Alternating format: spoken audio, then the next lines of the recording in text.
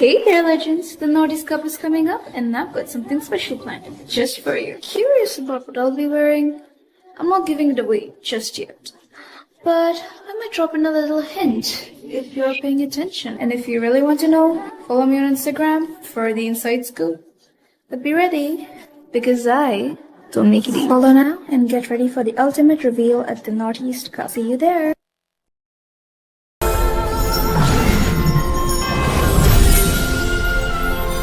A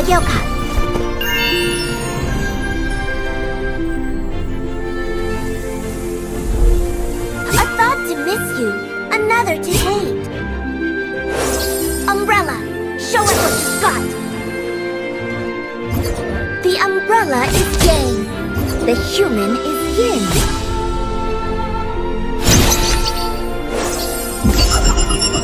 Akugyo Taisan. Curse simply means restriction. It seems that very few people know about MOBA.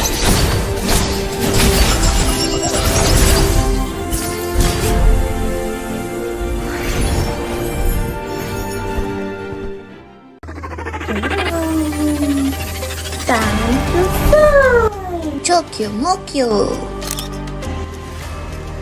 Don't you guys excited for the cosplay? Hello everyone, I'm bringing you guys an exciting news. The Nordisk Cup is coming to Guwahati, Assam, featuring a huge prize pool of $3,000 and more than 2 lakhs diamonds. And also, we're hosting an incredible cosplay event. Don't you guys excited? That's not all. We're doing an epic skin giveaway daily on our stream. Just comment down to your ID and the team you're supporting, so that the caster or the host will select you randomly. So stay till the end and win big. See ya!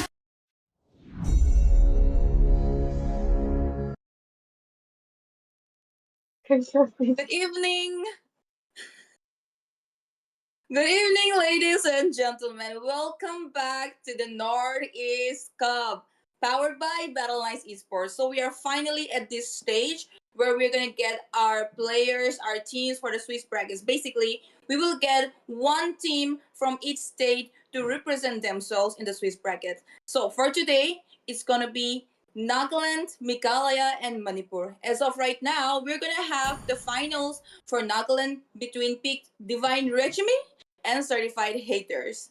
All right, now we have gone through a roller coaster of emotion, lots of twists and turns, lots of unexpected turns actually when we saw that ET got eliminated, Lafukabi got eliminated, Evil Esports got eliminated, LCF got eliminated. What has not happened in this tournament? This has been so much fun so far, and I think that the semifinale is also going to be just as much fun. For today, for this match, I'm going to be your host, Jenny, and alongside me, I have our casters for this match, Peachy and Sasuke. Peachy, how do you feel about the Nagaland semifinals? Jenny, I'm excited about it because we are finally proceeding ahead to the finals. Today, we will be knowing who is the strongest between these two teams because these two teams really put out a very good show for us. They really have put in a lot of hard work to actually reach this stage. So, yes, it is going to be very interesting. I'm sure it will. I'm sure that we're gonna see some really neck to neck clashes. Sasuke, Divine Regime versus Certified Haters. What do you have to say about the teams? Well, since it is the finals and both of the teams will be just rolling it off for to represent that state, and I'm quite excited to see, just see how they will just turn out their battles, how they will turn out their drought. Since it's a best of five series, we'll be having all five games, or maybe it would be a 3-0, or maybe some certain comebacks. But definitely, I'm just too excited to see what kind of drafts, what kind of gameplays, or what kind of setups they are going to show us today onto the table. Mhm. Okay, before we proceed, let me tell you guys, this is the finals of the stage. Whoever wins is going to be representing Nagaland in the Swiss bracket, and whoever wins today in the best of tie will get 15,000 diamonds. All right, all the teams that are going to win today and tomorrow and the after tomorrow in the final stage of the stage are going to win 15,000 diamonds. And well, I was thinking maybe I'll try and get close and make some friends with the players and try and get the diamonds from them. Peachy, is that a good idea? Definitely not a good idea, Jenny. No, you shouldn't do that. All right, but I can see Sasuke smiling a lot, as if he have some friends who are playing in here. He's like, "Acha, Tujidya, you won. Okay, let's share some diamonds, right, Sasuke? I'm sure you have planned something." No, no, it's not about friends. I definitely don't have a lot of friends Mhm. except Naruto and some, well, very known Itachi, but he's dead. Let's not talk about it. May his soul rest in peace. But yeah, I can always use my eyes, put them into genjutsu, and always steal their diamonds. Nobody would ever know. But let's keep that aside. So this I'll be guy lookout for you. Yeah, this guy is very clever. I think the chat can say, all right, chat, it's Nagaland Day. It's Nagaland time. Everyone from Nagaland, share the stream ASAP. Call all the public, call all your friends, and let's enjoy this match together, which is between Divine Regime and Certified Haters. Okay, Certified Haters, did they get some kind of certification that they had? I think I heard Sasuke talk about it. Sasuke, you tell me, bro. I mean, this is just a practical theory, not a practical, but this is just assumptions which it came into my mind whenever I heard the term certified haters. I mean, I was like, we have some education like PhD, post graduations, and bachelors. So I was like hoping, like, is there any certificate to just justify Mhm. you as a certified haters, because I definitely want to get that. And I know, because the kind of analysis I provide, a lot of players might get upset, or sometimes their feelings do get upset because how I justify things, how I say like they should do like this because they lost cause of this, and the analysis I provide, I do think like I definitely need that kind of certificate for my side though. All right. Well, makes sense. I guess. Makes sense, I guess. Anyways, I think we're all ready to go. We're all ready to see these two teams fight each other, especially for the 15,000 diamonds. But again, more importantly, they're going to be representing the whole state of Nagaland in the Swiss bracket. So let's not wait anymore. Let's just dive into the draft. And Peachy and Sasuke, guys, will carry from now onwards. Casters, carry on. Thank you, Jenny, for that Our wonderful team is introductions. bearing. I hope these players really, not the players, but our viewers really enjoyed it. But again, a lot of hard work has been put here to reach this kind of level. I want to see the best of the best today. And also, viewers and gamers, if you guys are Our watching right team is now, banning. comment The down Immortal what One team are you chose me cheering to for? Is vanquish it the the Divine shadows that Regime plague or this will it world. be Team Certified Haters? Now, Sasuke, look at that. The bans are already in. And the first ban being Suyu. Mm, I was hoping like they could be banning out Who certain said there are no respect bans, or shortcuts in maybe life? I those heroes literally which they invented don't one. want to pick up this time. I mean, you know, usually the Suyo along with the chip, it is a secondary ban, or the team which is on red side, they are forced to use it, or they are forced to ban this kind of heroes, because it's a mandatory ban, because if they don't, the blue team, they have the first pick, so they will be just picking it right away, and that would be a huge drawback or a huge side upset for the red team. So with those analysis, like it is a mandatory second ban, but this time blue team Divine Regime banning out Suyo. So this is just a complete assumptions which I'm currently making on. They Mm-hmm. definitely have Our something up team is under their banning. sleeves, which I am very excited to see what they are showcasing, or will be just showcasing their drafts, their picks up to the table. And with that, we have a Gatotkacha ban in the second phase from the Divine Regime itself. Oh, seems strong enough. You know that the Gatot Kacha, the CC that he provides in the game, too strong. And well, he Sand mainly rises played when in I the give the EXP word. lane due to the popularity that he had in this meta in this season as well. So again, it is good that you guys, that Team Divine Resume have banned this up. Now there's a possibility that Team Divine Resume can pick up a Alpha, the Matilda, these kind of combos that I'm expecting. But let's just see, we still have two of the heroes yet to be banned. Mhm.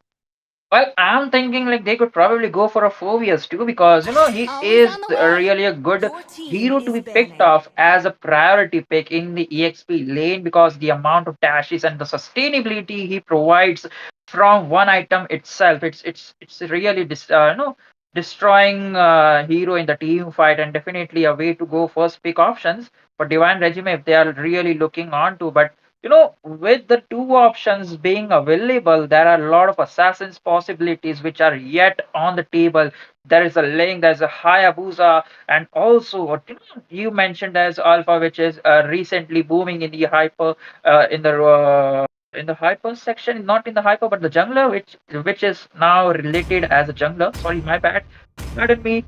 But yeah, Matilda Payne, yeah, I mean, technically, Divine Regime, it seems I like they am are not the focusing only more one onto the bound by respect these bans or Your maybe, team chains. is picking. just panning out those possibility heroes which certified haters might have picked in the previous rounds of these tournaments.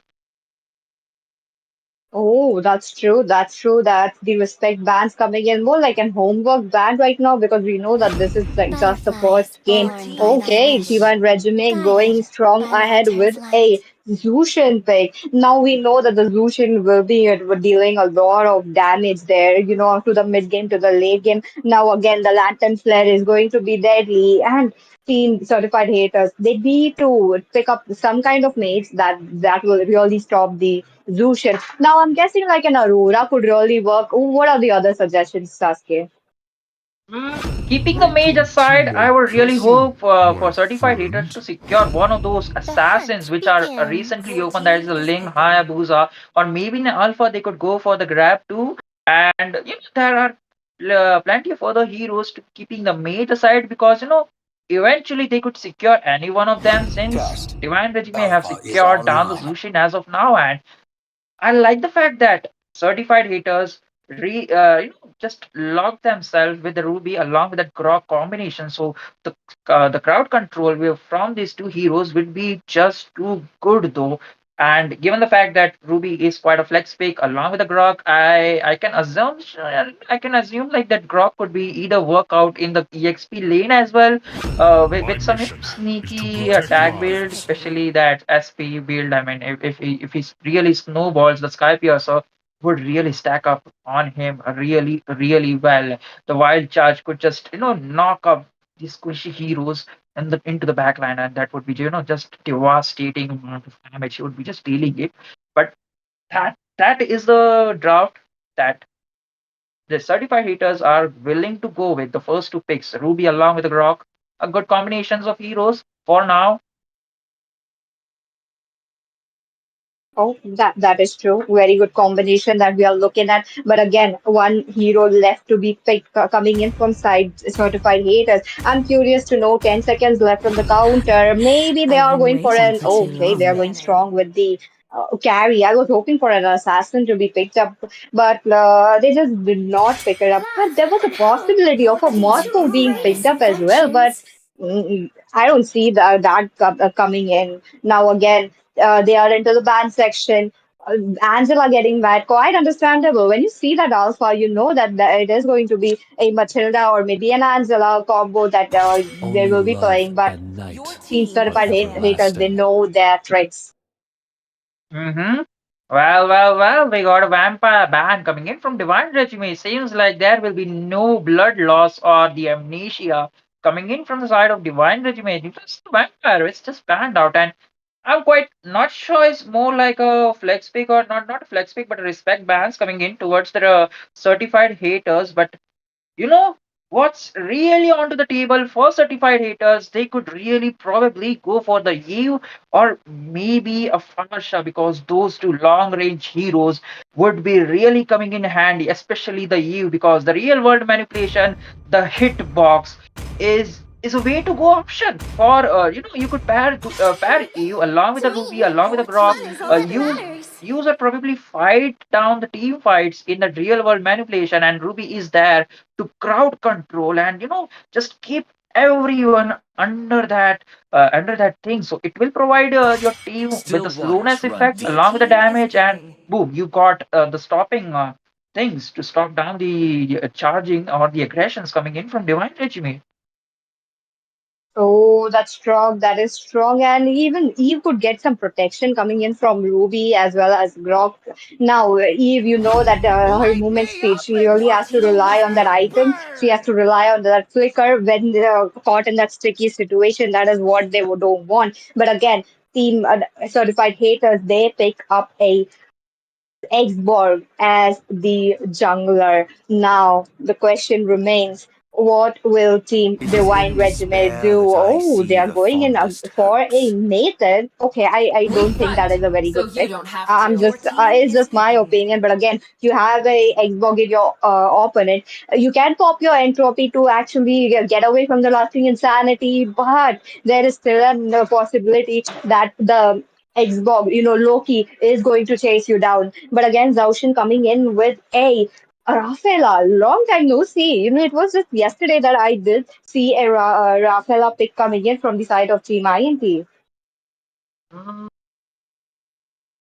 think like the Nathan could be a good suggestions or good hero for Divine Regime to go with the options, because they need some kind of a late game insurance, and Nathan would be a way to go option since uh but yeah, that could be a Moscow, but I won't recommend it because there is a rupee, and definitely, and I'm offended. Along with the wild charge combination, Moscow would be really in a tough spot. So going with the Nathan, it's quite a viable options Hmm. along with the entropy.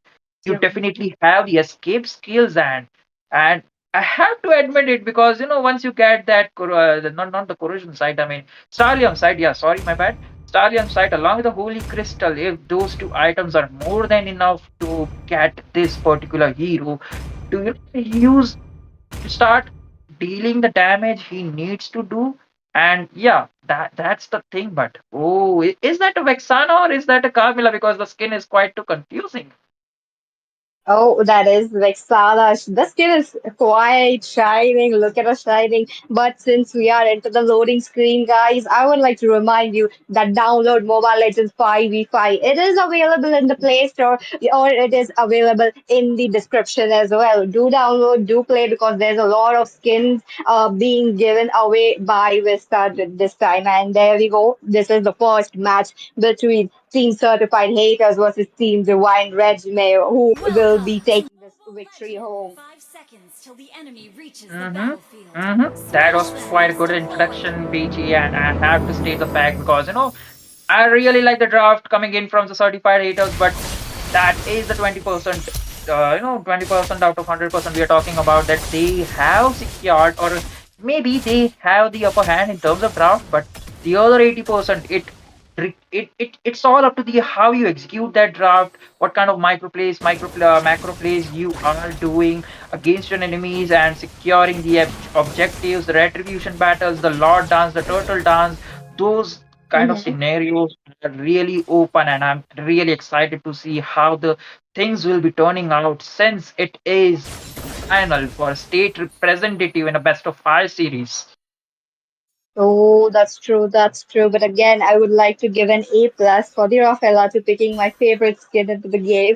Now, the both the junglers they opted for a similar kind of rotation, but I do see them ending up in the very different corners of the map right now. Alpha, who is not trying to go in, he's just farming up. But on to the other hand, Xborg is looking for a blood. He's looking for the creeps and jungles from the side of team. From the side of team a divine regimen. Now, oh, Kyle, he might be in trouble there. The purified did pop off. He is in a and Crow gets the kill.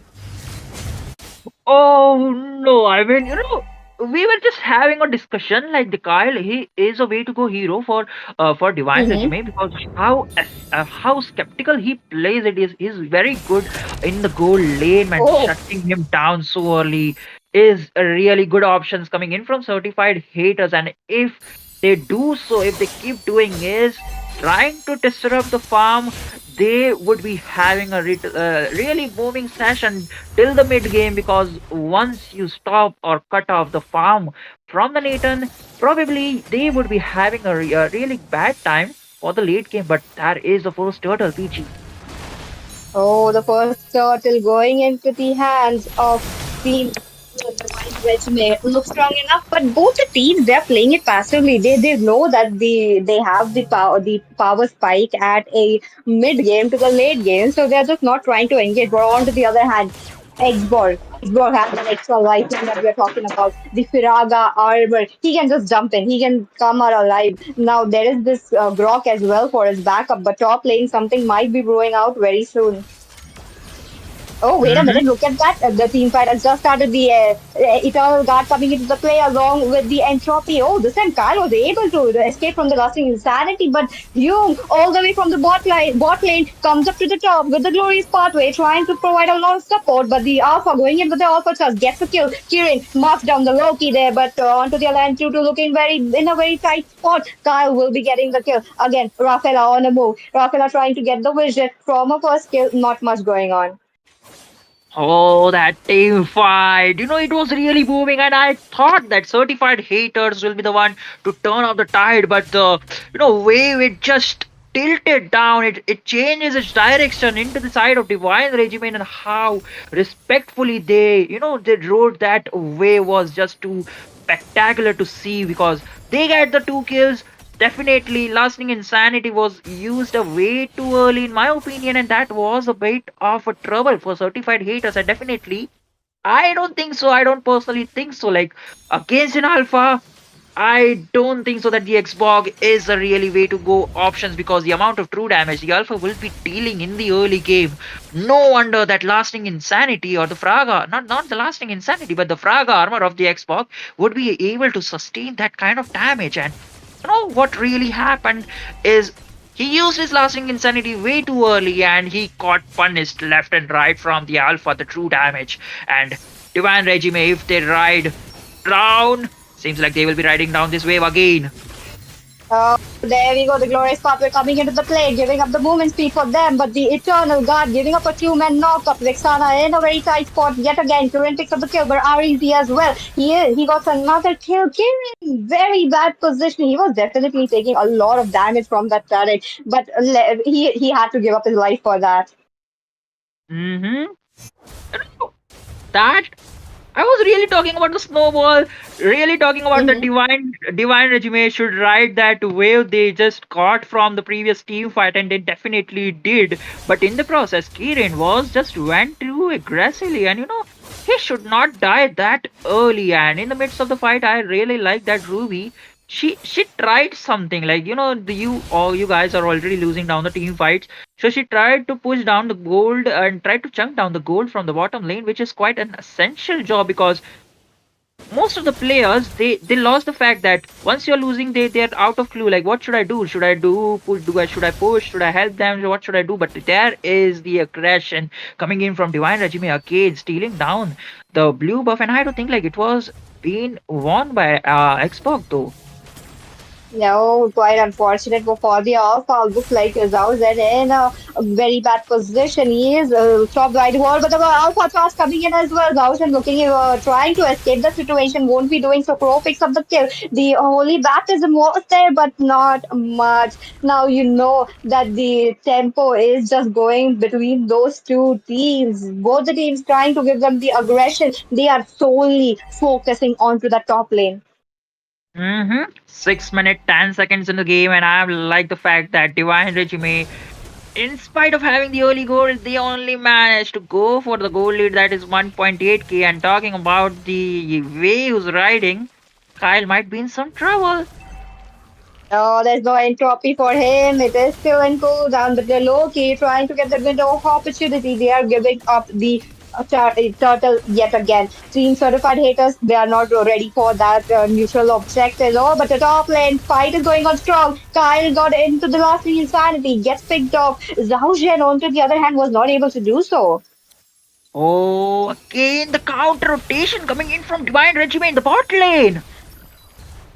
Oh, okay, okay. Alpha, there we go. Alpha trying to get that the turret as well, which is a very good news for them. They are just trying to take off counter engages, to counter neutral objectives, which is a very good news. But team certified haters, they are a little behind in that gold. They really have to make sure to get the pick off. Maybe they're just waiting for it. Hmm. I really feel bad for the Grok because that's RETZ. She's just touring Mm-hmm. off the lantern above that Grok, and we know like how vulnerable the Grok is to the magic damage. But talking about the vulnerability, he might be going down. Oh, there we go. That two-man knockup coming in from the wild cards. No stun connected there, but the Ruby, on to the other hand, trying to get REZ there. Not much going on. Looks like Zhao Zhen, though. He's quite aggressive. Look at him. He's just there into the front line. He is trying to heal up. He's trying to provide a lot of stuns as well, coming in from the holy baptism, but not being able to do so. But I'm not sure about the Rafaela being into the front laner, Sasuke. But Yeah, but you're wait right a about minute. that. There we go. The Alpha Stars coming in right into the turret. The Firaga armor being popped up as well. Both the teams they are looking for a exchange of blood, but the carry was able to get it. Now the disengage is there. Oh my god. I'm literally amazed like how Crary did play off, but this time they might be looking for more. Oh, the top lane. Kyle gets a kill. Now Kyle is also farming up quite well despite some hiccups there coming in from Loki. Loki is really annoying with that lasting insanity. He's always there into the front face of Kyle and he has to play it safe. But again, Jung, look at him all the way from the bot lane. He does not care about his turret. He does not care about this minions. The early Lord, Team Divine Regiment, they are looking for that early Lord. Will this be going into their hands or will Team Certified Haters contest this Lord? Oh, there we go. No contest coming in now. This means Certified Haters really have to do it. But again, the team fight coming in into the mid lane. Not much going on. The Eye of Offended connecting onto that high loss though. High loss is tanky enough to get all the damage in. Yeah, unless and until carry is not that, but again, the aggression and the zoning, this I forgot the hero name, but yeah, REZ is providing. Yeah, Zushin, my bad, but this Zushin is providing is way too nuisance. I mean, this wishing lantern, I was not prepared or I was not ready to look this kind of zoning though. You know, the thing about Zushin is she's doing it all alone. She does not have a Rafaela on her side as well. So this is where they are going in strong. Look like the Lord marching up from the bot lane. They have to survive. They have to make sure that the inhibitors are intact because if they lose the inhibitors coming in from team certified haters, this is going to be a very bad view. But the tier two turrets being chunked down, I think Team Divine Regime, they are looking for an absolute domination.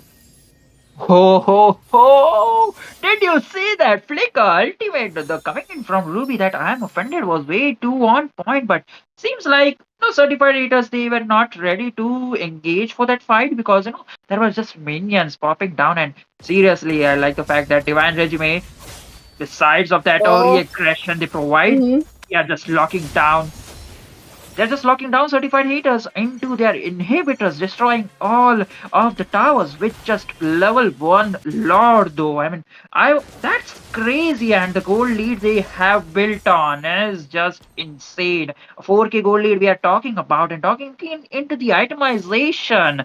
I'm quite not sure about that Sky Piercer over to that Alpha because he died twice and if you're really onto the Sky Piercer build, you need to play it safe. You need to go for a more secure kill, looking for more, objective ways just to stack those Sky Piercer to get the most out of it.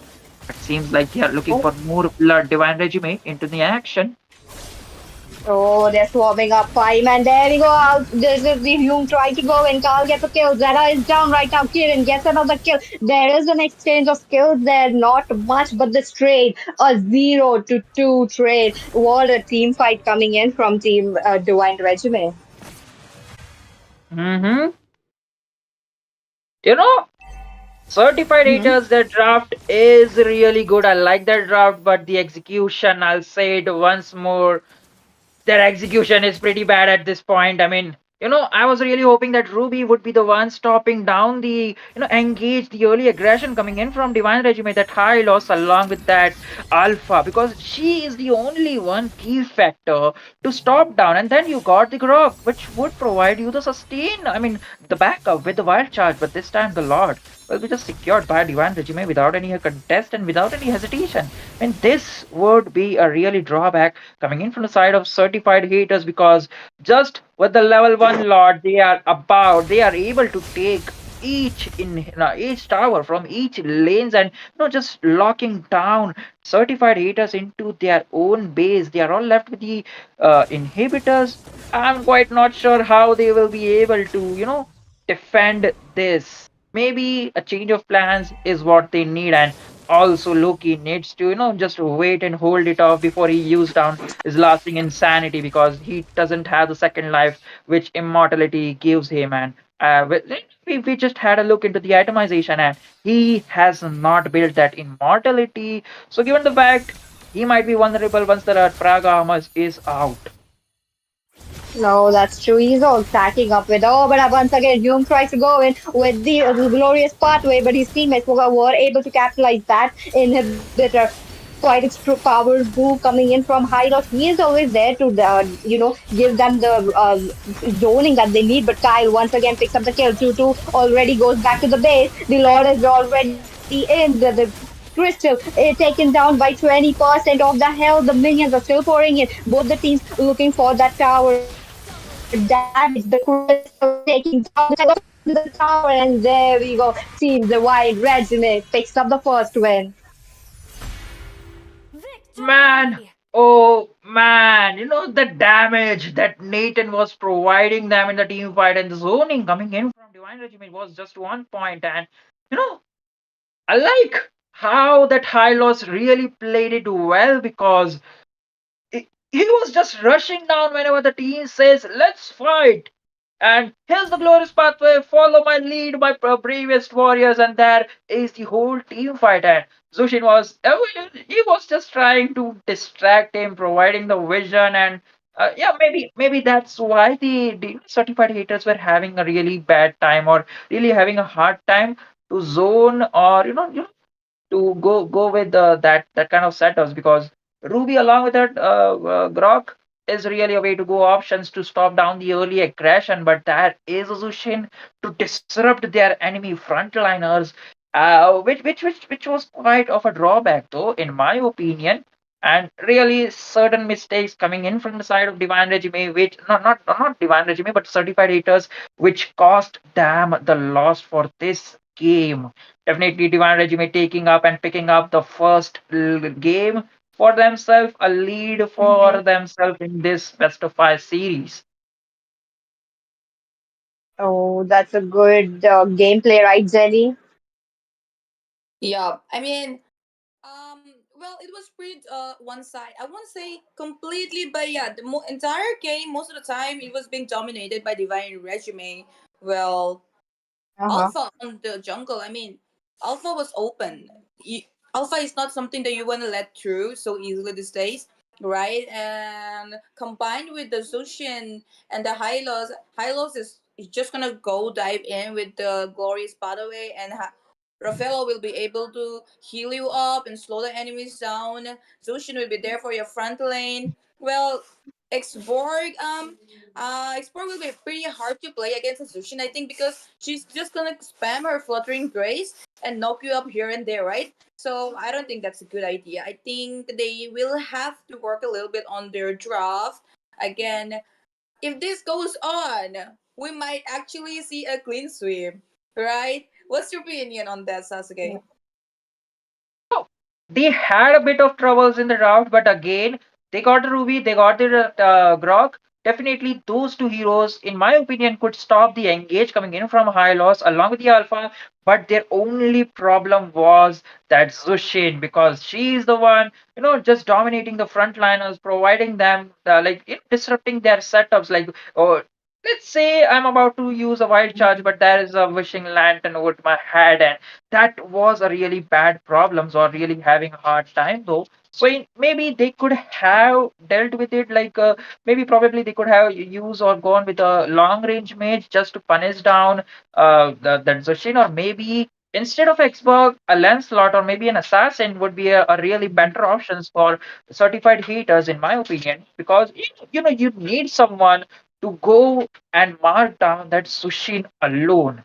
And they lack that kind of a thing because you got Ruby, you got Vexana, you got Grok, and you got this Xbox, three of the frontliners, and then there's a Sushin.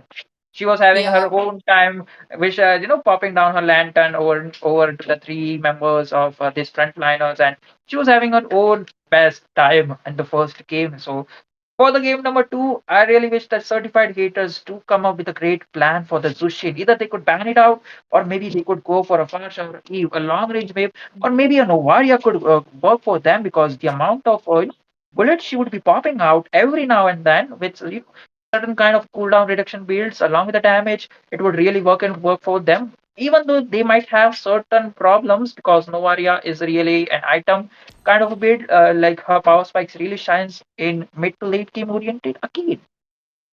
Yep. I remember Peachy telling me that from the side of certified haters, the marksman who was playing carry, Crow, is their Mhm. star player, right? Yes. I think they were not able to Yes. provide a safe space for Crow to play in the box as well. So if for real, Crow is their star player as a goal laner. I think they're gonna have to draft all around him. Draft in a way that they're gonna be able to provide him Wow. that safe space in the map, in the box to play and deal damage to the enemy. Try and let him farm in the early game. Do you think Pichi they tried, at least tried to get Crow farmed, provide him a safe space, provide him everything that he needs from the early to the mid game? I don't believe so because there was a lot of gangs into the top lane. Like both the teams, they were focusing onto that top lane, which was a good sign. But again, there was no one onto the side of the Divine Regime to catch the crow. He has died zero times. The same goes for Arizi as well, who was on the resolution. No, none of the hypers, none of the marksman players, or none of the fighters as well were able to catch them. That is the main point that we have seen today. But again, the second match, I hope Team Certified Haters really learned up what they were doing. And as you mentioned, that they should really make a team around Crow. If they do it, I do believe that they could pull off this match as well. Well, I think probably Divine Regime also figured that out. That we just need to get Crow, we just need to weaken him, and then game over. But then you never know. It's Northeast Cup, guys, and it's best of five. It was only the first match, and then now we will be moving on towards the second match to see if certified haters are gonna crack it, get some changes in the draft, provide for Crow, and turn it around. Costas Peachy and Sasuke will continue the game. Thank you, Jenny, for that wonderful introduction as well as that talk. That was very good. Now, again, we both, we have pointed out that what Team Divine Regimen needs, what Team Divine certified haters do need as well. And there we go. We are already into the draft, the second match of the day for the playoffs of The Team immortal one shows me to Nagaland. Who vanquish is the going to be the shadows winner? that Oh, plague right off the this bat, world. they ban off the chip as well as the Suyu. The chip ban, quite understandable. I feel like he is the perma ban, Sasuke. But coming the fact like the chip coming in from the blue side, I'm quite not sure about it. They could have prioritized it.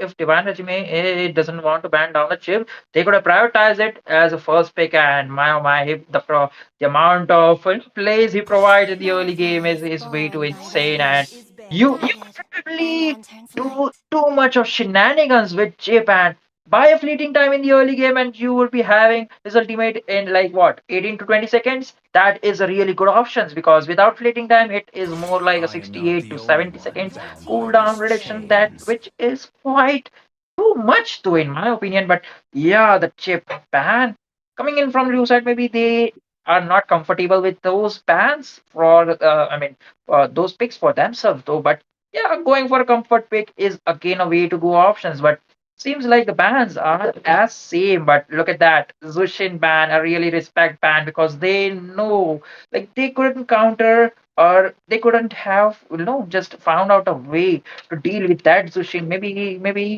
they want to go with the comfort picks again. They need to go with a certain just draft around that crow that carry which was picked in the last game. Maybe that's Your what they are turret has been thinking. destroyed. But yeah, panning out a Sushin is really good options because you could have been dominated again though. Oh, that's true, Sasuke. But again, I Almost was on the way. expecting somewhat like Your a team is picking. Aurora to come into the play for that Zushin because, as you mentioned earlier, Zushin was the one who was constantly annoying, constantly poking that Grok, who was not able to come ahead. Now, the CC coming in from Aurora would have helped Grok to get a good wild shot, but that Vexana not there, not was not doing much. But again, there we go. The bands are all in. Looks like Team Divine Resume. They have already figured out, and they are just not going to let Team Certified Haters give that the Matilda that they want. Now, again, Round Matilda begins. in this match as well comes to the Perma band, but Xena picks up a lead. Now they are going to trade off with a Ruby as well as probably coming ahead Alpha. Oh, Your yes, team is there we go. picking. Alpha Jungle back right on. Oh, the Alpha Ruby combination. I mean, if that Ruby plays on the aggressive, which I would think she would be, and that would be a way to go options. Certified gamers, they need to look for the possible comebacks or find out a way right now to stop those early aggression, which will be just coming from the Ruby along with the Alpha because as of now, they got nothing to deal with that. Maybe they could go for a Lilia in the mage, or maybe an Aurora would be a good option. I'm not quite sure about the Vexana because in the level one, she would be just using what a terrified, and again the skills cooldown is quite low. So I don't think like an Aurora would be a way to go option. Your But team oh is my picking. god, that is the high loss along with the Bane Peachy. I I really hope Okay. if certified gamers have locked down that Bane instead of an Xbox, Each team is along with picking. that Ruby, and instead of Vexana, they could have gone with the Eve. They could have possibly had a better chance in the game one itself. But right now, seeing that they have learned down that lessons, I'm quite sure they are planning something really, really nasty in this game, though. Hope will find a way, Oh, I do believe even when so all is because forlorn. they right ahead. Arizi went up with the Sicilian. That means that the late game is secured into the hands of Team Divine Regime. Now the late game looks quite strong. The early game quite lacking though. I want to see that they would be picking up some kind of mage or a tank who would really cover up that early game. But again, coming back to the band section, I am we the are into the priestess of second phase. primal Edith lightning, as well as the hunter Vixana of gets all the popped up evil quite gods. understandable. Well, if we see that the Vexana band, you know that the Vexana with that Eternal Guard is going to provide a lot of CC along with that deadly grass, and she is going to deal a lot of damage. So you don't want that in your games, right? Where there is light, Yeah, maybe there are right, maybe also wrong, but shadows. I'm quite not sure about that Louis ban though, maybe. Given the fact that it would really cause them the problem that the frontliners from the Divine Regime, that is the Alpha and Ruby, it could probably cause down them problem. But again, you got a Sicilian, you could just use down that bats and slap down, or you could just bully down the Louis because she probably have a small range compared to the Sicilians, and even though like yeah. Sicilian is quite a bit of a late game hero, and Luo is a mid oriented and early oriented heroes, and probably her ultimate the diversion along with the teams she could really play a good set. But I'm quite not sure like that certified hitters would really go for those options. I mean, yeah, they got there are a lot of heroes which are early damage. Like they got the Bane, they got the High Loss, they even got the Khalid. These three heroes will really look on Time to the and early tide aggression wait for for the no side of man team certified hitters. nor But girl. yeah, that ban could really be a respect ban in my opinion, or maybe something they something from the upcoming picks from the side of Divine Regime. They thought that it could be possible counter for this particular hero. So banning down would be a viable option, in my opinion. Oh, that's a good insight to Sasuke. Maybe they could have done it, but again, Team Certify, sorry, Divine Regiment, they decided to choke down those mages.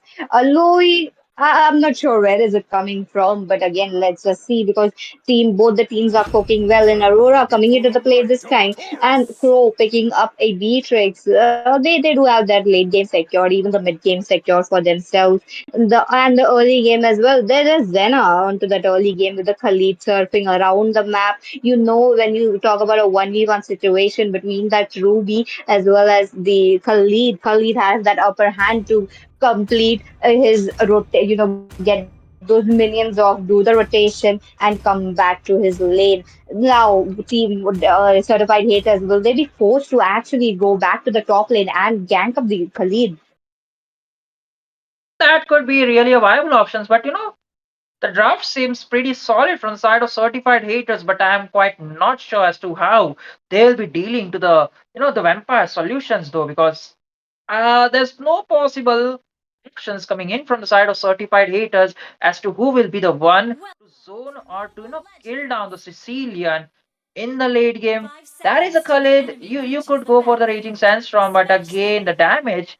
I don't think so. Like Khalid's damage would be more than enough to just deal and kill down that vampire, and he'll be hunting down like just pulling down your enemies in the late game. So that would be a really huge problem for the side of certified haters. So I do believe like they would be trying their best to secure the game, maybe at 8 to 10 minutes the time mark, because if they did if it goes any longer, it might waver this game number two from the for the side of certified haters though. Oh, maybe, but let's just see because Team Certified Hate is talking about that they do have a complete draft. Looks like Kieran will be getting that lead, so that means he's going to be one level ahead in terms of retribution. And there we go. Bane has to farm up. Now, Bane is going to deal a lot of damage. He has the CC coming in with the deadly catch as well. And it will be very good when you talk about the early talk about the team fight that they are going to have. But again, Sanguine Claws used up, not much going on. Mm-hmm. Instead of farming down, like Mm-hmm. how he's playing though, even getting the stacks, he's trying to pulling down. Oh, exchange of loss coming in from the side of the tankers, but seems like it would be a no damage though. This game, both of the teams are trying to play it safe. No, I do think like they respect the damage, early damage coming in from the both of the hypers, that is the Bane and along with the Alpha. But nevertheless, the first turtle will be just spawning out, and the turtle dance will be blooming it. We might see some engaging and interesting team fights though, PG. Oh, definitely Sasuke, because the first blood is yet to be popped. Maybe we will be getting that very soon. Again, both the mages and the EXP laner, they are trying to get a level 4 as soon as possible. But Kirin was able to take down that turtle. The first blood into the hands of Minotaur. The Project Glacier coming up with a two-man stun. The freeze up, not much, but the sustain coming in from Ruby, quite a lot. She gets away from the Zena right there. Khalid also trying to chase that Sicilian down, but again, Flicker already there. Mm, that was a really way to go options, but again in the bot lane we might see some blood being splat out right there. Oh, that's true. Then I'm impossible bad situation, but again, the disengage is there. Both the teams, right? Team Divine Regime, they have that advantage, even though they don't have any early game heroes. Yet they were able to secure 2 kills already. They do have the early game heroes though. There is the Minotaur, the setup coming in from Inoni and Fury, and you got the Alpha, you got the Ruby for the sustain. So it has the as for the damage part, Alpha is the only one to do not deal and dish out the damage for the early part. But yeah, the amount of CC they have in the early game, not to mention the Minonian Fury would be a really way to go option. And talk about the Minonian Fury, there is it. Oh, the four-man knockup coming in from Minon in Fury. Looks like Zaushin will be taken off the Bane, taking up the kill. But Kai was able to capitalize another kill in a sliver of HP, but he was able to get a double kill. There we go, the Pride of Ice being taken off into the hands of Arizi. He would be backing off now. That was a wonderful team fight coming up, and looks like Team Certified Haters, they were able to capitalize a lot of kills there. Mm-hmm. You know, in the total fight, the first fight where Divine Regime did put on a great show, securing the first blood, going for the early snowballs. A 0 for 2 or 0 for 3 was the scoreboard, and they had a goal lead of around 1 to 2k. But this time, things really popped out for the side of certified haters, and now the goal lead has been shortened out to minus 400 though. And this time, the second turtle, I don't think like certified haters are ready to give their best and secure the turtle for themselves though. Oh, they are all gearing up for the team fight. The I'm offended coming as well. One man knockup looks like the Aurora will be picked off right there, but the Alpha is coming in onto that Bane, quiet, deadly. Onto the other hand, Tutu was able to get a kill right there. Arizi in a very bad position. This was like a 2-for-1 trade, looking good though. Oh, that was the part which I was talking about. Like, how would you deal with the vampire situation? So we'll talk about Oh. it because there might be a a dead body in the mid lane. And unfortunately, Tutu was taken down. But again, Kyle, on to the other hand, he was able to take a turret. And Khalid wasn't able to do so. He knows that the dangers are lurking around. Crow is being pushed back to his turret. Now, there is no one onto the side of Crow yet again. They're just playing how they played into the first game. Hmm?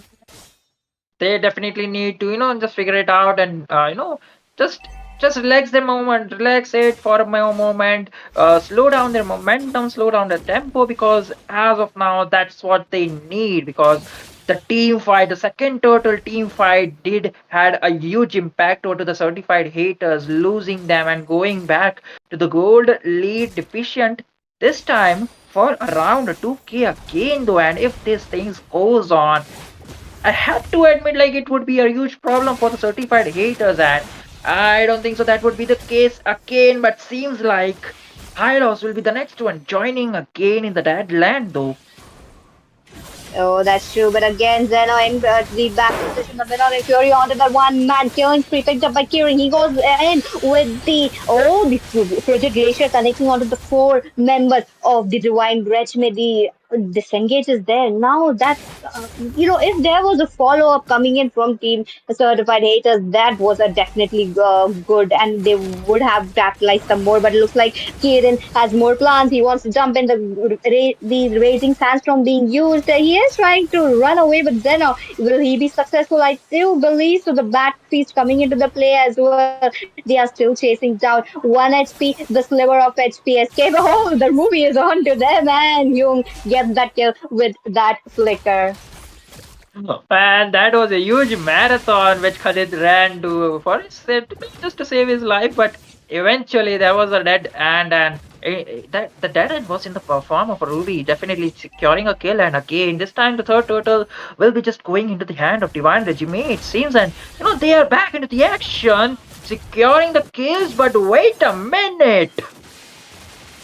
What a kill sector coming in from Crow. He is able to capitalize those kills right now because his team is definitely playing around him now. Three members onto that Ruby, not a good situation.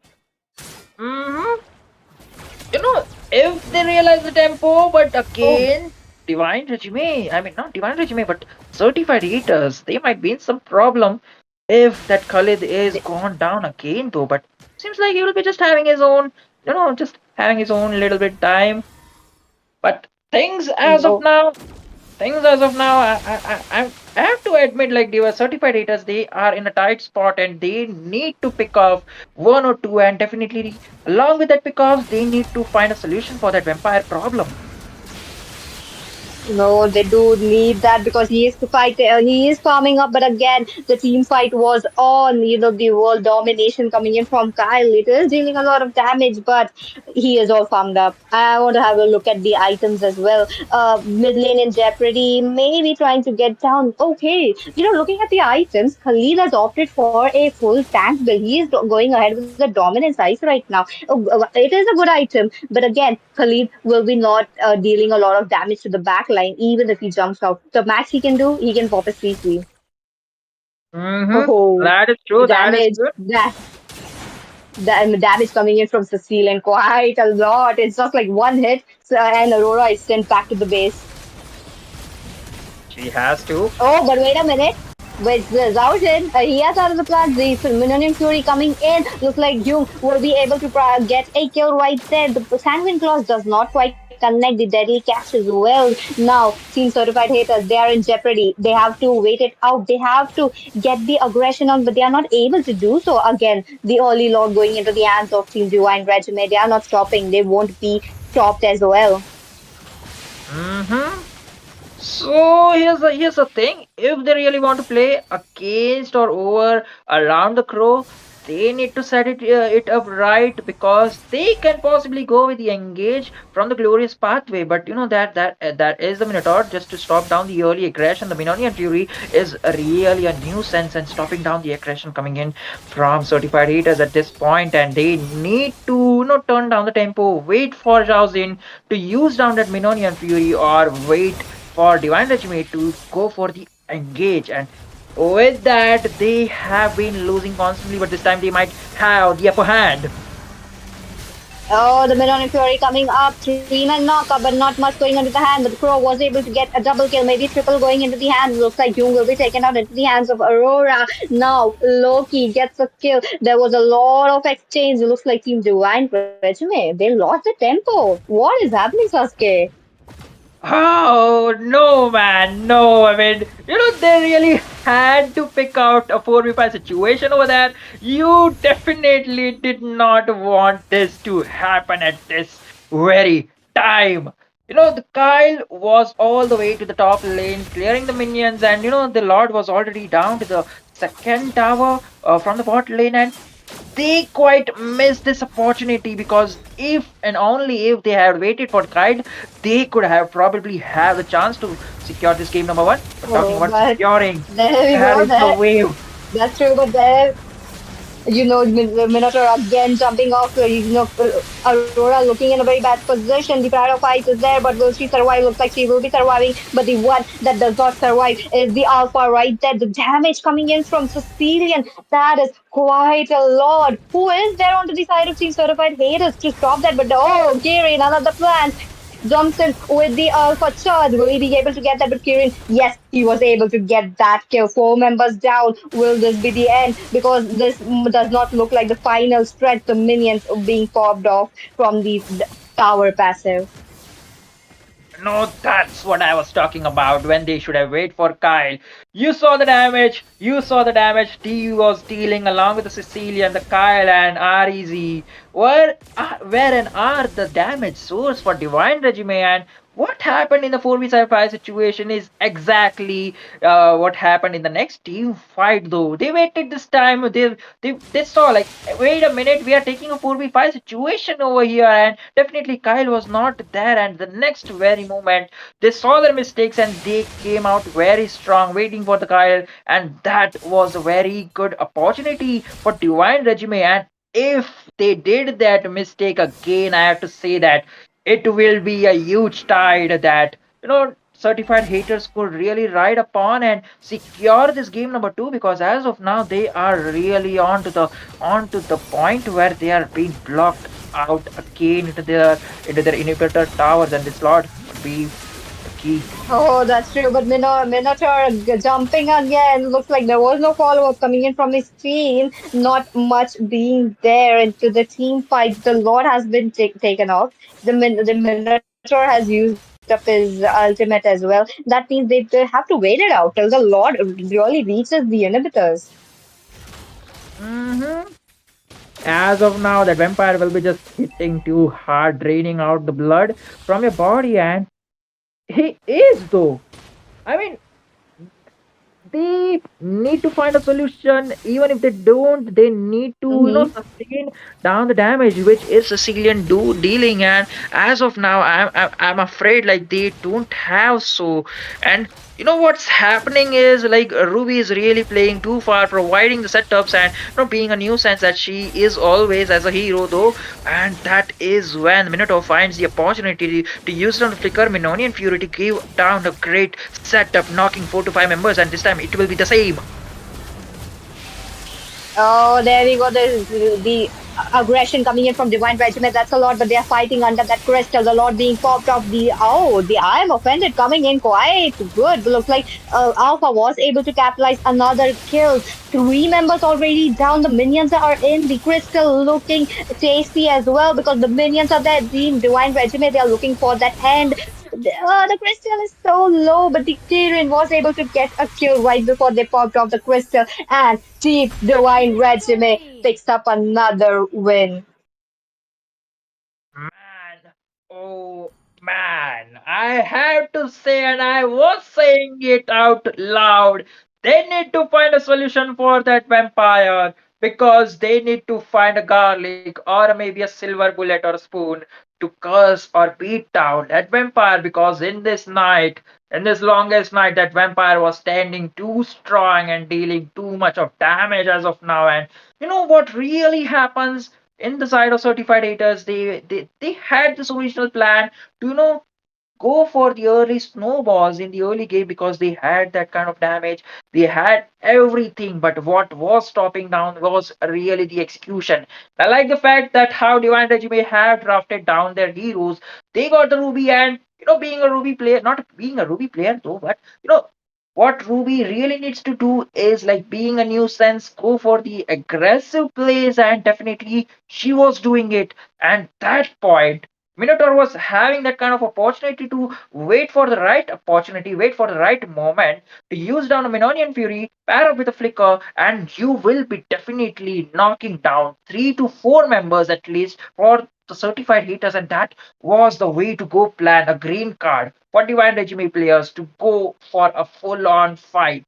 And they were definitely winning all those of fights though. Even though they had one or two kind of a micro mistakes or plays where a 4v5 situation, but they rectified their mistakes. That why did we lose this particular team fights? Yeah, we go with the 4v5 situation, and that's what we got. And again, without any hesitation, they did it with a clear path though. Oh, that's true. That is true. Now, Jenny, what are your insights? Because again, Team Divine Resume, a clean sweep is right under their foot. I was like so focused watching the game over my other screen. I didn't even realize that okay, we are back in the desk. Yeah. I don't know if you're supposed to blame the draft or how they played the game now because the moment Hylos goes in, he gets picked off. Once again, if you Mm-hmm. want to draft around your marksman, once again, I think they failed in doing that miserably. And Ruby was being a nuisance the whole time. Obviously, the Khalid is just gonna jump right with the raging sun some way. But then, hold on, I'm still looking at it. I'm still trying to figure out what's going. And the Khalid is on bronze, by the way. I really thought that this time around with the Khalid, especially, they're gonna make a difference. They're Mm-hmm. gonna have faster rotations. They're gonna try and annoy the opponents, but that didn't happen unfortunately. And the second game has also been taken by Divine Refuge. So the score right now is 2-0, right? But it is best of 5, and come hell or high water, certified haters, they're gonna have to win the third match or it's game over. They're gonna be eliminated from the Northeast Cup. Sasuke, what do you think would work out for them? As of now, I really think like they need to prioritize on like going for every possible options because what they really lack is a vampire problem because they were just to focus on killing down the Sicilian. And in that process, they forgot that they need to, prioritize and save down their backliners, the Aurora, along Yeah. with that Beatrix. I saw a few of the team fights where the backliners were just left out, and all the frontliners were just too focused on killing down the Sicilian, especially that Hylos, along with the Bane.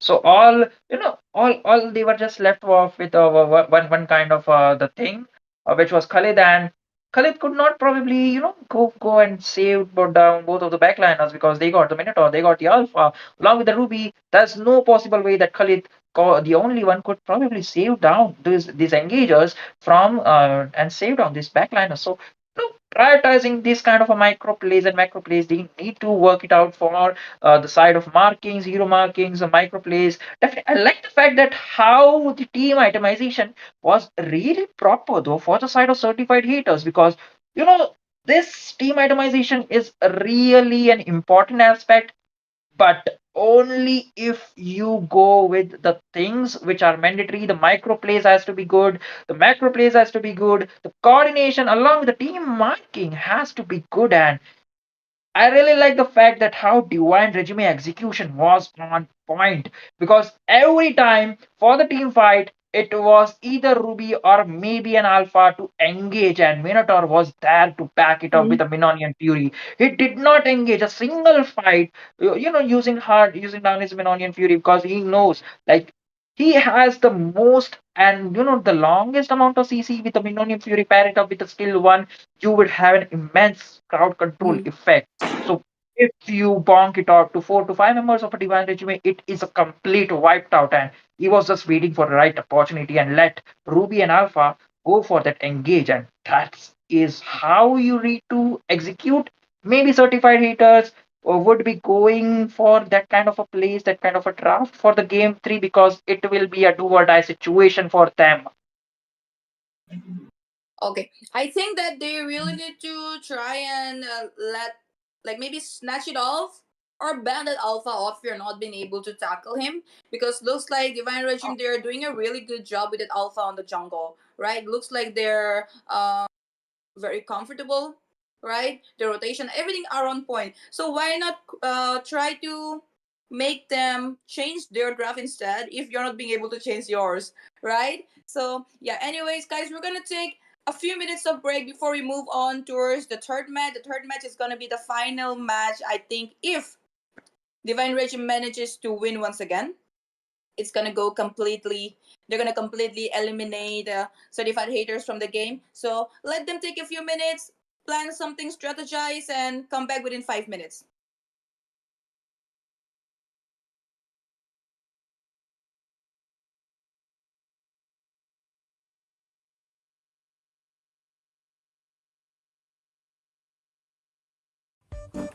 Hi guys, I'm so excited to tell you that I just received my cosplay outfit. I am so excited for the Northeast Cup. Also, just to let you know that the prize money for MOBA Legends cosplay event is 25,000.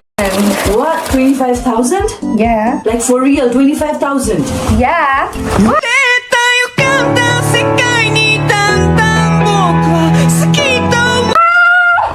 Guys, I got Rumi's outfit, so now the 25,000 is mine.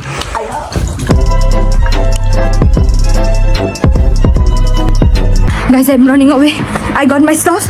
And don't forget that the Northeast Cup land prize is $3,000. See you guys. I'm in danger. Okay. What about 2 lakh plus diamonds? Yeah, the 2 lakh plus diamonds also. Bye.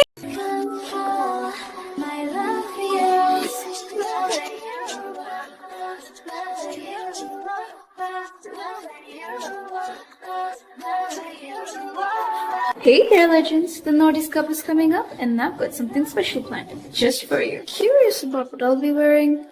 I'm not giving it away just yet, but I might drop in a little hint if you're paying attention. And if you really want to know, follow me on Instagram for the inside scoop.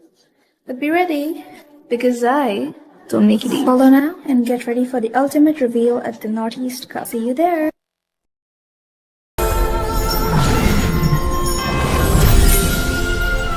A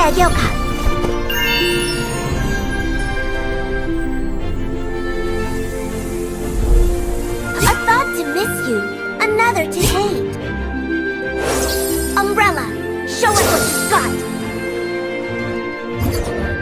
umbrella is yang. The human is yin.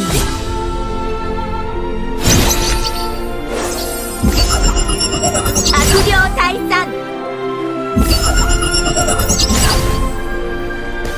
Curse simply means restriction. It seems that very few people know about Omyoda.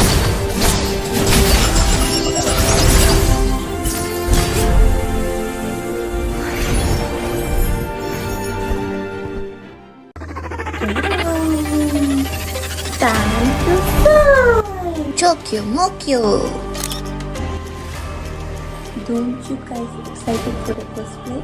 Hello everyone, I'm bringing you guys an exciting news. The Nordic Cup is coming to Guwahati, Assam, featuring a huge prize pool of $3,000 and more than 2 lakhs diamonds. And also, we're hosting an incredible cosplay event. Don't you guys excited? That's not all. We're doing an epic skin giveaway daily on our stream. Just comment down to your ID and the team you're supporting, so that the caster or the host will select you randomly. So stay till the end and win big. See ya!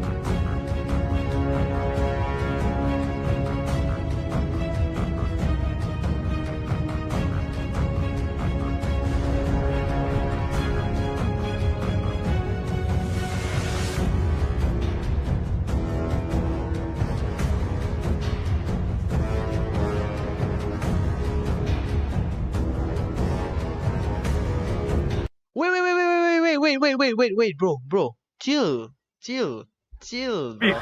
Daddy, chill. Do you wanna get a free epic skin? Yeah. Battle.net Esports is doing a free epic skin giveaway today, tomorrow, every day, in every live stream of this tournament. Free epic skin, bro. Free epic skin. Free epic skin. For the Dixon? For the Dixon? For the Dixon? Give it to me now. Hey, bro. Give me the please, free please, skin, please, bro. Please don't kill me, man. I'm just a messenger, bro. Please don't kill me. I have a wife. Give me the I skin, have bro. kids. Please. Give me the Please skin, don't bro. kill me, bro. I'm just a messenger, man. Let me tell you how you can join the giveaway. Let me tell What? you how you can join the giveaway. Okay. Just stick around till the end of the live stream, and Okay. and the host and the casters they will select you, man. I'm gonna go watch the live stream. Just comment down your UID and the team you are supporting, and they will select you. Please don't kill me, man. Please. If I don't get the skin,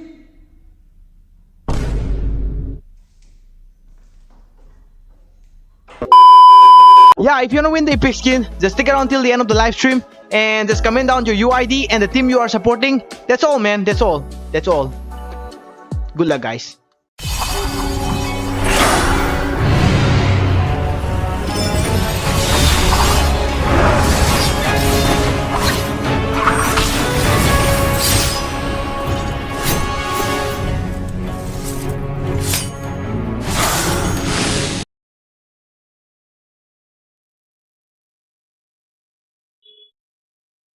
Welcome back again, ladies and gentlemen. This is the Northeast Cup state final for the state of Nagaland, I assume. And this time we got two exciting teams, Divine Regime alongside team names, but yeah, the Certified score is haters. certified haters. Definitely, they'll be hating me for forgetting down the names, but Same. yeah. Thank you, Jenny, for that, comeback. But yeah, the You're score welcome. right now is 2-0 for the side of Divine Regime. They have been leading the game.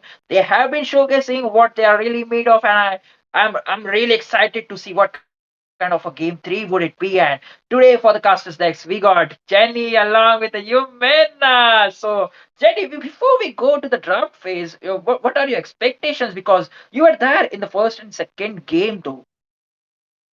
Well, honestly speaking, I was kind of disappointed in the both the first match. Okay, it's like a trial match. All right, one side has been dominating. Fine. The next match, I thought that they're gonna turn around. They're gonna be more aggressive or maybe more smart, play passive and then play reactionary, something like that. A lot of things. But that didn't happen. So honestly speaking, I don't know what to expect. But I have a feeling that it could be a clean sweep because Divine Regime is a really good strong team. Well, talking about strong, we know like certified haters, they are been struggling, and it really takes strong determination, strong plays to reach down for the state finals, though. And what are your thoughts about that, Yumena? Because I don't know, like you haven't seen, but these two teams are really strong to fight for the state finale, even though the score isn't looking pretty well, though. I do agree with you, but the only issue that certified haters is facing right now is I did watch the match, by the way, and they were lacking a lot of synergy because I do not have any problem with their drafts coming in. They had the drafts with them. They did not play around the draft really well. I mean, they could have had better engages, they could have had better follow-ups. So maybe this time focus on that more and play around Crow. I mean, he's a star player. We've seen what he can do. So I think they need to make those minor changes in their team composition. Well, seems like they might be listening to you, Yumena, because it is an all-out match right now for certified haters. Because if they lose, they are out of the tournaments. They are out to they're out of the representing the state of Nagaland. And without further ado, let's go to the draft phase because I am really excited to see what kind of drafts they will be taking off and showing us the best case. And casters, please take it away. All right. For this match, could be the final match. I'll be casting myself, Jenny, with my co-caster, Yumena. Well, the first match you were in casting, but you were watching. How's the energy for the third match from your side? I am really scared for certified haters because I've seen them play, I've casted their matches, and I know that they do have the potential to come back on top. Not really sure what's going on from the side of certified haters right here because they they do have the potential. And if you ask me, they are drafting pretty well as Mhm. both the matches I've been seeing, they are answering, they are counter answering despite the alpha. Uh, I'm not really sure why they're not stepping up because match one, they forgot to play around Crow. Match two, either it was way e- fast engages coming in from their side, or even if they were engaging, nobody was following up. And that was the kind of communication gap that was coming in from the side of certified haters. So if they manage to fix this in this third game, because we do know that they are under pressure, so if they fix that, Jenny, I think they can win this match three on their side. Definitely. I trust you with that. I'm sure they're listening. I'm sure they're thinking of something as well. And with that, this time around, Alpha has been banned by the team Divine Regime itself, and they have also banned the Phobias and the Suyu on the jungle, which is good actually. Well, we have seen so far that they were actually prioritizing Alpha in the jungle, and they're doing really pretty good with that. But this time around, they just want to ban it. They don't want to play themselves. They don't want them to pick Alpha. They have also a Zushin and a Chip ban coming in from the red side, as well as Khalid. Well, Khalid is definitely one of the power picks in the EXP as of right now. And Team Certified Haters, they even managed to get the Khalid in the last match, but could not utilize. We couldn't see that early game domination, early game annoyance coming in from Khalid in the last match. So if you go for it and you don't utilize it, it's a waste. So Ruby, once again, we saw how good Hyung was playing with the Ruby in the last match. All the skills utilized in a proper manner to annoy them, to grab them, to use the CC and everything. So I think I don't know what they're trying to trade by giving away that Ruby, but I hope it's good. I do agree with you. They can still go ahead and lock on that Aurora. She was doing pretty well last match.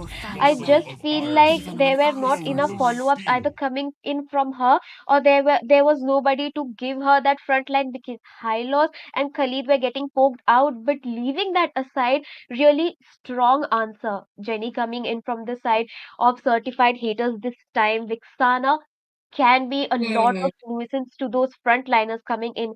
You have the Eternal Guard, it's like an extra member onto your side, onto those team fights. Gato, really great answer for the dive composition that can come in from the side of Divine Regimen. We have been seeing they are playing around those dive composition, but this time around they are going to go in with that Fanny. I think they are going to play an assassin game this time around. Yeah, also the Aurora. I was expecting, I was like, okay, they're going for Gatot Kacha, Vixana, for sure. Aurora incoming, and there you go, the Aurora. Well, Gatot Kacha in the EXP or be it the Rome, alright, he's gonna jump onto the back line. But will Vixana, Imsong on the Vixana, will he be able to give enough follow up given the fact that they have a Fanny up there and also a Ruby? Gatot Kacha jumps in, he's gonna get CC by the Ruby. Okay, Fanny versus Ling Yumena. What's your opinion on that? I really do like the Link pick because he even though he does have a pretty bad early game, if they shut him down, because we do know how important the purple buff is for Loki in this match, but mid to late game, if he manages to farm up on those lanes, because both the assassin, if we are talking about, have that clearing potential. So if either of them fall off, we do know that they can focus more on pushing and pressurizing the side lane. So in that case, they could go ahead and pick a marksman onto their side. Give my man Crow his Moscow. Why are they not giving him the Moscow pick when we have seen that in the past stages he has done pretty amazing. He has solo carried his whole team on his shoulders with that Moscow pick. Not really sure why team certified haters are not playing around that composition anymore, Jenny. Yeah, I think maybe they were pretty trying to figure out that okay, Moscow may not be good in this lineup, that lineup in the first match and the last second match we saw. Yeah, oh finally Yumina. I think they heard you. They're going for the Moscow right now. I just hope that they come up with some kind of EXP that's gonna be able to provide CC and help for Moscow. For example, someone's coming over to Moscow, for example, Fanny comes to grab Moscow, and then someone in the EXP have something like I won't say exactly saber, but an example like a saber with an instant ultimate, right? Something like that. If Gatot Kacha is going for the EXP, I don't know. Will Kufra be good? Okay, that question put aside. As of right now, they have gone for a Beatrix and a Tigre. Well, I think the Beatrix Tigre will come in healthy with the fire missiles to drop over them. Imagine the combo of the implosion and what was that Nibiru's passion, that ultimate. I am really liking this Tigreal pick coming in from the side of Divine right here, because let's be honest, Tigreal in this team composition coming in from the side of certified haters, he should be able to get at least three members in his implosion, because Tutu on that Carmilla Jenny looks really strong. It can be really annoying along with the Vixana combo, because once she lands her curse of blood, and if it connects on to at least three people, she can horrify three people at a time and match it up with the Eternal Guard. It can be really difficult to deal with unless we have seen we have seen Kiran play very objective wise, and if he manages to get that Vexana out of the table, team certified haters right here can fall off, because they are heavily depending on that Carmilla and Vixana combo to give them that early game advantage for their team. Which Fanny probably will. I mean, if you're picking Fanny in a tournament up in the finals, you must be pretty confident. You must be really good with it, because picking Fanny is always a risk until and unless you're really, really good. Right? So I think that he will be able to take Vexana down with the cut through and the steel cables. But we will see. Guys, we are on the loading screen right now. This is the final match for Nagaland State. Whoever wins is gonna get 15,000 diamonds, and they will be representing Nagaland in the Swiss brackets. So make some noise and share the stream, and we will be moving towards in the game the Land of Dawn with myself, Jenny, and my beautiful co-caster, Yumena. 15,000 diamonds, Jenny. That's quite Yeah. a lot if you ask me. And at this point, Team Certified Haters, step up. We do know that you have the potential. I have seen the potential. You need to step up. But we cannot deny the fact that Team Divine regime is giving them a really head to head battle. Look at Zhao Zen right here, already zoning out. This Letho for Kirin right here. Ooh, there could be a skirmish coming in, Jenny. Yeah, Fanny already in trouble trying to maybe get a first blood up there with the steel gate. It's not possible. She just wanted to grab the little wonder and then get back. She's gonna try and get to level 4 fast, but I feel like just because Fanny had to go back and recall for the HP, Ling will be leveled up faster and could be a first blood in the top lane.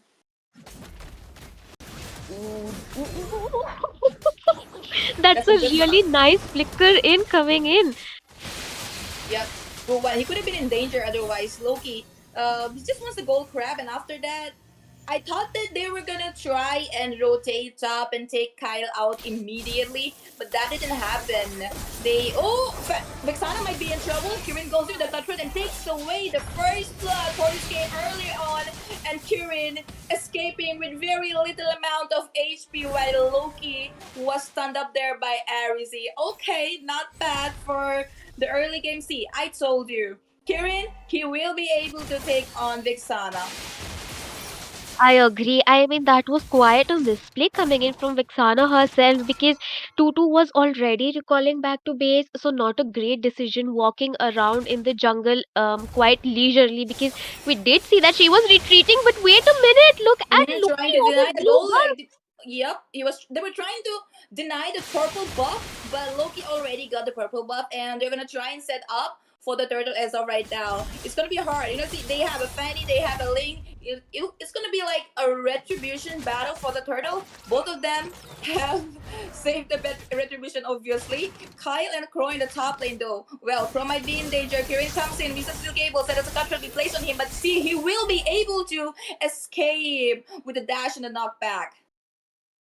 That was really tight for Moscow right there. I mean, I could feel his heart beating till here, but that was really lucky for him as well. And look at Kirin rotating so fast. Ooh, Ooh, now the blood has been used already. He's taken down. Ing Song already. They're gonna go for the turtle very easy. Now AOG has been popped up. But no, he didn't do that. That was cancelled. Okay, AOG in the bottom lane instance. Also been chased down, but Loki will not be able to take that kill in the bottom lane. Young is safe as well. Tutu and Loki on the turtle, while Kirin dives in with the steel cables. He still has the retribution. It's gonna be a retribution battle, and Kirin is too far away, I suppose, but no!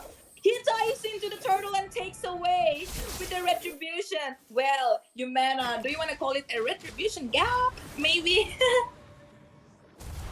it did look like a retribution gap because three people were zoning Yeah. out, Kirin. But how are you going to stop a Fanny unless you have a suppression on your side? You being a menace to Loki right here. I mean, we do know that Ruby is quite faster rotating from the EXP lane towards the side, but this is the kind of like team synergy that you really want to see in the finals. I mean, you're going to represent your state as a whole into the Swiss bracket. So really great micro plays coming in from the side of Divine right here as well. Look at the camp coming in as well. They really want this crow dead. Yep, it's an ambush. It's an ambush. Kirin is right there. Could be a turning around. That's gonna be killed. Definitely. It's right over into the Wow. explosion. This would be a wall spam. Fanny just gonna take away all of them, but a killing spree early on in song. Loki is also going to manage to get at least one kill up there. Okay, both of them. Okay, well, they walk away with 2 kills. Actually, this turnaround good for them. While Ariza tried to overachieve and got caught off guard. Kirin trying to get Tutu. He's gonna be very tanky though. Young, you stop is offended, and there we go. Tutu very low in HP, but that's a Carmilla. The sustain. Look at the sustain. They're still gonna take him down though. Doesn't matter what, bro. No one's saving you up here. If I was the Carmilla in this match, just personally saying, I would have come up with a purify in on my side, because we do know that Carmilla is a really great answer to that Tigreal coming in from the side of certified haters. And if you do not have a purify, you cannot come out of his implosion. It's going to take a lot of time. So, oh, but wait a And the minute. control on Crow, and there you go. 3-man dive inside the turret to get Crow down. They know the importance and the value of Crow, and they're not gonna let him farm in peace. So I think, well, leave the turtle, leave everything up, be with Crow, and they failed miserably to do that. And guess what? Divine Regime, they're just taking advantage of that. We might see a fight in the turtle for now. Young and Zena, it's just a farm is going on, but oh, implosion being used up. Finally, up Arizi. Arizi will be taken down. There he comes. Oh, wait, what? Tutu. This guy is not okay, Kyle. He's definitely gonna manage to take the kill down. There will be no turtle for Team Certified Haters as of right now. Zena tried to chase Young, but that's not gonna be possible. I agree, and the Aurora really nice answer for the front line coming in from the side of team certified hitters. Like you mentioned onto the draft, even if Zena is able to land his AOG onto Aurora, which he hasn't yet, because he did use his AOG, but it wasn't on Aurora, which was quite a mistake because she managed to land a frigid glacier, gave an opening to their team, and Kirin went in right away. Already, this man is 302, and like you said, 2-2 right here could have come with a purify, because if you're going to land an implosion, it's pretty obvious that you're going to get followed up by your team. So you need that small window to land your curse of blood in return. And if you are on a flicker, how much is it going to save you, because you're getting picked off anyway. Another, I'm offended on 2-2. There's the passive, so he's gonna be saved as of right now. Kirin goes in, tries to cut through someone, but the implosion! Oh my god, these guys' implosion are always on point and it's gonna leave them with 3 kills. Okay, 2 kills. I thought Wow. they were gonna take another onto Crow. Okay, Crow, he's trying to come for the backup, but Loki all the way from the bottom lane and still didn't manage to get a kill. They're walking away with 3 kills, while certified haters, they got a 2 kills just because they tried to overachieve up there, but it was worth it. I wouldn't say overachieve. Saljin, he went in with the implosion, gave the kill to the team. That was worth it. Did you notice his implosions are so fab? I agree. I mean, I mentioned this onto the draft phase. He will be able to land his implosion on at least 3 people. And Jenny, he's doing a amazing job with those initiations for his team. On top of that, look at his right there. Oh, that was a good stand by. Wait, what? Arizi. Oh, hold on. Yeah, Arizi. Fanny tried to overachieve. Actually, she thought that maybe she can actually take the name song, but it was a little too much, and Loki might be in danger up there. But no, Young, that's a little too much. Yeah, Fanny this time got outplayed by Im Song, I should say. I do agree. The Horrify was quite on point yet again. Zena taking a fight that he cannot win 1v2 with such a goal difference is not favorable. Another flash in the mid lane, and there you go, Im Song. This guy, he's finding it so hard to find space in the map, and there won't be an implosion, but that drag. Oh my god. Have to say, Divine Regime, they are, especially Southern, that guys engages. He's like bringing food for the team, right? I agree. I agree. They do have a really strong team composition coming in. He's doing a phenomenal job with those engages. He has his flicker up and he has his ultimate. I am looking for another implosion coming in from this guy, Jenny.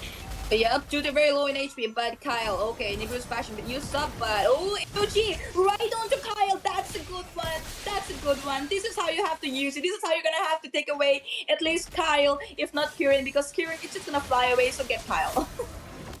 Yeah, get Kyle, because REZ also has her pride of eyes up onto the table. It can be a wrong decision coming in, because if you get caught in between 4 people, what can you do with no farm on your side, Jenny? And right now, good decision making coming in. They need to play more around this Crow right here, because that man is not able to farm. Team Divine is not letting Crow farm because they know how dangerous he can be onto the late game. Look at Moscow just free pushing because he know he has that spear of destruction to close the gap. both the teams trying to play it really well this time around because we do know it's the third game, Jenny, and they oh There you go. Crow take him down, and AOT been used up already. I'm not sure about the implosion. Loki very low in HP, but it's a what? shutdown by Arzy. Another implosion fabulously been used up. Kyle's gonna finish all of them one after the other. 2-2 going down as well with the sniper shot. Wow. Another sniper shot. Come on, you can do One more it. Come on, time. bro. Oh, Fanny, cut through. There you go. Oh my god, Im Song. I told you, Im Song is gonna have a really hard time in this map trying to find a space to stand because Fanny just gonna come in, steal cable, bam, bam, bam, and then cutthroat. He's done. Crow looking to get Kyle, but I think he is quite scared. Pushing in was always there to follow up with his marksman. I mean, Tutu is not quite available. Let's be honest with Crow as of now because we've seen him go onto his lane just once and then abandon him completely. I think that is the huge mistakes coming in from the side of certified haters. Both the two matches, the previous matches that we have witnessed, Jenny, they did not play around the marksman as well, not letting him shine, and Team Divine is capitalizing on it quite a lot, and that's a missed curse of blood. Not sure what Tutu was thinking right there, Jenny. Yeah, I think he just panicked, or maybe he thought could maybe I could connect it for some reason, or just misclick, or just panic. You never know. They are in under a lot of pressure. They lost the first two matches. This is do or die, and they are still not being able to find themselves back in the game. They've lost the early game. This is the mid game, and they are still struggling. So you're under a lot of pressure. So I think maybe he panicked. Well, the Lord will be up in just few seconds, and I think that they're gonna take it really fast without any contest unless Zena comes in with the AOG. I agree. At this point, it's depending heavily. Ooh, 1v1 battle, Jenny. Loki. Wow. I think we got our answer. Fanny is Yeah. on top of Ling right here, but like I was saying, Fanny I on think top they of are Link. heavily. Okay, that doesn't sound very vegetarian, but all right, I'll take it from you, Meta guys. Fanny on top of Ling. All right. Anyways, they got the Lord. They got the Lord. This could be the game ender. What do you think? It could be because they only have to push those inhibitors, and right now, if Zoshin manages to land an implosion on at least three people, right, then it's game over for Team Certified Haters. And Certified Haters are heavily depending on Zena to initiate, because Carmilla, let's be honest, she's a counter engaged support coming in. You can't dive in head first with her unless you are on a gold lead. But right now, Certified Haters is not on that gold lead. You do not have anyone to give out that damage. So it just falls on this Gato, but I am really worried about him since he is really underfarmed. Oh, that's a good unoffended, but alright. Purify been used up, AOG been expanded already. Zena not looking in a very good position. That's an implosion coming in once again. Man, this guy with this implosion, I'm a big fan already. Right? They got mega kill. They got a kill on Zena. They got a kill on Crow. Who's there to defend? Pretty much nobody. The Lord is still not taken care of. They're getting all the inhibitors. Just the bottom one standing, and the minions are coming as well. That's okay. They're just gonna freeze in. That has been used so in song out of the scene already. And guy, Loki, man, this is gonna be a wipe out and clean victory for Team Regiment. Wait, what? They're gonna represent Nagaland. Divine Regiment winning the finals of Nagaland and will be representing Nagaland in the Swiss brackets. Oh, they will also be getting 15,000 diamonds for winning this series. Leaving the 15,000 diamonds aside, Jenny, I think Team Divine Regime did a great job. All the three matches, they proved why they are on the top, and I think they are quite deserving because of the kind of gameplay. Their draft was on point, their synergy was on point, their team composition was on point, their communication was on point, their itemization was on point, their initiation was on point, their answer was on point. So I think they quite deserve to be where they are. And congratulations, because I don't have anything to say to certified haters because I know that they have the potential, but they did lack the communication somewhere. They were losing out on those early game advantage, which is highly important for an assassin like Ling. And I think Hyung did a really great job on annoying him at least 2 times onto his purple buff, and we do know how important it is for him. The zone coming in from the side of Divine was also really great, so I think it was just a clean sweep for all the Yeah. players. Well, I kind of predicted it, and it is a clean sweep. We also have Sasuke back in the desk with Sasuke. Did it go as you expected, or you expected something else? You're muted. You're muted, bro. You're muted.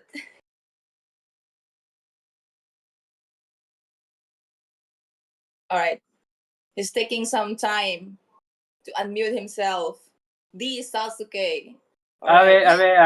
I'm quite sorry. I'm quite sorry. And thank you for enlightening me that I was got quite mute.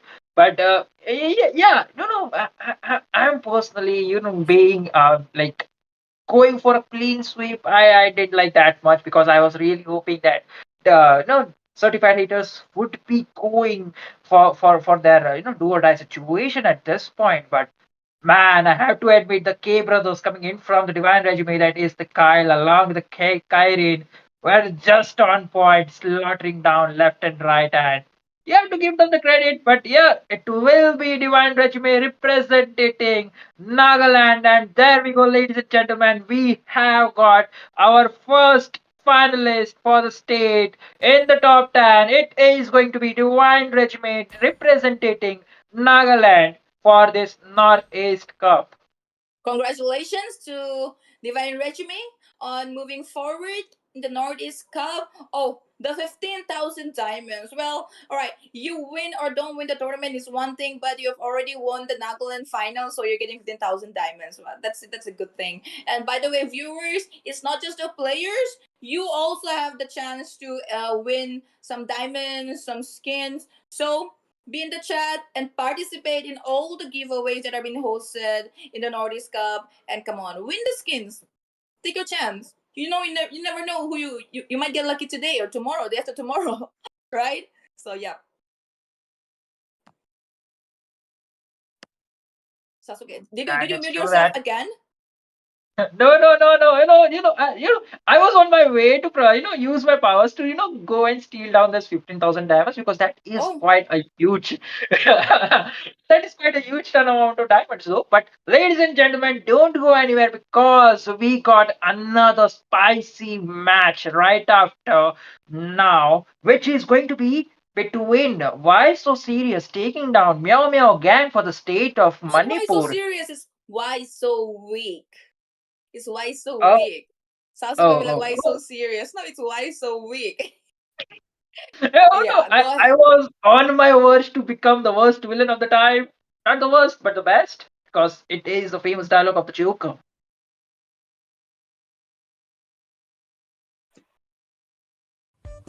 Hi guys, I'm so excited to tell you that I just received my cosplay outfit. I am so excited for the Northeast Cup. Also, just to let you know that the prize money for MOBA Legends cosplay event is 25,000. What? 25,000? Yeah. Like for real, 25,000? Yeah.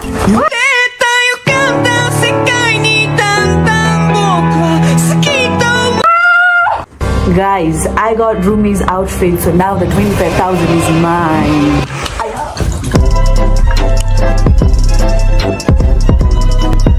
Guys, I'm running away. I got my stuff. And don't forget that the Northeast Cup land prize is $3,000. See you guys. I'm in danger. Okay. What about 2 lakh plus diamonds? Yeah, the 2 lakh plus diamonds also. Bye.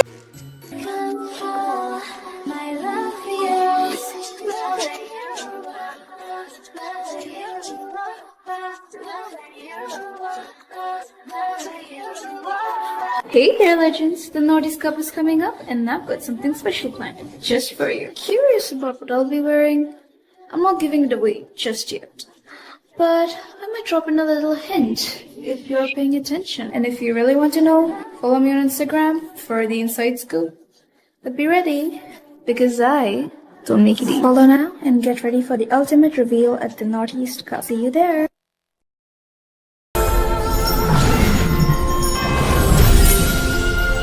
A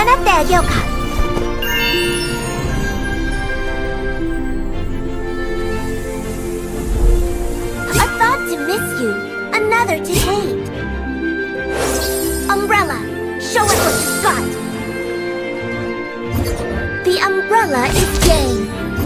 human is yin.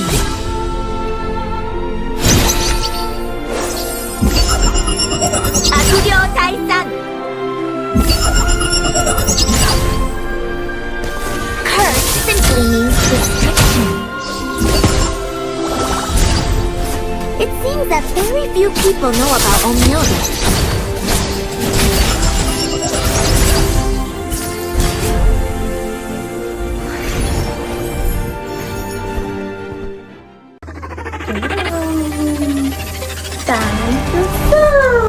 Chokyo Mokyo.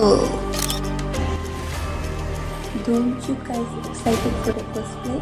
Hello everyone, I'm bringing you guys an exciting news. The Nordic Cup is coming to Guwahati, Assam, featuring a huge prize pool of $3,000 and more than 2 lakhs diamonds.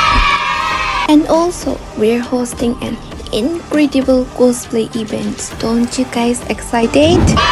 That's not all. We're doing an epic skin giveaway daily on our stream. Just comment down to your ID and the team you're supporting so that the caster or the host will select you randomly. So stay till the end and win big. See ya!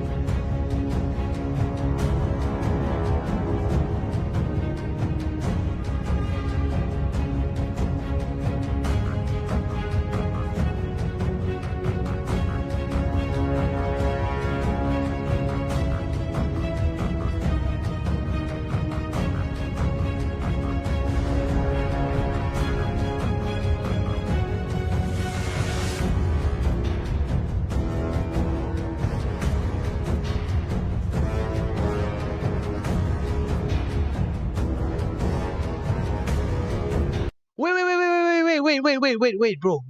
Chill, bro. Daddy, chill. Do you want to get a free epic skin? Yeah. Battle.net Esports is doing a free epic skin giveaway today, tomorrow, every day, in every live stream of this tournament. Free epic skin, bro. Free epic skin. Free epic skin. Free epic skin? Free epic skin?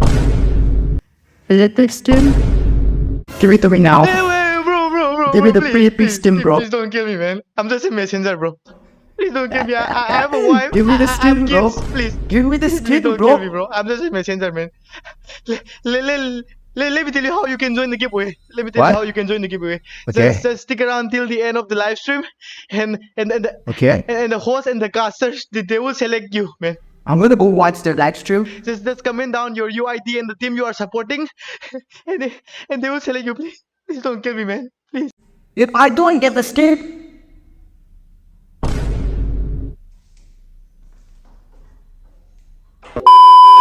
Yeah, if you want to win the epic skin, just stick around till the end of the live stream and just comment down your UID and the team you are supporting. That's all, man. That's all. Good luck, guys.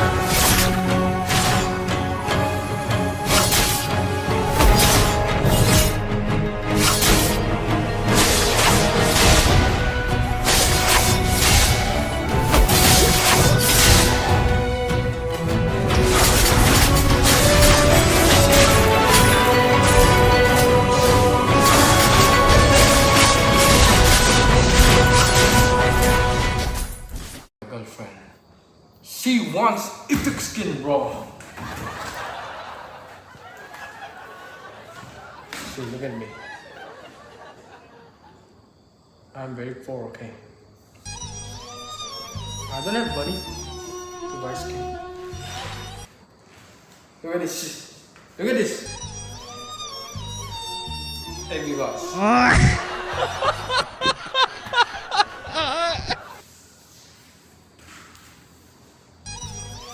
Look at this. Knuckly Crocs.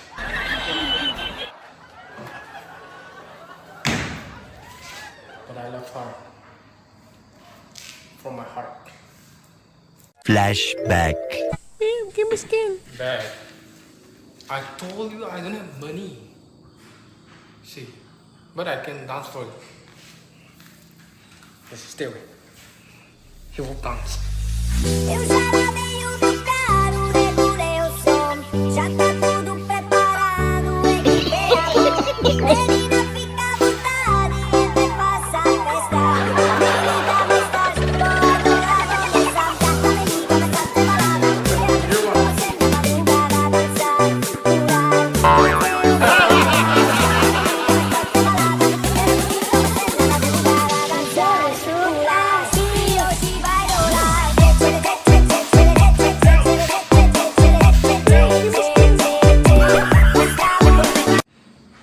I tried my best.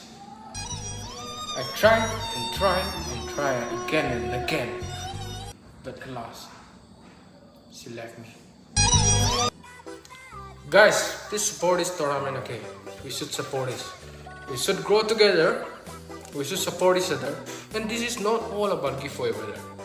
This is the biggest tournament in India, bro. This is the biggest tournament MOBA 5v5 in India.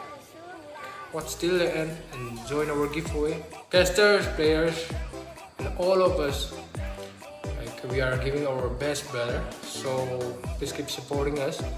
Watch till the end and enjoy this live stream. Have you heard the rumors? About what? The rumors from the board. The demon. He's coming! What happened? They're all dead! Oh no, no! It's him! He's coming! He's coming! Impossible! Get him out of here! He's coming for us!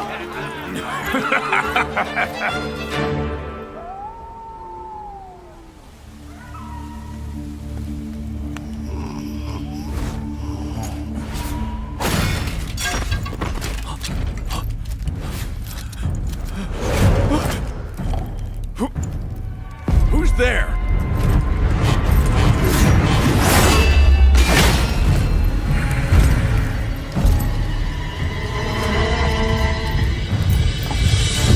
An imposter has sullied our name! We are the might of the kingdom!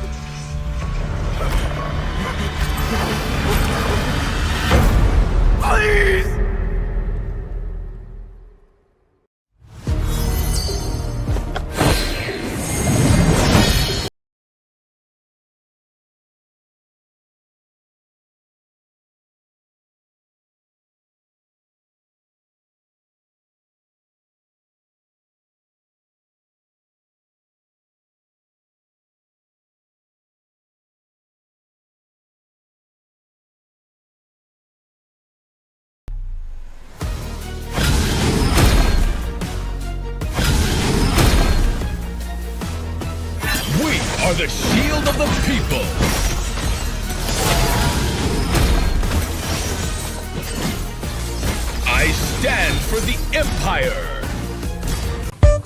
Hi guys, I'm so excited to tell you that I just received my cosplay outfit.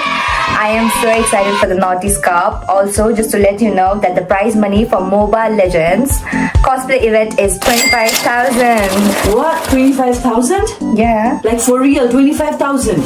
Yeah.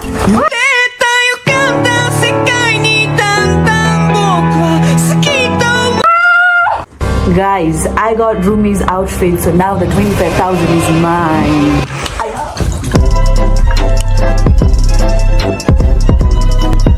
Guys, I'm running away. I got my stuff. And don't forget that the Naughty's Cup land prize is $3,000. See you guys. I'm in danger. Okay. What about 2 lakh plus diamonds? Yeah, the 2 lakh plus diamonds also. Bye.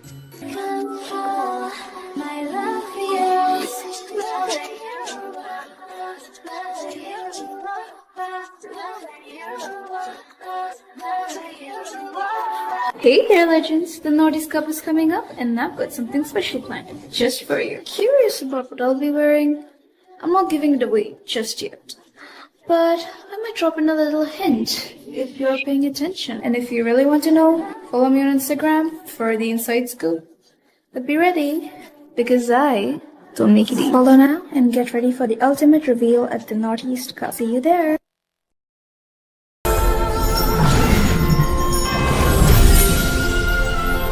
A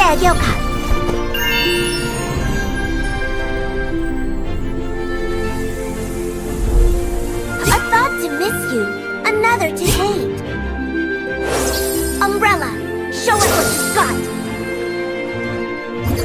The umbrella is yang, the human is yin.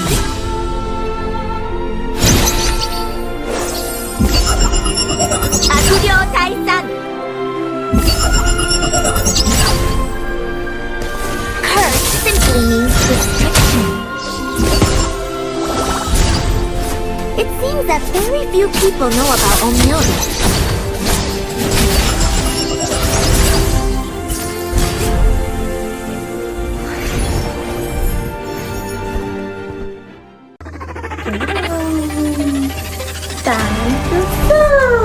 Chokyo Mokyo. Don't you guys excited for the cosplay? Hello everyone, I'm bringing you guys an exciting news. The Naughty's Cup is coming to Guwahati, Assam, featuring a huge prize pool of $3,000 and more than 2 lakhs diamonds.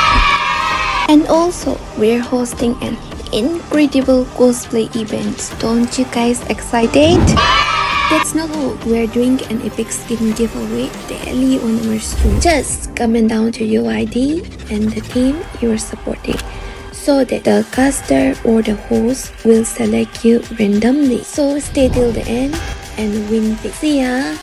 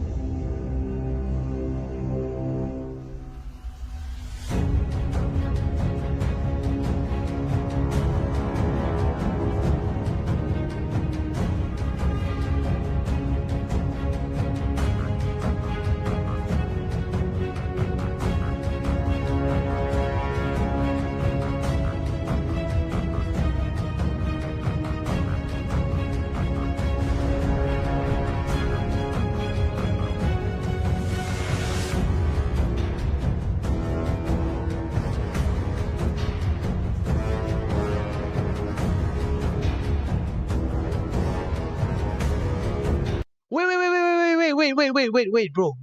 Chill, bro. Daddy, chill. Do you want to get a free epic skin? Yeah. Battle.net Esports is doing a free epic skin giveaway today, tomorrow, every day, in every live stream of this tournament. Free epic skin, bro. Free epic skin. Free epic skin. Free the skin. Free the skin. Free the skin. Give it to me now. Wait,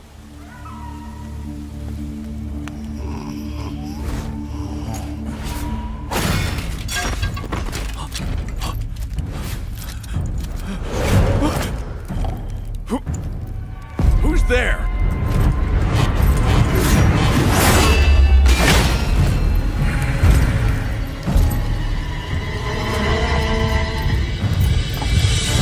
An imposter has sullied our name!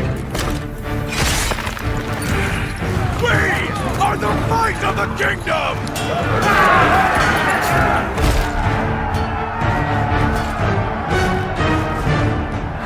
For the king!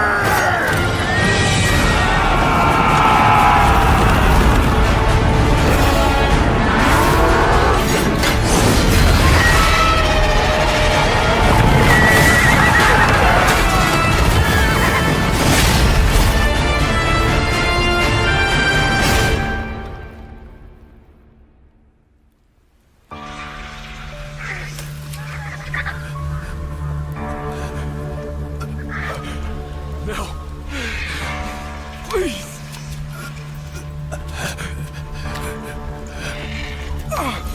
You team.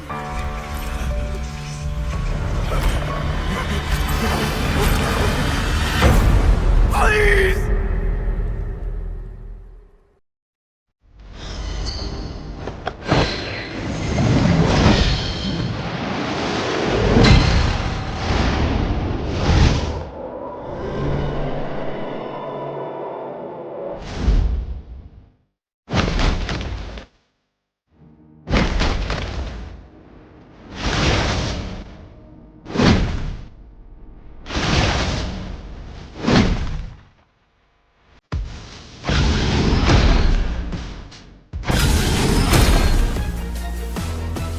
We are the shield of the people.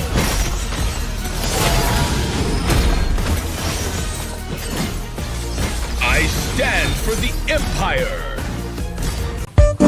Hi guys, I'm so excited to tell you that I just received my cosplay outfit. I am so excited for the Naughties Cup. Also, just to let you know that the prize money for MOBA Legends cosplay event is 25,000. What? 25,000? Yeah. Like for real, 25,000? Yeah.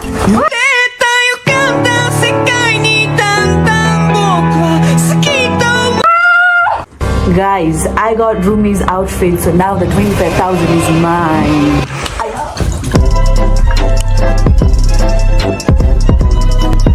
Guys, I'm running away. I got my stuff. And don't forget that the Naughties Cup land prize is $3,000. See you guys. I'm in danger. Okay. What about 2 lakh plus diamonds? Yeah, the 2 lakh plus diamonds also. Bye.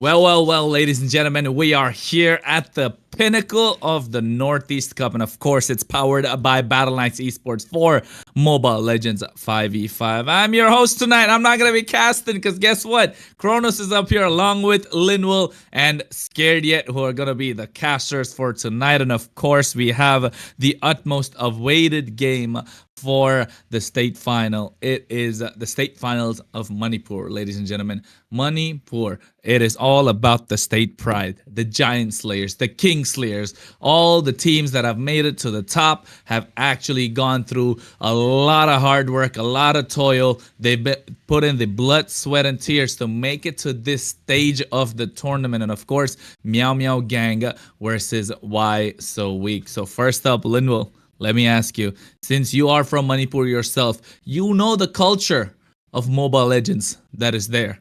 You know, how important is it for these teams to be crowned as the state champion, the top team from Manipur? How important is that?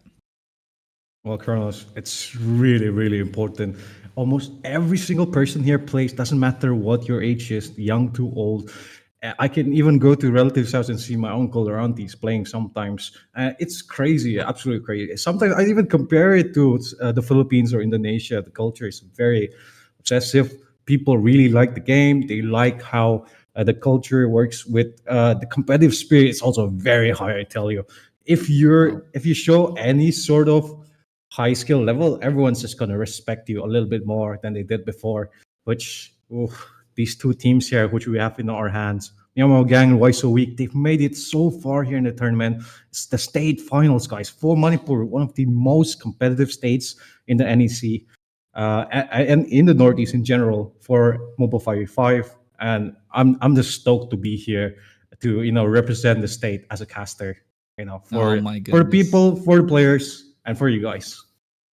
Hey, no, that was well said, Linman. And of course, it is important. He said about his uncle and aunts actually playing MOBA 5v5 at crazy. their house when he goes and visits. Imagine he goes for a cup of coffee or borrows, some sugar or some salt or some ketchup, and they're just like, wait a minute, I can't. You got to leave me alone. I'm in my rank game.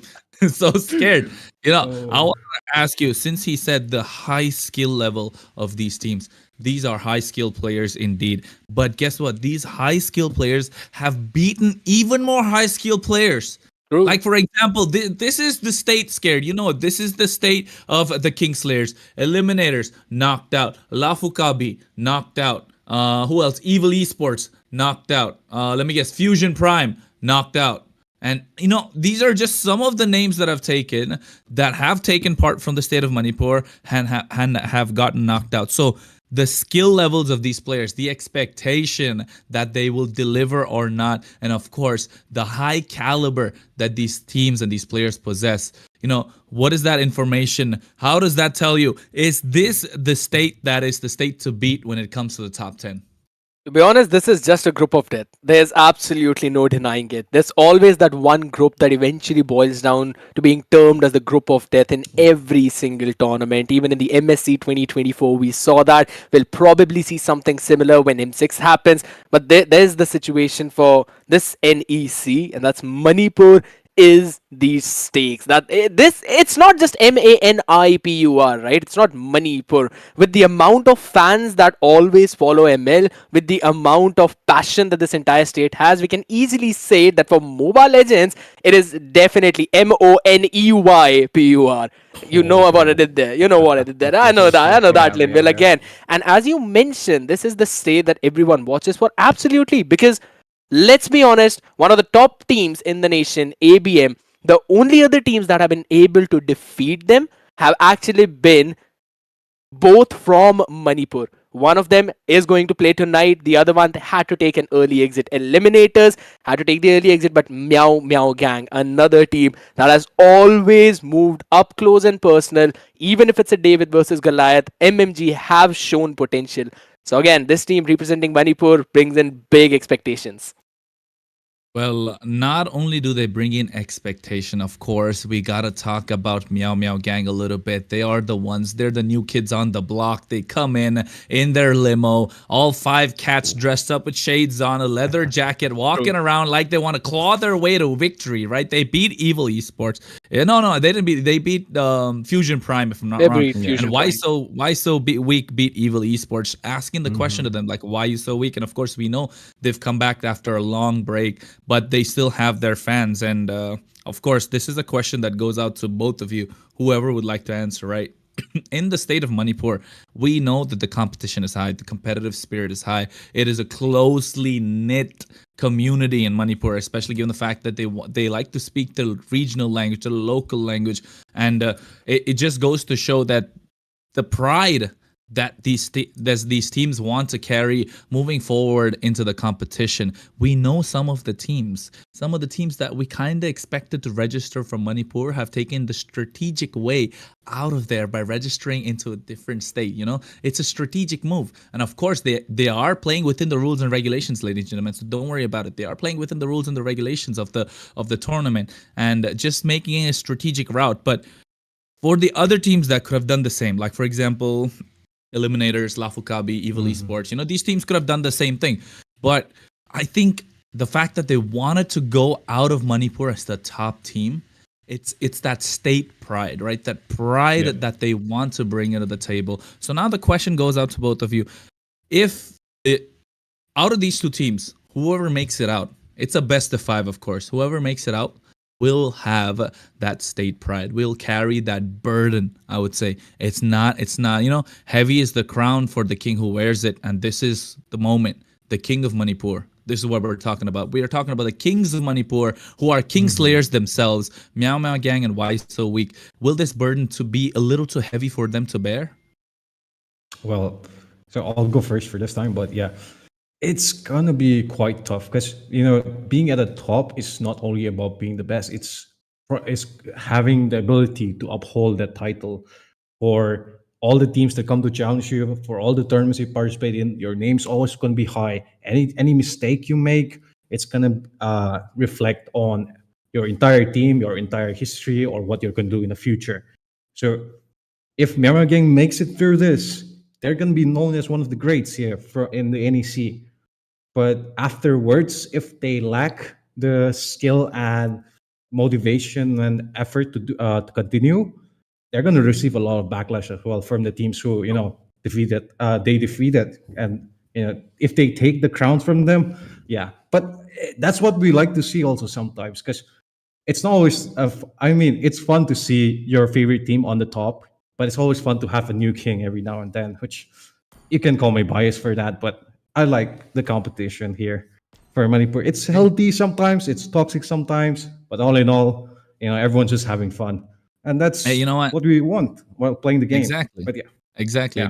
And I think you know what, Scared, before we come to you, I know our streamer and the viewers kind of want to get this match started, right? It's a best of 5 series, it's a state finals. We all want to see the action, but guess what, folks? We want to see more people come in. We want to see more people in the chat. We have less than 200. We want it to go up. That's why we're dragging on this conversation a little longer. We want you to get all of you viewers and share the stream, like, comment, because of course this is the team that will be crowned the top team in Manipur. Of course, we are in one of the biggest tournaments India has to offer for Mobile Legends 5v5, the Northeast Cup, powered by Battle Knights Esports. And I think it's only season 1, but of course, the winner of this game will be crowned champions of Manipur. Believe it or not, you can go. You can spam in your rank games. You can take screenshots, share in your WhatsApp stories, Instagram stories, whoever it is.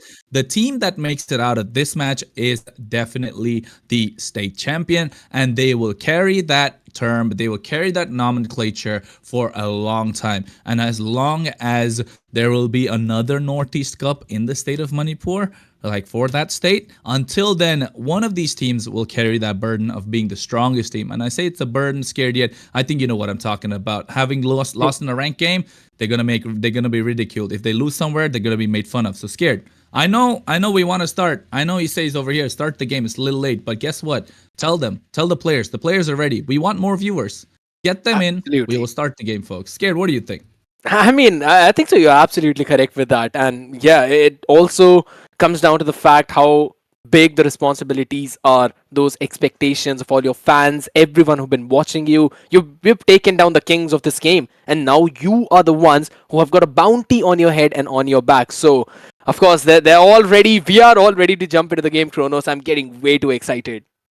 Hey, we want to jump into the game indeed. I think everyone's heard the message. We want to see a little bit going on. We want to see everybody come in. We're waiting to see that peak viewership that we want to hit. So, of course, ladies and gentlemen, we are going to head into the draft phase for the state finals of Manipur. State pride on the line. Meow Meow Gang versus Why So Weak. I was your host, Kronos. But from now on, Linwell, the caster, along with Scared Yet, are going to take it away. And I got this energy pumping because I just had my coffee, folks. But, of course, I think Meow Meow Gang and Why So Weak want to get it started as well. So, folks, draft is all yours. And Dave, thank you very much for that, Kronos. But yeah, as you mentioned, we will be heading into draft, and alongside me is gonna be Scared Yet. I'm your caster, Linwell. For now, these two teams that we have in our hands. Meow Meow Gang on the blue side, Why So Weak on the red side. First draft starting off, best of 5 series, and it is going to be quite interesting in the first game, as we see both teams, adjust a little bit to the other meta or go for those, respect bans every now and then. But yeah, Skip, what are your expectations there coming in for the state of Manipur? I'm going to carry forward the conversation that you began by mentioning the fact that, yes, they need to respect ban a few of those heroes, and the expectations from the state of Manipur are absolutely high. If there is any team who can actually stop the invasion of the others into their own area. It is definitely Manipur. Yes, there are some other regions as well. There's also IGN, multiple teams, but eventually it boils down to the fact as to how solid the entire region is because of the fan base and how they constantly depict that their region is best. This is the best event, or you could say the top tier event, where you can showcase the skills, where you can keep all the expectations high for all the viewers and actually stand on to them. So again, this draft itself is going to be the main storyline as to what might happen to either of these teams who make it to the Swiss stage. Indeed, indeed.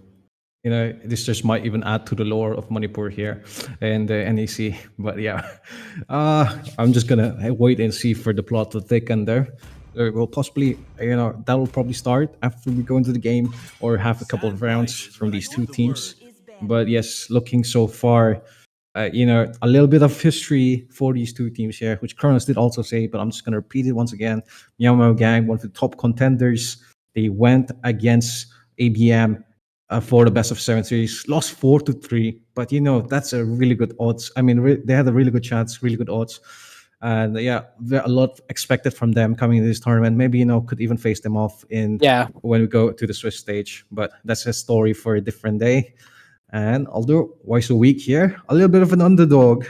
They have not been known much as a team, but all these players here, these are all very seasonal players who have been playing for a very long time, especially Charger X here. That's a really familiar name if any of you are OG players back in the day. But yeah, a lot of expectations here for both these two teams once again. But it's gonna be nasty, Skid. It's gonna be nasty. I 100% agree with you, Lin, because as you mentioned, it is going to be nasty. And it again, looking at this draft now, the last man is 100% going to be Chip. If you let it slide, Meow Meow Gang are just going to pick it up whatsoever. You don't want that to happen. We've already seen the potential that Apex showed back in the day when we were having the qualifiers of the other state. And ABM again, they became one of the first teams to qualify. But wait a second, they banned the Aurora. Chip is open. This is definitely 100% Chip pick. It should be. Oh no! Oh, not in the first game. Not in the first game. Okay. If they don't go for the chip, it's they don't go for the chip. What? Zushin? Oh, nah, they must be. Nah, that's not going to be the case. I like the homework that Vice Week have done. They know that Meow Meow Gang, they don't really like to play chip, so they just left it open and tried to prioritize the bans for the EXP jungle and then went in for the mid lane. Understandable, you ban out the Aurora, but I really do not like the early Vexana pick, at least not in the first picking phase. I kind of wanted it in the second half of the first pick because now they've kind of picked up the Hylos, they picked up the Vexana. Understandable that a Hylos is a flex pick, but I really do feel that there's a lot of possibility for Meow Meow Gang to go in for a comp that can actually disengage as well. And there's a possibility for them to pick up the Edith or also the chip, maybe both. Could be possible. Could be possible.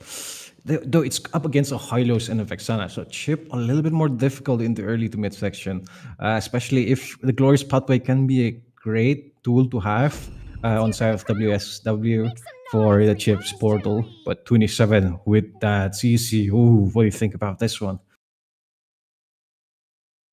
I mean, as soon as there was a Hylos pick on the other side, I kind of knew that you need something to kite around with. Now a CC pick is understandable, but again, I think so that's a very early CC pick. There's still a Phobius that was banned out, Khalid that was banned out. You've got a lot of possibility, but this should be a jungler lock-in from Why So Weak. You've got quite a lot of possibilities, maybe with a Hylos, with again a Vixana. If you really want, you can go in for a dive in, you can try and go for an Alpha, Hayabusa. Well, works as well. Absolutely. There's a Zushin on the other side, go for the Hayabusa. There's still the Roma potential on the other side. Now you can ban out those Ediths. Now you can ban out the chips. Yep. Could be very possible. And this Hayabusa, you know, gonna be struggling a little bit if he doesn't use those quad shadows to optimum, especially against combo hits there. The rotations from the side of WSW here can be pretty strong alongside the Hylers. But it's against 27 here on the CC, which I kind of agree with you. It's very early on. And yeah, the chip there, gonna be banned. Obviously, Romer not picked yet. You don't want to go into the hands of Team Yammer Gang. But Carmilla ban coming counter here. which Carmilla with the high lows could be quite dreadful.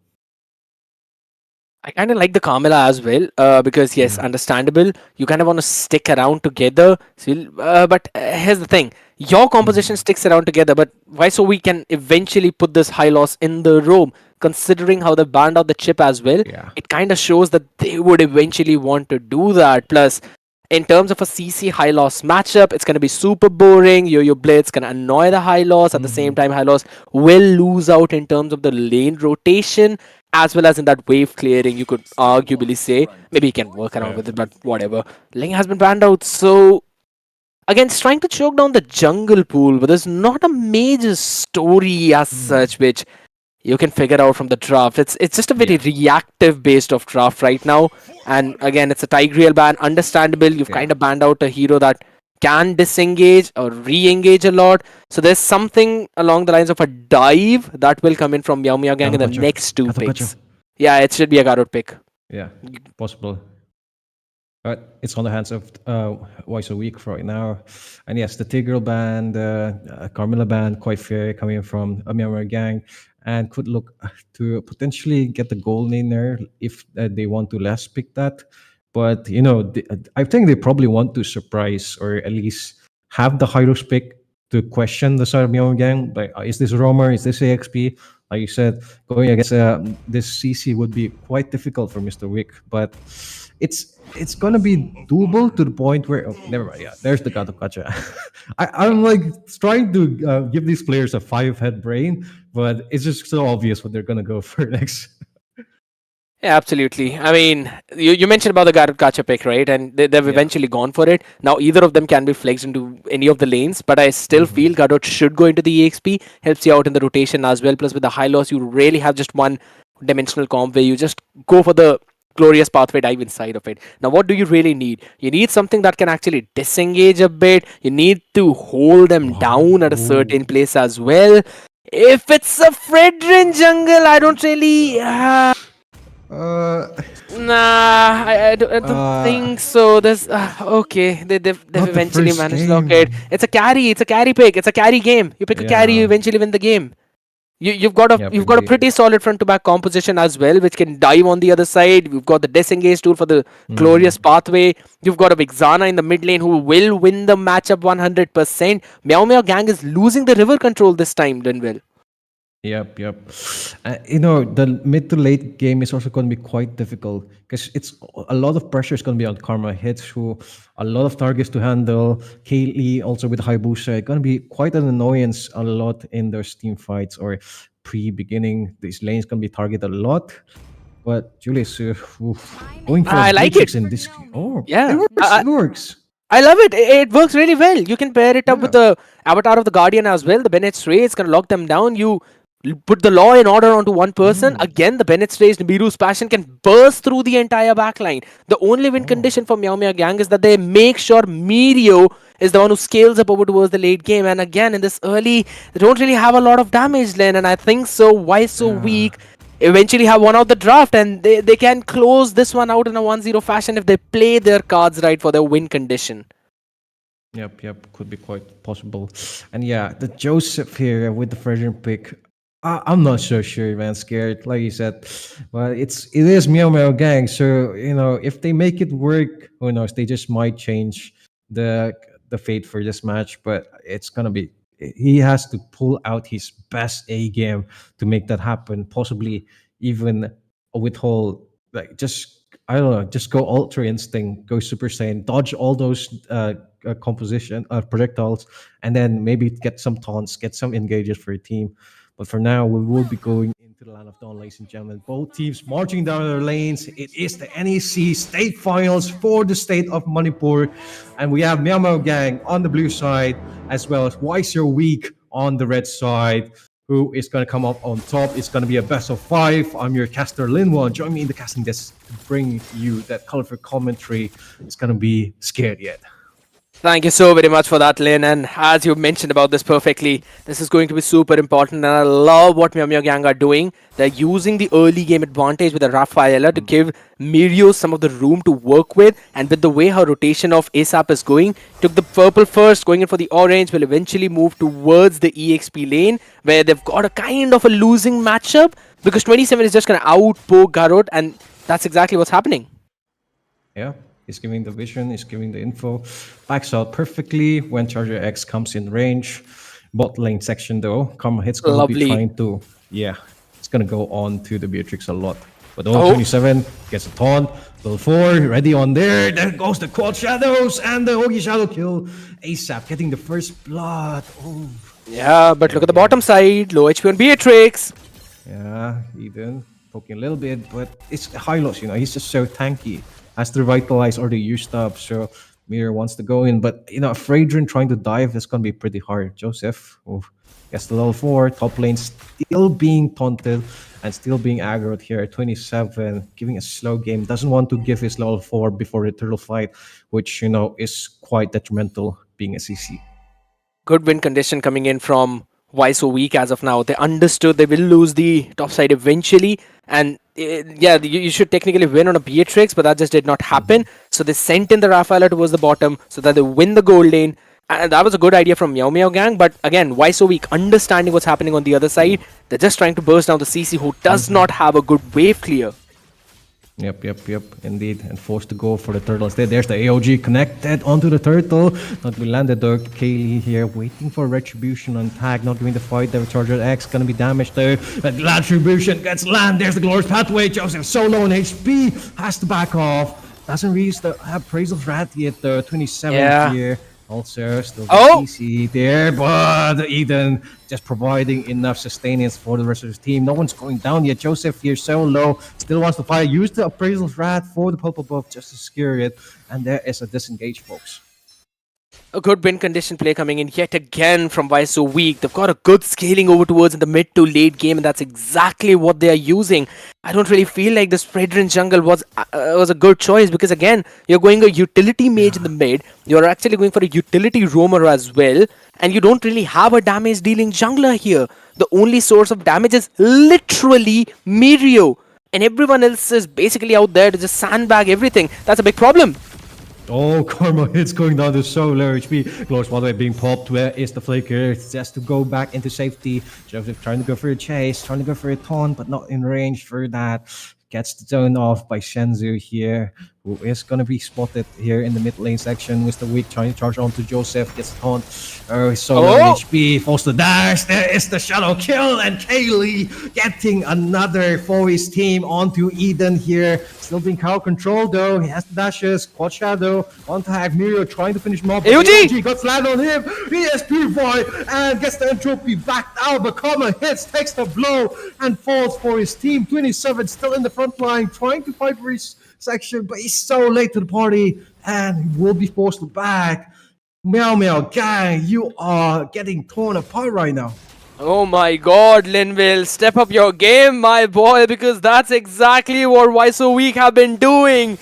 Kaylee, 2-0-1. He really did overstay out there trying to pick one more person off, but eventually was still left unpunished. That's just because of Julius' support. It was phenomenal. And now Mr. Vic can just face check every single bush. They've got absolutely no fear, because there's just no damage from Myeongmyeong Gang in this early game. Their only win condition, Mirio for the late, and he is going 0-0-1. Yep, indeed. And so I think Why So Weak here, not allowing it to be made any more easier for them. Charge of X being tossed around. There is the damage there being connected. 27 with a massive ultimate being landed though, but still being zoned now. Myeongmyeong Gang can't go in. Joseph lands the retribution successfully, but he's getting choked down so low on HP. Kaylee gets managed to escape, and it's just a disengage coming in from the SIF team. Why So Weak here? Yeah, now here's the thing about this entire composition. You've got a good amount of pokes. That's one thing that can run with you. But there's just a very beefy front line on the other side in Mr. Wake, Charizard. They're going to stand their ground until they get low enough. And then they're just going to pop the Revitalize. Charizard's Revitalize was also there. I was kind of hoping he'd pop it up. And the timing was a bit off. But look at bottom. Oh, being bested down a little bit, but they don't have to engage for that. Myanmar gang struggling a little bit. Joseph has to show more presence, perhaps. In this case, Mr. Week also zoning the side of Myanmar gang so many situations. They are looking Yeah. perhaps to go on towards Eden here with ASAP hovering over the mid river. Could go for a quad shadow, but no, still waiting patiently. Oh, I haven't really seen Senzu's presence, even though he's actually clearing that mid fast. Oh, 27. Yep, trying to go in, but oh, there is the Eternal God. Gets one Too ability early. down. That's the goal for Joseph to go in. A little bit haunted, a little bit of damage. Glorious pathway being used also, but the AOG lands successfully on two members of Yona again with the Court Shadows coming in. Joseph lands the massive appraisal threat, but they're still not finished off. 3-7 finally picking up a kill for the Mirror Gang, even still fighting. So low on mana though. ASAP gets noticed. Mirio zoning him a little bit, trying to go in possibly, but Entropy not being committed. Eden also here. I think they'll have to go passively for now. Joseph though with the stacks. They want to push this mid lane. They want to apply a bit more pressure. Yeah, they It's can't. just so difficult. Yeah. They really can't at this point. They're just going to lose the river control plus over towards the top. 27 again. He's having the advantage in that wave clear. They'll also go in for an early rotation because of the river movement buff as well, since now the turtle spawns in. The big mess up was again by Senzu using the Eternal Guard early. He's using it for engage, but hold on a second. Oh, Glorious Pathway being used, trying to chase, but Mr. Weak being taunted. He is pushed around so much back, but there's the AOG being landed. Joseph solo. Lovely. Charge at X gets the kill on towards him and tries to go with the Vitalize. Kaylee here Oh. also, but being tossed around. There's the flicker play coming in from Susu. Not finished it off though. And backs off successfully, but Chargers X still applying the pressure. They want to take this mid lane section. Kaylee also hovering over it alongside Senzu here, but it's just going to be a very difficult dive coming in. 27 low on HP. Shadow being landed on him and gets a kill. Shut down for the side of Team Why So Weak. Going on towards ASAP here. Yeah, just overstaying out there, even though 27 he eventually survived in that first onslaught, but again a big AOG by Charizard over towards that new bush where eventually Julio ended up using up the Nibiru's passion and the Bennett's rage. Joseph, he tried to go in for the Appraiser's Wrath play but was eventually deleted early on, and again this damage is just going to scale up slowly and steadily until and unless Joseph kinda makes in the dominant size as well as the blade armor combination. Yeah. Or at least maybe go in for an anti-cuirass as well to pair it up with. He went in for a holy crystal as the oracle as the first item, not exactly the holy crystal though. But yeah, simple straightforward builds for both the mages. Went in for the glowing wand as well. I kinda do understand, love the fact that Julius eventually went in for a fury hammer first, but also Eden. Oh, a little bit dangerous here. Yeah. As he does have the utility for it. But yeah, Skate, as you were mentioning, by the time I think Joseph gets his items, at that point, I think it'll be a little too late or a little too difficult for the side of Meow gang to have those engages. I kind of agree as well, and because even now he's not really going for any kind of hardcore defense items, and he is the main frontline. He's the one who has to engage with the dash that he has. Tried to go in for the knockups as well, and then go in for the taunt to try and catch in a few more people. And in order to actually survive their onslaught, you need something very solid. He's going 0 and 2. There's already a 1 level difference, and Kaylee, he's the one who actually has the advantage, but they're kind of going in for the Lord Linville. Yep, Eden here, gonna be the one to tussle Mr. Wake. Vitalize being pulled, Glorious Pathway also. Quad Shadows being landed, but the retribution from Joseph is gonna secure it. There is the Shadow Kill, he backs up successfully, but Eden here going towards this marksman Susu, gonna be taken down. AOG being landed in backline. Joseph though trying to go on towards the Hayabusa. There is the Bridge of Rat! He cleans up shop! This Fredrin is making things work, man! Oh my god.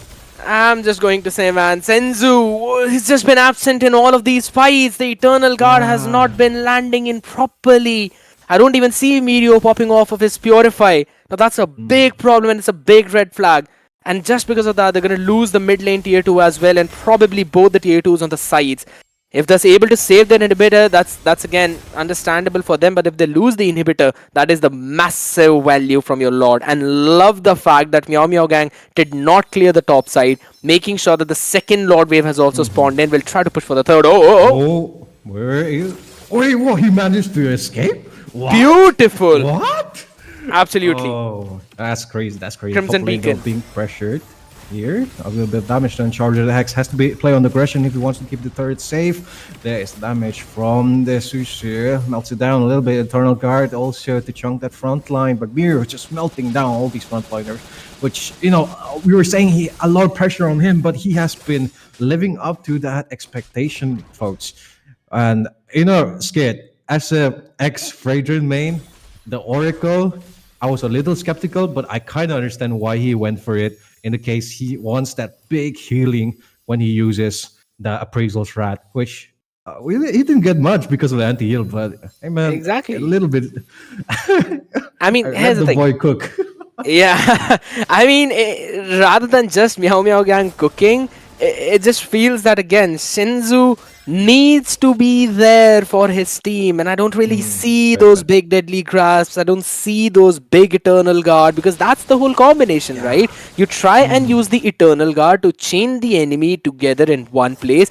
That you pair up with the Avatar of the Guardian, and you use the Bennett's Rage into the Nibiru's Passion to try and finish the other side off in that chain CC combination. There's absolutely no one who can survive that on the other side because Eden is entirely open in all of those fights. Karma Hits has to focus to save Mirio, and Joseph is again, there's just a beefy frontliner out there. But one good thing that 27 is doing constantly is by look at his positioning. That man is just enjoying and he's constantly going in on that backline on the Beatrix. Yep, Sir Tanky is so strong here, even dealing a lot of burst damage onto Senzu as well as Sushu, but he is gonna get punished. Senzu finally showing up to the battlefield, but they are going to be counter-engaged from that gang. There's the AOG, but lands on no one. Front line being taunted. He is pushed out and pulled back into front line. Eden managed to... he got the kill with the glowing one. Kaylee though gets it straight for his team, but he should not have gotten away with it. Eden got away with murder. Absolutely perfect play from this guy. He's constantly using the opening that has been provided by 27 every single time he goes into the back, forces out the Bennett's Rage and the Nibiru's Passion onto himself, and because he pops in the Vengeance, you really can't freely auto-attack. If you're Julius, you're going to chunk yourself down in that second, and that's the reason why he's always down to half HP, even less, and that's when you pop in the Crimson Beacon along with the Lantern Flare, take down him with the glowing wand, and now the damage is also scaling up. Plus Mirio level 14 on this Nathan. No one can eventually reach him because he's always had his Purify up and is also running in with the Weakness Finder. So you try to chase him down on a high loss, you will be slowed down inevitably. Yep, indeed, very difficult. AOG and possibly the Vexana here Charizard come into play. Which, wait, hang on. Did he get spotted out here in the bush? No. Looks like Mori Gang doesn't know this. No, there is the beacon. He is going to be pushed back, but no, gets pulled in. There's the slow, that's the rotation. That's going to be coming in, possibly from the side of Why So Weak. He will still be taken half HP down. It's risky for now. Mr. Weak trying to go in for a taunt, but it's still late to the party. He gets melted down so fast by Mio. It's the backline. AOG being landed. So many knockers coming in for some Team Yama Gang. They get taken down one by one, but 27 gets his trade off. Frontline getting down. Senzu gets taken down again. Charger X. It's only ASAP left. He cleans up the deal with Eden, but Entropy forces him back. Watch Shadows could be available in a matter of a few seconds. They'll try to go on 2-7 perhaps, but no, they are going on for the late game. They are going to end off in the midsection. Only 1 million there, but that's all they need as they melt down ASAP. It's looking like it's going to be game here. Remember again, looking like they want to end it, and they will be able to do so as they take the first game of the match here against Why So Weak. Massive play coming in from Meow Meow Gang because this was their cue to end the game. This was their time. This is the Omega timer that we always talk about. When you've got a Nathan in your game, you make sure to take it as late as possible to get the maximum damage out of him. But I love the way how 27 played. Insane. The man was always on top of Julius. He could not do anything. Look at that. 31% damage tank. Vengeance and Blade Armor combination. Phenomenal. He always gave an opening to Eden to jump in the backline with him. Plus Karma Hits was every single time just there to support his team with the Holy Healing and the Holy Baptism. Yep, absolute crazy, absolute crazy. Oh man, what a first game to start. It was so unexpected, especially the fragrant pick, folks. That was such Yeah, a pocket pick coming from Myanmar Gang, and they made it work against this composition, which I true. know, Scott, you did point out where the Mexana should have been a bit more positioned Yeah, properly. Certain times it costed them an early game, but we're back in the casting decks, folks. Kronos true. has been with us now. He's been watching the entire game, man. What do you think? What do you think? I don't even know what to ask. That was such a yeah. Linville, you know what I was thinking? I was thinking this entire time. Is this what the state of Manipur has to offer? I'll be honest. It's not just it's just not in terms of gameplay, but it's also in terms of the viewers, right? Of course, Yeah. we want them to turn up. We know Manipur is the strongest state, is the group of dead, like Scared Yet mentioned, and of course, the best of the best make it out of here. And I think if this is the best that Manipur has to offer, I would say I would be a little disappointed, Yeah. a little bit, Fair. a little disappointed. But at the same time, it goes to show that yes, Why So Weak have beat Evil Esports. They made it all the way to the finals. They're here against Meow Meow Gang. The question is, Scared, do they have the ego to match their skill? You know what I'm talking about. To I reach mean, to be the best team in a state like Manipur, you gotta have that ego. You gotta have that pride. And I think if do they have the ego to match their skill? I'm not saying do they have the skill to match their ego. that's the Because it's the thing. other way around. That's They the both thing. both the teams have the skill. Both teams have the skill, right?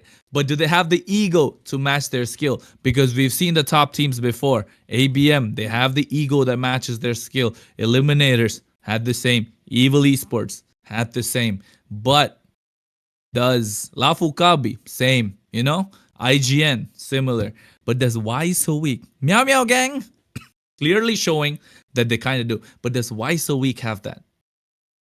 That's the whole part about it, and a big question which you mentioned. Because again, just taking a way back to the previous game as to how it happened, they clearly had the better draft, and they clearly had the early game control as well. But they eventually lost their entire flow after the mid game, and that is a big problem. And when you're talking about that ego, that's where I think that it is missing. Meow Meow Gang clearly showed it on the field. They did not care about what the other side is bringing. They had an experiment in their mind. They were like, you know what, it's a best of 5 series, let's go on. The first match is going to be an experiment, and now they've planted the seed of confusion that, if you ban out the junglers, if you ban out the assassins, we can pull a Fredrin. What are you now going to do? And they made it work, which was not supposed to. So yes, Meow Meow Gang has the ego, but now will be the time when Why So we can actually answer that by being like, you know what, if you want to go in with the same draft, you want to go with a similar strategy, go for it. We don't care. We're going to work our way around with something that we like to do,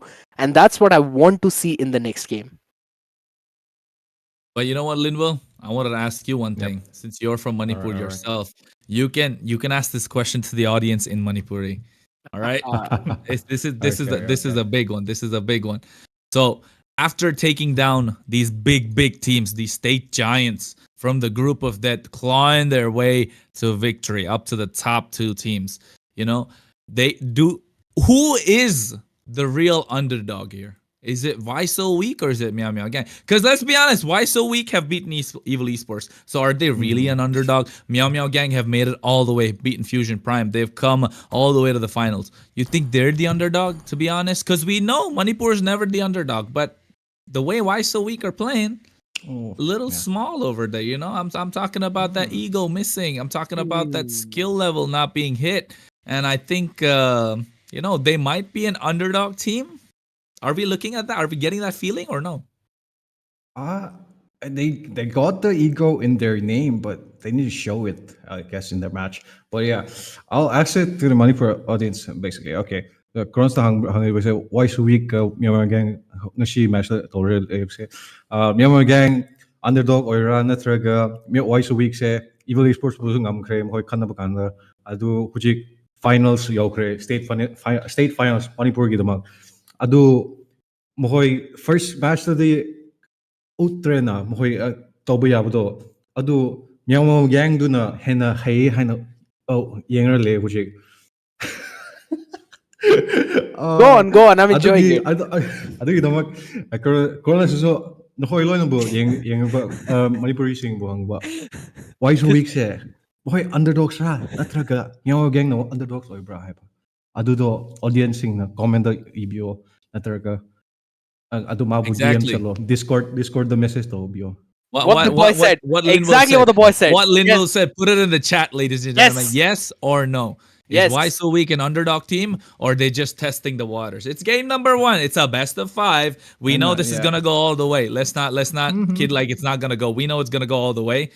Is it? Are they the underdogs or not? Right? Yeah. But you know what? I think let's just get into game number 2. Pretty hyped. Yeah. We got the chat going crazy a little bit. We fed them a little bit of planted a seed in their head as well. But of course, right now, this is what I'm talking about. Game 1 is over. I feel like, is this match gonna be the peak of what Manipur has to offer in terms of ML 5v5?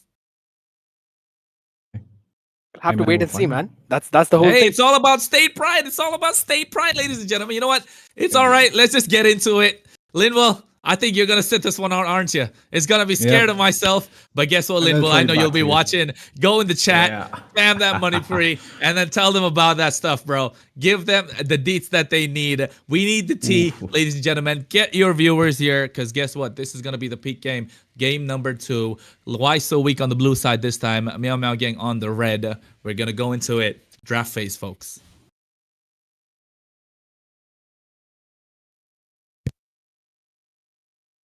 Well. Guess who's here now? We've got back with me. I can see the man making some faces in the back end, ladies and gentlemen. That's absolutely fine. You know it's going to be an amazing game when you've got your favorite boy on the desk along with Kronos. Hey. It's exciting to be here, scared. And of course, having Linville explain it in Manipuri does mean that he can connect heart to heart with the audience. Of course, we know everybody can speak English at the same time, but just to bring that extra bit of flair, ladies and gentlemen, bring that extra flavor that people have been missing. Because guess what? We got Hindi casting for you guys in the other states, but we want to make sure we connect with the audience. So if we have a caster that's from that particular region, of course, we'll be putting them on the spot to speak a little bit about what's going on. But right now, I think we are here. We're going to see the first few bands come out scared. Why So Weak on the blue side, Meow Gang on the red. And are we looking at a Lolita? Yeah, no, we're actually looking at an Aurora. Close enough. I'm going to give you that. Both have got an area of effect that can stun up the other side and can eventually risk them up to just oblivion. You don't really stay alive after that. But here's the thing. As you mentioned, now this is going to be the case where you have to work around with the certain bans. But here's the question now, Kronos. Since Why So Weak really don't like to play the chip as much, do you think that Meow Gang are actually going to use their ban onto chip and sue you? Or are they going to leave it open and work their way around with the same thing? Because they showed the Fredrin in the previous game. And they've clearly shown that even if they've got just one damage dealer for the late, they can make it work. You know what, Scared? I think that Fredrin was just a one-off pick. Just to throw them off. Like you mentioned, plant that seed in their head saying like, hey, if you ban out the assassins, we can pick the Fredrin. So that's why you see now, Why So Weak instantly banning out heroes that complement this Fredrin in terms of the Matilda. On the other side, however, Meow Gang just to be like, hey, straight up, we don't care. You're going to ban out what you're going to ban out. We don't care if you get the chip. We're all in. We have a plan. We want to execute that plan. And that's the factor about the ego that I was talking about that comes into play, especially trying to represent a state like Manipur. Oh my goodness. This is going to be a cracker of a game, isn't it? You really need to have that ego, absolutely. And again, as you mentioned about that fact, now they've also banned out the Vexana. Now here's the thing, dude. Aurora and Vexana, if you ban both of them out, you really kind of want to go in for an all-in dive. But again, banning with the Matilda as well takes a bit of that potential away from your team. I still feel that this could very well be a Suyu first pick if left open, unbanned, Meow Gang. It's going to be their choice now. They sure enough are not going to ban Chip because either of these teams don't really care about that first pick Chip. But again, banning with the Tigreal, it kind of seems like both these teams have got that same idea where they want to jump towards the enemy backline. But now you've got the Khalid open, you've got the Suyu and the Garod Kacha open. One of them is picked up by Why So Weak, two of them can be picked up by Meow Meow Gang, and they ban out the Moscow for the same Way. thing. Way scared. The Chip, the Suyo, the Khalid. Yeah, you were saying it. They ban out the mid lane though. The mid lane control is not being given away. Why So Weak realize they want something. Zushin is what they get in form of that mid lane control. They of course need to pair it up with something a little chunkier in terms of getting the fast wave clear. But if Meow Meow Gang gets Suyo and Chip, is that a big price to pay? That seems expensive. Yeah, they're not picking Chip. That's the main thing. Even in the previous game, they did not pick up that Chip. So it clearly kind of shows they've got no interest in that. But as you mentioned, we were talking about the big prize. Khalid and Suyu, both of them are absolutely beast in terms of that. And now you really need a Garod Kacha just to make sure that Meow Meow do not pick it up for the roam position. Hand it over to Charizard. He was absolutely doing a phenomenal job in the previous game. And Senzu on the Zushin can eventually capitalize on that. Alpha pick, I like that. You can match up the Suyu into the jungle, but this kind of limits you to play very aggressive early game.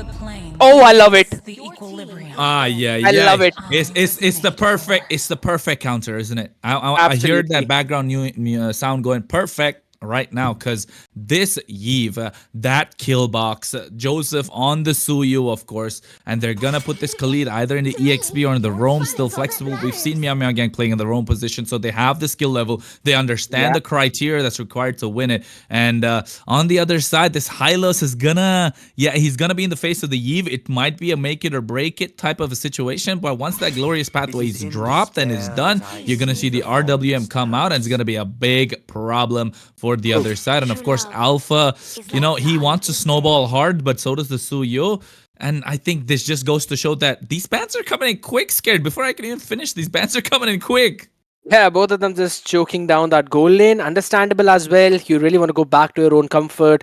I think so. The Nathan could eventually be banned out for the respect of Mirio, but never mind. It's a Harith ban. That means we could see either a Beatrix picked up or a Nathan. I would love a Beatrix pick because you're playing a kill box composition with the Eve, Suyu, Khalid. Pair it up with the Beatrix. You've got a bombarding damage in the real world manipulation area. No one can really walk out of it. You can pair it up with something of a big chain CC as well on the roam.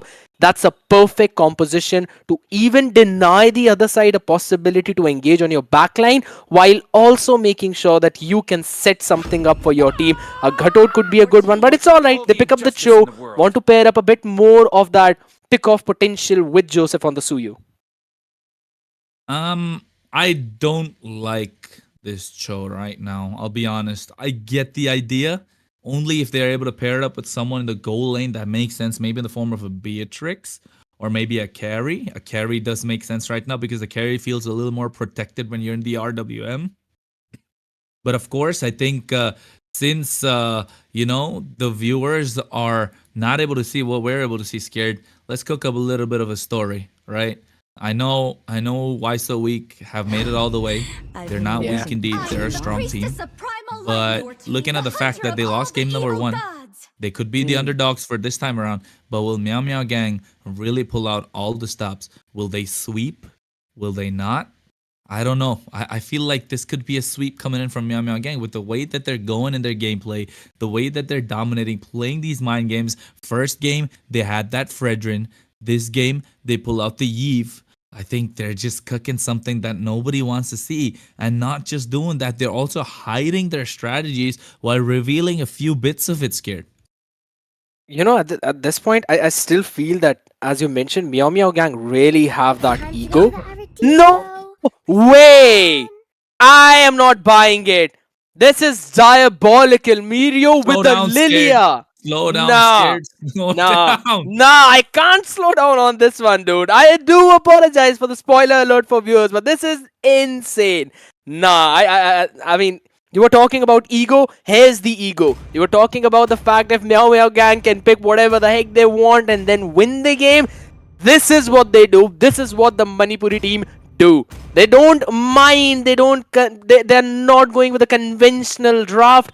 They bring random stuff up which they are comfortable with, and then they try to make that work. And if that happens, I'd gladly say Meow Meow Gang is the way to go.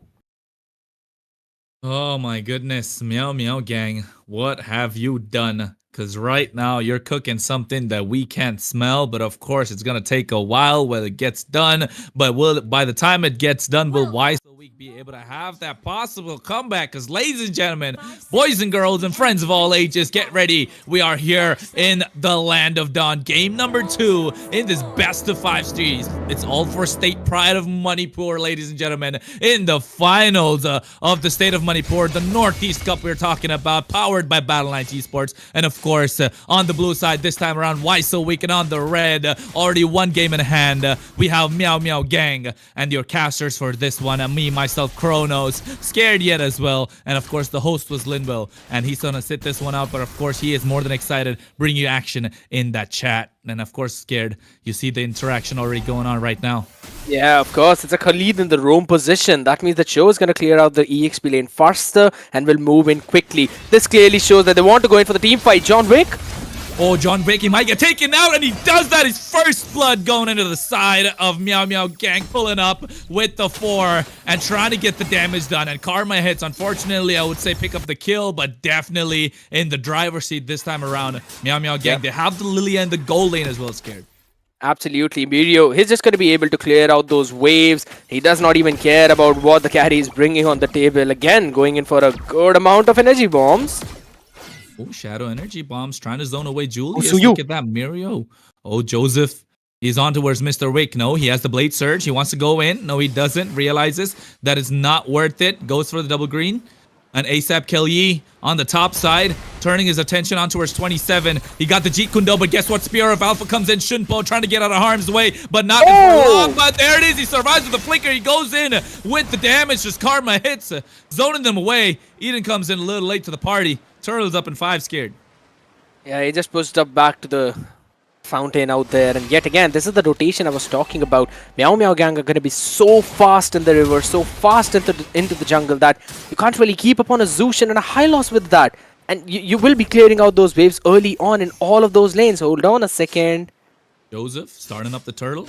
Karma hits, trying to zone away ASAP Kill Yi. But at the same time, on the top side, you can see Eden being thrown and dunked down on. But they go into the turtle in the hands of Joseph, but he might get taken down. Yes, he does. RWM comes in a little late. Karma hits with a raging sandstorm. But here comes 27. Jeet Kundo gets knocked up by the Earth Shatter from Charizard X as well. He wants to go for the way of the dragon. Mr. Wake pops to revitalize, trying to help his team survive and ask them to back off. But Karma his just wants to poke. Desert Tornado, trying to get them out of harm's way, but Shenzo from Ohio wants to get the control in the mid lane along with Mr. Wick, but Eden has a faster wave clear, scared. Yeah, they're going to just make sure to clear the wave. Hold on a second, a bit of a poke in the mid lane again. The gold lane matchup is going to be super boring. This is the first time I'm saying it, that the EXP lane might be more interesting than what's happening in the gold out here. Yeah, because I think both the teams kind of want to gank onto the EXP side, right? They want to give their priority on towards 27 Charizard X, realizing they could be the difference makers for this game, scared. Yeah, it seems to be the case. And again, Joseph doing a phenomenal job, constantly trying to deny Kaylee onto those creeps, because this alpha needs an early snowball, and that's exactly what he's not getting. And look at how far ahead 27 is comfortable onto his Joe. He's cutting in near the inhibitor and now can rotate in for the next probable play. Yeah, ASAP Kelly wants to get a snowball going ASAP, but at the same time, oh my goodness, they're on to our Charizard X, has forced the flicker out. Use the onward as well. 27, Jeet Kundo in the way of the dragon with the flicker, could hit any second. The turtle's up in 30 seconds. This could be what they're fighting for. This could be the make it or break. And scared because Karma hits, goes in. He gets the taunt. He gets the damage onto where Shenzu. Little poke coming in. He gets picked up. Karma hits, has to go over with a raging sandstorm. This is clear zone, clear message that Mr. Wick can go in for the engage, but they're deciding not to do so, realizing the turtle is much more important. But they go on. Law and order. Onward. He gets the knock up. Eden flickers out of harm's way. Karma hits, goes in with the poke, but 27 Jeet Kundo. Shunpo gets that, but that look at that Spear of Alpha comes out right on time, tries to save them, but Shenzu goes back with that Crimson Beacon, but the RWM drops Eden. Right now doesn't have the damage. Charizard X trying to zone them away. Mirio comes in. He has the Shadow Energy Bombs. He picks up the kill on Charizard X, and they get firm control of the turtle. Meow Meow Gang. All the commotion happened. I'm surprised that we only see one kill after everything. all of that was thrown in except for the kitchen sink. I'm going to steal the line of yours out there, Kronos. But yeah, that's exactly what happened. But here's the thing. Oh, Mirio.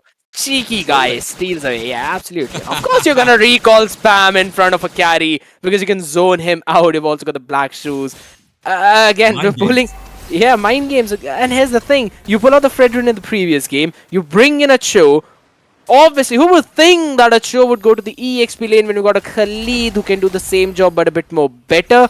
But then you decide, let's actually put the Cho down there because you can immune every single CC skill that's coming in from Edith. Be it the Onwards, be it the Earth Shatter, you can Shunpo your way out of there. Yeah, I think it's all the mind games, that flexibility, the versatility that Meow Meow Gang brings to the table. But of course, why so weak? A little more straightforward, realizing their draft is what it is. What is this rotation? Joseph gets the top clear, but they get both of the ones that can single pick off along with a team fight here. 27, Jeet Kundo right on towards Julius. But guess what? Purify, not enough. The Desert Tornado picks up the kill, and Karma hits really hard. Picks it up for himself while they get the bot tier 1 tower. The top side is kind of protected thanks to Joseph. He gets the mid lane clear as well, and Meow Meow Gang slowly but surely getting real estate on the map. Shenzu forced the Crimson Beacon out of harm's way as well, but Joseph goes in with a Blade Surge, Soul Sever to pick up the kill. And right now Mr. Wick should be next to the chopping block with the Raging Sandstorm, and they throw in the Way of the Dragon along with the RWM. A little too many resources for the Centaur. However, he does get taken down, and they have no reply coming in from the side of Why So Weak. And you're going to lose all of your buffs as well. Amazing play from Meow Meow Gang. Thinking one step ahead, taking the bottom and then focusing down on mid. Understanding that Joseph gave the information that there are 4 on top. They picked up 1 in the bottom. A bit of a mispositioning from Shinzu as well. Not realizing the threat that was there towards the tier 1. And I love the way how 27 kicked Mr. Wick over towards the upper edge of the RWM. Because you know he's popped in the glorious pathway down on the bottom. You want to make sure that he's just over towards the longest and the farthest edge so that he can't go in over towards his tower for a confirmed kill. Simple, small micro play, but a smart one indeed. Oh, look at top. Charizard is dead. Yeah, nah, I don't think so. Char should be able to fly out, right? Although Charizard X right now. Raging Sandstorm comes out onward a little too late. Primal Rat comes out as well, forcing the flicker. RWM was dropped, but guess what? And this time, Mirio baits out the Spear of Alpha. Black Shoes, easy peasy lemon squeezy out of there. Meanwhile, in the mid lane, 27 trying to clear it out, add some pressure on, makes his rotation down bot scared. And again, it's very easy to pull out the composition that we have. Dragon Charizard X, oh my goodness, has to fall down. Clipped wings as they get tier 2 in the mid lane. Next is down on the bot side. They're trying to force Julius. Joseph, he tanks in so much, but oh my goodness, that damage, unreal. That's a 5-level advantage over carry. Finally, again, a Spear of Alpha used defensively to try and survive through all of that onslaught. I was about to mention that since Charizard X used up the flicker early on, hold on, we'll talk about that later. They just don't want to stop. Yeah, Mr. Wick here. I don't know why he went for the Law and Order on towards Mirio. Not the right target he should be looking at. But who is he really going to catch? Because every time Joseph comes in, he has the immune to get out of harm's way. They call for a pause scared. I don't know if this pause is going to be helpful or not. But definitely 11-1 kill score. That even slipped our eyes. Yeah, I mean, that's absolutely nightmaric at this point, man. And here's the thing, Kronos. We've been talking about how... Yeah, there's a clear-cut win condition for Meow Meow Gang. But why so weak as well? They've got a very simple execute. They use the glorious pathway to start and or probably to go in for the disengage. But they can't really do that. Just because of the fact there's a Suyu on the other side who's level 14 over-farmed. You needed to bring that win condition for your own alpha, and that just did not happen. Linwell, you saw what happened. What is Scared talking about? I'm a little dazed. Dazed and confused with all that's going around. They got a Lilia in the goal lane. They got a Cho in EXP. Why are they putting Khalid in the wrong position? They're throwing me for a doozy. And of course, for those of you who are watching, make sure you share it with your friends. Share it. Man, that's for sure. It's not a request, it's a threat. Hey, yo, pull up the chapel for that. And just with some hair oil. But yeah, oh my god, why so weak? It's clear draft. It's clear difference with the draft for Myeong Gang being a lot better, and also the fact their rotations have been quite dulled by this Khalid, who has been so fast on the map. He's been everywhere. He has the damage. He has the sustenance. You can't really pressure him that much. Maybe if he oversteps his boundaries, but he's not going to do that. So just timing those ultimates precisely alongside with the flicker, even the Cho coming all the way from the XP lane 27. Cho being one of the only ones who can, sort of make the Zushin have a run for her money. Like, it's so hard to face against that. And Meow Meow Gang are performing tremendously well. Like, even the small details, which Scared mentioned, like kicking right at the edge of the RMW just to get the stun as soon as he moves and get a little bit more burst into him. So, yeah, really good gameplay coming in from Meow Meow Gang. I mean, I kind of love it, right? Because, again, moving over into a situation where you've seen the draft, you see a Cho, you see a Khalid, and then you see a Lilia and an Eve. Understandable, Lilia will go to the gold lane. All right, it's okay. They kind of want to pull something up, a shenanigan off. I mean, I still think there were a lot better picks in terms of that. Apart from a Lilia, you could have gone for a Beatrix as well. Would have made a bit more Hey man, sense. they're having fun. Yeah, but yeah, they're having fun, and this is the ego that Kronos was talking about. But I'm gonna say it straight up right now. Alright. If they're gonna bring this thing into the Swiss stage, they can add question marks into the hearts of the opponents. But you really have to showcase a strength of this draft, Kronos, which I really don't see them showing. Yeah, I agree. I think the strength of the draft entirely executes in the early game. You want to dominate one side at least, but not being able to do so kind of asks the question, right? That's what we're not able to see. Scared to answer your question. Oh, well, I know we got to say goodbye, but guess what? I thought Julius was going to say goodbye as well. Joseph went in aggressive with that Soul Sever. I think he's become a one-trick right now with this Suyo. I mean, who wouldn't be, given the fact that he dished out so much damage and is kind of a broken hero currently, contested in every single competition globally as well, not just in the MPLs, the NACTs, and of course what we're going to see a future on in the M6 as well. Here's the big part about it. Kili is level 11 and Joseph level 15. And this has now reached the 10th minute mark. That means you are already 6 minutes ahead of the clock that was basically moving on in the game. That is absolutely phenomenal, man. I'm just telling you, they're just enjoying it. They're not doing that. Hey. Do it in front of the minions so that they can see. I'm about to say, they got to do it in the mid lane. Do you want to show domination? You want to show ego? Is this the best that Manipur has to offer? I think it is, ladies and gentlemen. Meow Meow Gang, right in the midst of it, in the thick of it. You know, this is how the story goes, folks, because in the mid lane, they got the 5-man recall going in. 10,000 gold lead, 10 kills ahead. And seems like they want to take game 2 by storm. And why so weak? Why so weak indeed? They're just asking the questions to the wrong people, maybe just looking into the mirror and asking that. But eventually it's going to be a freebie lord for the side of Meow Meow Gang. Finally, we're having a look at the items as well. And again, a glowing wand, Ice Queen wand for Miri on the Lilia. On the other side, you've only made a glowing wand till now. On Sinzu, on the Zushin, this is a big problem.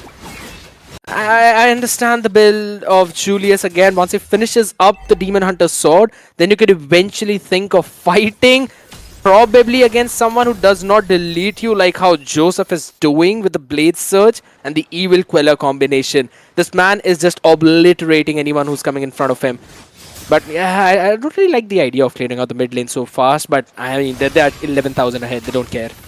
Hey, if you're that ahead, you do what you want, and that is what Meow Meow Gang are doing right now onto our Charizard X, forcing everything out of him. Primal Rat is kind of stuck with your Rocket Heart Blaze, but Jikundo, along the way of the Dragon, comes in. ASAP Kelly goes down, but he takes down one with him, and the Sacrificial Lamb is 27. When his squad asked him, 27, can you do something for me? And he did. He showed up, and Joseph wants to clean up shop, but those Shoda's Karma hits. They get 1, they get 2. ASAP Kelly, Julius, down and out for the count. Charizard X wants to clear the wave. The recalls are too toxic right now, and seems like they get the 3rd. Joseph is godlike indeed. Charizard X Next on the chopping block, Joseph can go in, doesn't want to, gets the clear on the mid lane. Realize that this is not the time. They can extend this game as much as they want. 13,000 goal lead. The damage he's doing is just too much. But guess what? A little too much bitten off. And right now, ASAP Kelly gets the shutdown. One after the other. Charizard X will go down. Mirio with the Shadow Energy Bombs. He's on a killing spree.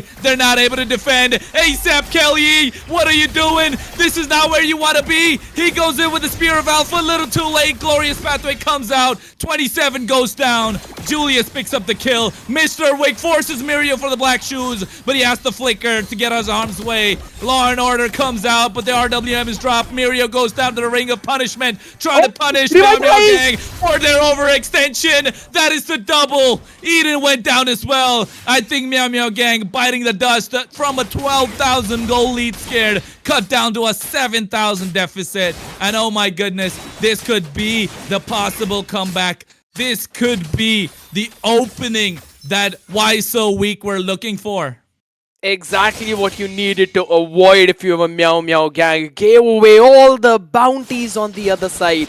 They should definitely be happy that a couple of them eventually went in for Mr. Wick and not the rest of the team. Joseph, alright, the man kind of sees the others, but hey, here we go. Glorious Pathway. Julius wants to get the kill on towards Joseph. He's the target. They're going with the Crimson Beacon. They're throwing everything that they can, but beautifully kited by the side of Meow Meow Gang. The mobility that they have cannot be questioned. They can get the kill. They can get the engage. 37. On the way of the dragon on towards Kelly. Raging Sandstorm. RWM. Joseph goes in. He cleans up shop at the back line. But at the same time, Shenzu able to pick them up with the Lantern Flare. The Disco Lights are going hard. 27. Karma hits. Will get the ones in the front. Julius goes down. He was left stranded all alone.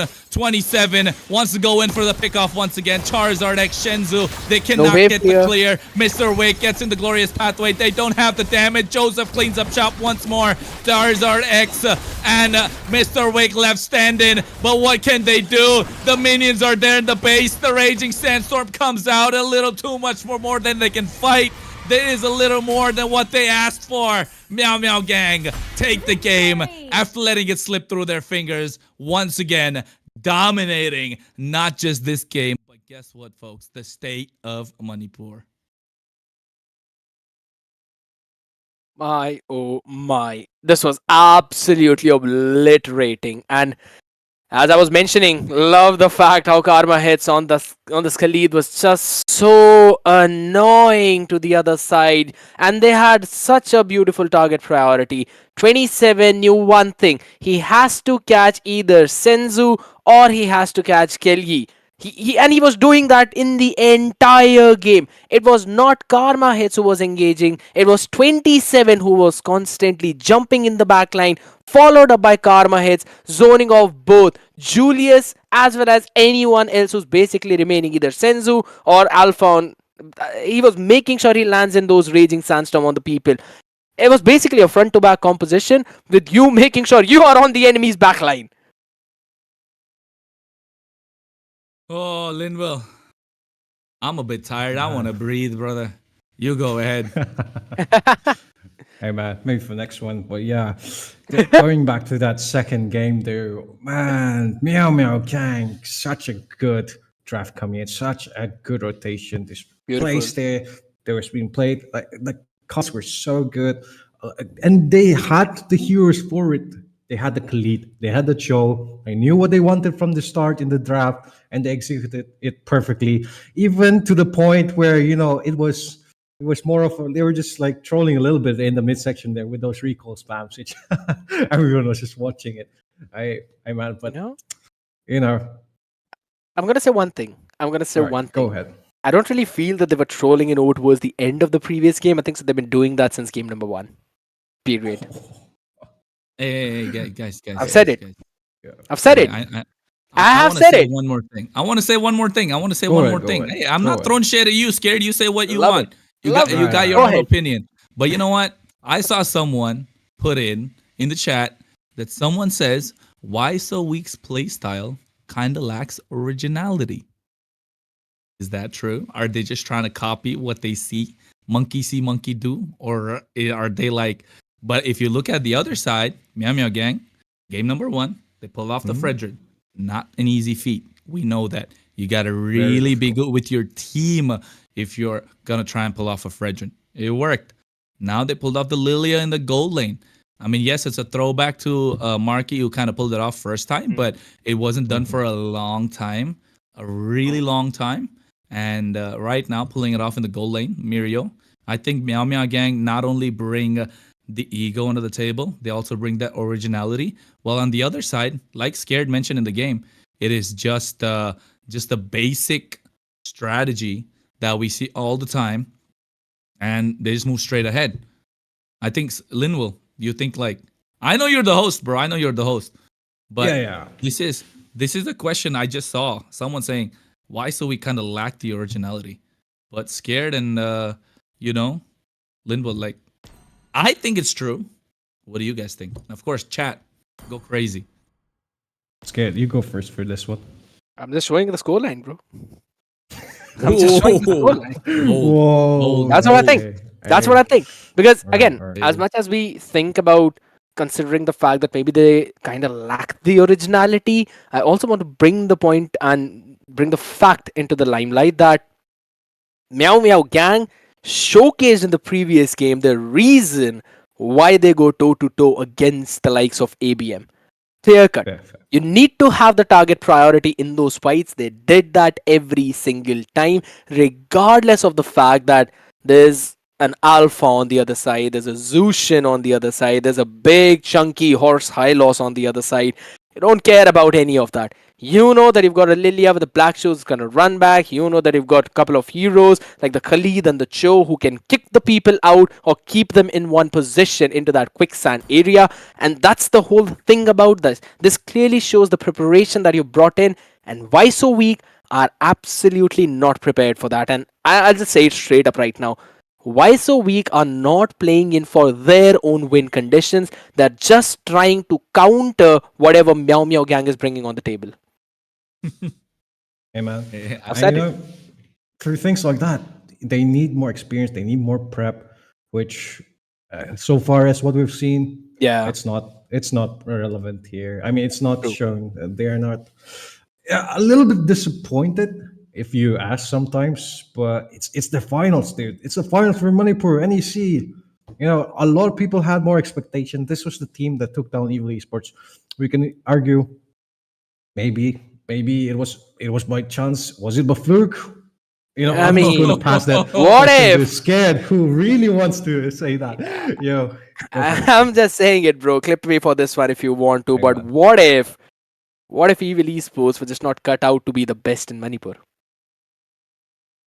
Damn. How? Damn. Just saying it. I mean, there's the whole part about it. Right now, why so weak are not even close to what Meow Meow Gang is doing. They're basically going with a 4v5 for the past two games. And I'm going to say it straight up. In the last one, the Fredin was not supposed to work. And this one, the Lilia was not supposed to work. Everything else, I agree. But nothing apart from all the 4 picks. Why so weak still could not win out. They won the draft in game 1. They could not close it out in this one. So is it really the issue of just the macro and the micro is my big question. Because I really see it in that sense. Meow Meow Gang has got a much better macro as compared to why so weak. And I think the macro just doesn't come from the way that they're playing. Of course, it's the picks as well. Yes, it feels like it doesn't work because it's completely unorthodox. But given the fact how they want to play in that situation, in that game, looking at their win condition, it's the skill level that Meow Meow Gang are bringing to the table, right? I think if you throw aside all the drama, all the controversial parts of it, all the all the tea that the people kind of want. It's the fact that Meow Meow Gang are definitely one of the top teams right here in India. Quote me on it. I think we've seen a lot of other teams make it all the way. And the fact that they have kind of shut down their haters, proven it time and again that they're not just a small team. I actually remember before the Northeast Cup even started, I had someone who messaged me. I kind of forgot the name. He DM'd me or we were on a call and he said that, hey, I asked him which team you think is going to take it all. And he's like, Meow Meow Gang. And I was like, I've never heard of that team. And he's like, you just wait and watch. And I think he kind of proved this point we are watching how good they are. It's not just a matter of it being, you know, uh, a micro issue or a macro issue. It's not just the fact that they have the better ego, the better skills, the better presence, you can say, in the game, looking more proactive on the map. But also, I think that the way they're going about, and I think Linwell can back me up over here, they definitely have all the rights. They have earned their place 100%. to represent Manipur as the state champion thus far. Thus far. But of course, why so weak can make the comeback. And if they do get this reverse sweep that is there, we've seen it happen from the bigger and better teams, and we've seen giants fall down. And the bigger they are, the harder they fall, Linwell. And I think Meow Meow Gang, although they've kind of earned their spot right now, in my opinion, why so weak can just trip them up, make this Goliath feel like they're going down in front of a David. And I think this is what Why So Weak will be looking at as well. Hey man, if it happens, all the more fun to it, all the more drama to it, or even like it's just gonna spike up this entire controversy for Manipur a little bit more, which it's been a lot. It's been a lot, folks. But yeah, as Carlos mentioned, he stated perfectly. Also, even alongside Skadiet, it is the finals, ladies and gentlemen, for the state of Manipur here. Why so weak? Will they bring it back? It is Big still a question. 2-0 here by MMG. It's a little hard. So, Cross, you did say like they might have a chance to bring it back, but so I'm gonna ask you, for what we've seen so far, how do you think they need to go into the next draft here for the third game? It can be the mentality or the strategy. I think I'm gonna go with you for the mentality, and Skate, you give us a strategy. Thank you. All right. Hey, he's just Hey, threw man. another doozy at us, Scared. But I think in terms of mentality, of course, they need to understand their win condition because, like Scared mentioned, they had a clear path to victory on their second game, the first game as well. It seemed like something that could they execute quite easily, but not kind of executing what their win condition is, not realizing, not able to understand what they got to do to pick up the victory. I think that's the problem that they're facing. And of course, the mentality comes in with the fact that, hey, we are here at the state finals. We are representing our state of Manipur. It's all about being the top team of Manipur. State pride is on the line. Hashtag state pride, ladies and gentlemen. It is on the line indeed. And I think it's now or never for them to kind of pull up. And they gotta pull up fast, and they gotta pull up hard, and they better give Meow Meow Gang some questions or something to Yeah. fight for, because the way it's going, it looks like it's just a stomp in the finals. And I think Meow Meow Gang are not just here but to play the game, but here to make a statement in the top 10 that if they're gonna go in, they're gonna go in with a bang. But I think Why So Weak also want to prove their haters and say that they didn't come here in the finals by beating Esports. It was not a fluke. It is done by hard work, blood, sweat, and tears. And of course, they got to channel that inner dog in them to get that out. And I think they will be able to do it. It's just a matter of time to see it. Hey man, and they're pushed at the end of the road for now. They're almost going to fall off the cliff. It's 2-0. They'll need to bring him back if they want to have a fighting chance, possibly. If they Yeah. bring us to a 2-2, it's going to be quite exciting. But yes, Scared, lay Yeah. down the game plan for us here for Why So Weak. I was gonna say it, man. They've got to pull in the Goku in them, right? Because you don't really have the Vegeta who's gonna fall off the stage of tournament to power and give you that last surge of energy boost or maybe a big chunky motivation. But you really have to pull up your socks at this point because no matter what, yes, and I'd say it's Jiren that's standing in front of you. He's taunting you. He's making you that you know what you really can't time for fight Ultra against Instinct. us. Yeah, it's time for Ultra Instinct at this point. You have to pull something out of your box. And just as Kronos said, the mentality is important. But in terms of strategy, I'm just going to say this is game number 3. You've tried the meta for the game number 1. You went in for a bit more comfort, leaving out a lot of openings in game 2. Maybe just ban out the Suyu, ban out a couple of more picks that are really annoying you, like the Khalid in the game 1, and then move forward with whatever you're comfortable with. Either ways, you don't really need to ban the chip because Meow Meow Gang don't like to play the chip. Indeed. Yeah, And- both teams hasn't picked them up Yeah. single time, which we've seen. But yeah, you were gonna say Skip or I was just about to mention that we're now going to see a bit of a yeah. change as well from Meow Meow Gangland, Will. And it seems like Mirio is now going to be playing, not going to be playing. Instead of him, Wisteria is going to make the appearance. So that's also a big thing. At least there's the fact that the Lilia Golden is now not coming back in. I hope so. Hope so. You're really obsessed with that one. It should not work! Come on! Hey man, they pulled it off though. They pulled it off. I know there's a lot of counter arguments. Dude, the Black Boots is such a good usage skill when he wants to play aggressive. Which you have the divers here that show the Khalid. Nah, and I'm now not the buying Lilia, it. She wants to go in again. So I'm they not can just buying buy- it. I man. pull stuff like an Odette in the Golden in rank. What makes you think that should work in any tournament game? It should not. Hey man, if it happens in MPL ID, I'm just gonna. It's supposed to work, Scared. That's the whole point of the draft. Yeah. It's a completely yeah. It is. If it works, it works. That's it. That's what it is. Yeah. So I think Linville, you got your answers. You know what? I'm gonna ask you one. This is gonna be a. It's gonna be a 2-1. Is gonna be the game that's coming back from Why So Weak, or is it gonna be a 3-0 stomp? It's difficult. It's difficult. From what we've seen so far, I would like to say it might be a 3-2, but with all putting aside positiveness, negativeness, I'm just gonna stick 3-1. Why So Weak? They have the skill for it, but I think they lack the experience a little bit more. Maybe as a team. Scares here just showing the 3-0, which for a long time. But Charles, what about you? What about you, man? 3-2. Hopium. I like the see it hopium. go all the game. I want to see it go all the way. All the way. I want to folks, see it all go the way. all the way. Yep. Whoever That's it what is we all doesn't want to matter. see. It's got to go all the way. Yep. I think the teams are ready though, so we'll probably be hopping the draft after some quick words. So, anything you guys want to say, at least to the audience or to the teams that are watching? Audience, get your viewers. We want to see the game, or we want to see it go all the way. But of course, at the same time, we want to see you guys come and show up for your state. It doesn't matter which team you're supporting. Remember, it's the fact that you're supporting your state.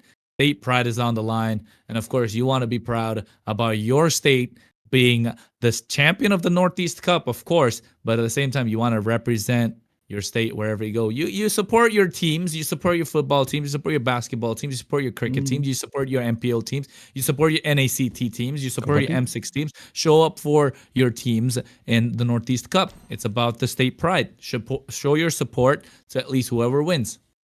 Yeah, that's all I got to say. So I think Scared. You don't say a lot. Let's just go into the game. Wow! Oh my God! Let the man That's speak. nasty.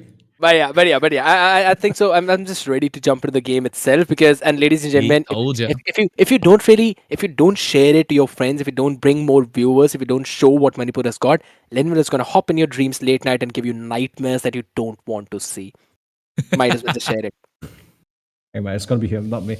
But yeah, for now, you can support us in other ways also, not just the stream. Download the Mobile Legends 5v5. Links in the description. And the LAN tournament is gonna be upcoming here in the second week of November or so, around that time. So support that also coming on. We want to see a lot of viewers there. We want to see a lot of you guys in the comment section. Typing your favorite team, giving your support. Maybe sometimes give a little trash talk or this team doesn't really deserve it. Just come on, just give us what you think on, and then just keep watching for more NEC, which is the first season, guys. We're gonna have more tournaments upcoming. But yeah, absolutely. We'll be going into the draft here. I'm gonna give it back to you guys. And let's hope things go well for Why So Weak. Maybe. True. But before we go on there, hold on a second, Linville. Before we go on there, we've been asking for every other prediction and everything, right? Now, I kind of want to ask you just one question. Do you think now Meow Meow Gang are going to pick a chip? No. Just one question, man. I just want to ask it. Okay, I'll answer it in this way because Manipuris, they don't like the chip. I don't know. I've seen a lot of games. They don't like the chip. Maybe one or two like to pick it up. They don't like the chip. I don't know. Yeah, he's just hiding off the corner. All right, but all right. I'm not gonna I'm not gonna judge on that. I'm not gonna judge on that. But all right, I think so. We're all ready now. We're all fired up to be jumping into the game. Linville, just bring us there already. Yep, let's go into the game, boys. Have a great time. Yep. Ooh, we are getting ready to go into the draft, folks. Already in Meow Meow Gang versus Why So Weak. Meow Meow Gang on the blue side and Why So Weak on the red this time around. Switching it up a little switcheroo. But of course, favorites still Meow Meow Gang. Why So Weak? I want to see them make that comeback, Scared. I do want to. I'll be brutally honest. Apart from everything that has been happening there on the desk as well, I genuinely want to see a long series because that's when the essence of this entire draft comes into the play. Now again, Meow Meow on the blue side don't really feel like they're just gonna focus down on any unnatural thing. Maybe they can stick back to their own bans that they were doing. But this time, since they're on the blue Chronos, they can eventually let the Fovius open. And they can pick it up for themselves if they really want to. Yeah, I agree. And I think, the fact that the viewers will see the draft a little late. So let's just paint them a picture right now. Meow Meow Gang on the blue side, 2-0. Why So Weak? Third game, make the win. Fourth game, make the win. Fifth game, pick up the win. That should shut up their haters, wouldn't it? I kind of thinks that way as well, but here's the thing. Now I'm gonna be a bit more skeptical onto this one, and I'm just gonna bring in a few references. We've been mentioning how solid ABM has been in the entire scene and how strong that entire team is as compared to every other team, and that's one of the main reasons we see that team not just cook something up, but rather practice a lot against the opponents that they're confident against, right? I think so that is exactly what Meow Meow Gang right now is doing. There were only a couple of major threats as such, which I really felt were eventually eliminated early on, like the teams like Lafukabi or even the Eliminators.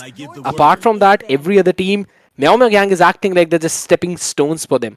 And I really want to see Why So Weak step up their game. And we were eventually talking about a few of those bans, right? I think so, two of them that have happened right now are the ones that I mentioned right before this draft began. Yeah, I think, like you said, these bans that they want to give out, Why So Weak, I think taking their time, not wanting to give a lot away, leaving the chip open once again. The Tigreal's gone off the table. They've taken off the Fovius on the blue side. Of course, on the red, the Suyu was off. I think the Khalid came off as well. Yeah. I think the last few bans speak for themselves, Scared. We got that Zushin, which definitely is a problem in the mid lane, gives that control to them. Meow Meow Gang do not want to give any sort of control away, but of course on the other side, taking out the airline. Mathilda airline no longer available to be picked up, but Meow Meow Gang don't really prioritize that. They banned away the Zushin, not showing any interest into picking that. But here's the thing. Now, since Wisteria has also joined in, I think so they might want to go in for something like a Garud Gacha. If they like to. Aurora was left open though, so Karma hits the side. He wants to hit in a few Hailstone Blast on the other side with the Queen of Ice. True love is like Ooh, the Ice Queen. In this game, and early pickup, I would say. Early pickup. Kind of preventing them from diving on. Asking questions to Why So Weak. Do you looking to dive? Are you looking not to dive? Because now if you want to dive, guess what we can do? We can just anti-dive. Hey, yo. With that Frigid Glacier. I think it's definitely a problem. I know what you're talking, Scared. Be a little patient, my friend. Viewers can't see it. We want for it to be a surprise. I know we're surprised as well. But guess what? Doesn't go to show. But I think if you look at the fact that Meow Meow Gang this time first picking the Aurora means that they kind of want to play on the mid-game power spike rather than early game. Yeah. Of course, in the early game, they're trying to get Joseph set up. And I think Joseph being set up this time around might be a better option for them in the early game to get that snowball going. And I think they might want to go for the alpha route as well. We never know what it's going to be.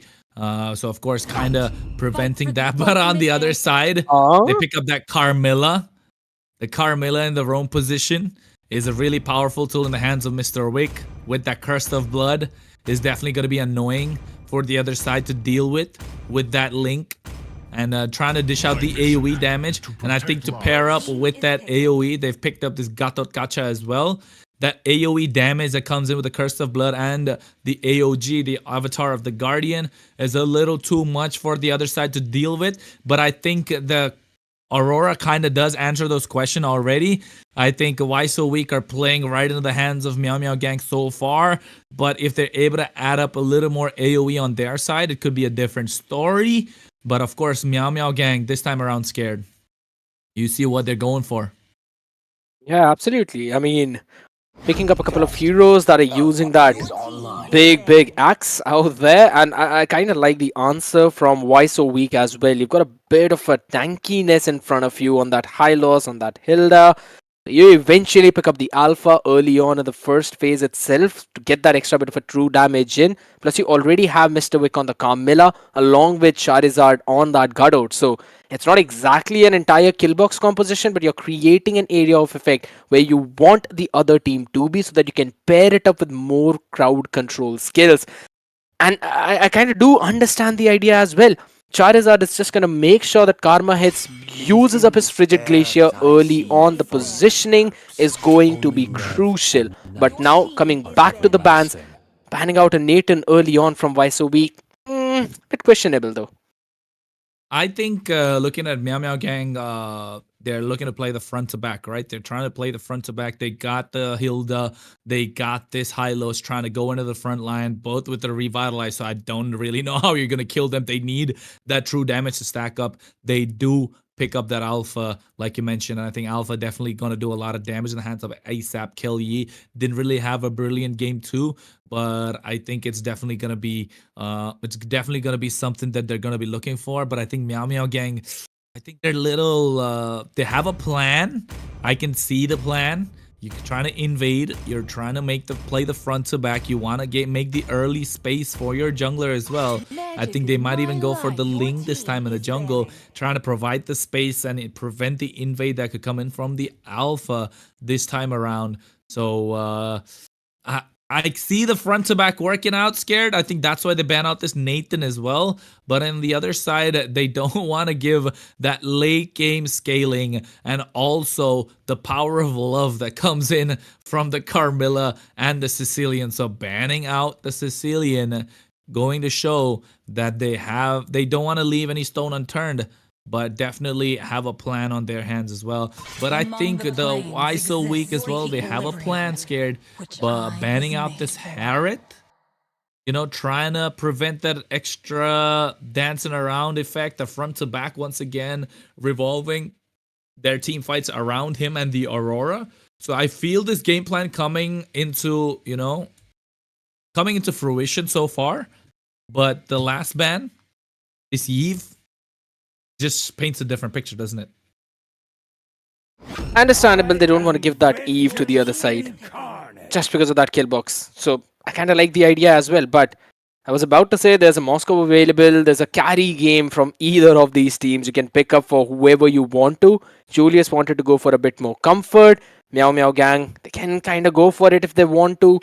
Not quite sure about the Claude though, but you were mentioning for that Ling, and Wisteria is out here, so we might possibly see that. There's a possibility of an Xbog as well. You can pair it up. I don't think Somatis is going to work that really well. You can also pick up a Nolan if you want to, though. Yeah, I think this Nolan could work in the hands of Meow Meow Gang, but kind of has a problem against... Oh my goodness. Has a problem against the Alpha. Folks, you hear me saying, oh my goodness, because in due time you'll find out who is going to be picked up in the jungle. But of course, they got this 1-1 in the goal lane. Scared yet? You and I both excited to see that happen, definitely.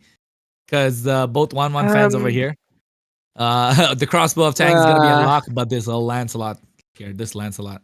Yeah, here's the thing. You've got the entire early game burst potential on Wisteria, on the Lancelot. Joseph is just going to be here, majorly being playing as a bait rather than an additional damage dealer.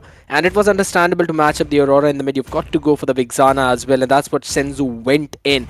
I do understand what both of these teams are trying to do in terms of the damage. I would still say Why So Weak have a bit more than that, but I think so Meow Meow Gang are actually going to pull off what they want to, and that's the early game pressure with the Hilda and Lancelot.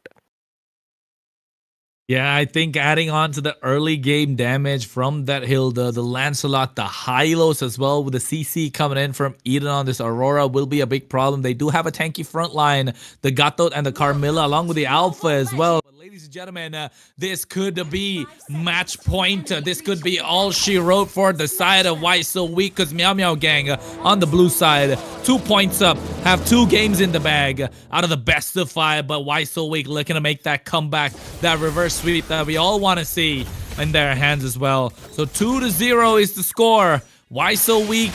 Asking questions right now, looking to give the answer. Is Meow Meow Gang trying to tell the other side that they want to end the game? So definitely, it's going to be a cracker. And of course, your casters for this one, myself, Kronos, alongside me, Scared Yet.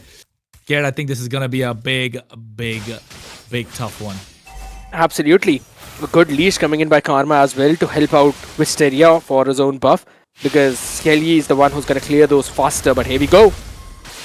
Yeah, I think they're already trying to get that early game damage going in. Karma hits, zone back a little bit, picks up the heal that comes in after purple buff. Yep. So can survive, live to see another day, has the revitalize as well. But on the EXP side, they're looking to fight. And I think 27 on towards Charizard X, just a small brawl. Yeah, absolutely. It's going to be, again, 2 big beefy people just throwing blows, 1 for 1. 27 is going to take more than Charizard X, so Charizard should not prioritize that because of the passive of 27. It's just going to go in the bush and heal himself. Oh, but the Spear of Alpha connects quite early. Karma hits, has to revitalize to survive, but here comes the heal. But oh my goodness, the puncture with Thorn Rose picks up the kill. Phantom execution. Wistaria picks up the first blood. He wants to go and misses the puncture thanks to the flicker that came in from Shenzhou right on time. Wistaria missing out on what could have been a triple, even a maniac if it was done right. But of course, goes to show this Lancelot does require a high level of skill, and Wistaria trying to show that to us this time around. Pick up a Lancelot when you know you're better than the opponent. That's exactly what Wisteria is doing. And that's exactly what I've been mentioning, that Meow Meow Gang are just styling on Why So Weak. They're just playing with their food, and that's exactly what's happening. Mr. Wick want to open the map, but Kaylee has been spotted. Yeah, Kelly gets spotted. He has a Spear of Alpha, but guess what? The Hilda goes in. He goes with Spear of Alpha. Doesn't have the Retribution right on time. It goes in the hands of Wisteria, and here they go gung-ho with the Phantom Execution. Wisteria picks up the kill one more time. Mr. Wick's next on the chopping block. And guess what? Karma hits with the Ring of Punishment. He goes down nonetheless. Charizard picks up the kill. But Mr. Wick went down at the same time. But oh my goodness, with the AOG, he gets the shutdown, makes it a double. He wants to get the triple right now, but misses out as they go on the hands of Shenzhou. And Eden picks up the spoils. Charizard X falls. 4-3 kill score. And I think Julius here wants to play the mental game as well. I was about to mention that Eden was the one who eventually outplayed Charizard X on that AOG, because he went in for the Frost Events at the perfect time to help Wisteria survive for half a second longer. But that just did not happen. He was eventually taken down by that enhanced basic attack. But again, good spoil pickup by Eden yet again. I've been talking about the fact how important the mid laner has been in the entire game. And Eden has been having an upper hand over Senzu in not just this one game, but rather the entire series. And look at the amount of constant poke that's coming in from him. Ooh, but the Curse of Blood does connect after that poke, and they go in with a Spear of Alpha, but the Frigid Glacier right on time. Not enough damage. Karma hits, wants to go in, and here comes the puncture from Wisteria. Avatar of the Guardian connects on towards 3, but they get the kill. ASAP Kelly not having a good one. 0-3-0, but the Spear of Destruction comes in, and I don't think Julius wants to go for this time around. Seems like Why So Weak already in the back foot, not getting the mid lane control Scared that you spoke about. 27. He does have the power of Wilderness. Doesn't want to go for it. And I think this time around, up top, Joseph, he could get the Crossbow of Tang unlocked Scared. Nah, not yet. I don't think so. You don't really have anything to go in for that dive. Let's say a good play coming in from Julius, but hold on a second. They were looking to cook something up unless spotted by Mr. Wick. Yeah, he gets spotted. Thorn Rose comes out after the Phantom Execution. Joseph has the Crossbow of Tank, can unlock it. He wants to dish out the damage, waiting to go in, and yes, he does. But guess what? ASAP Kill Yi moved out of harm's way before he could carry over on towards him.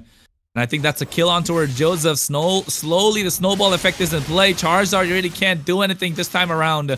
Zoned out of harm's way, but here comes the glorious pathway on towards Julius. SOD connects. He's able to get out again. But the power of Wilderness is there along with the AOG. It misses completely. And here comes the Frigid Glacier for the re-engage. ASAP Kelly does not have the damage.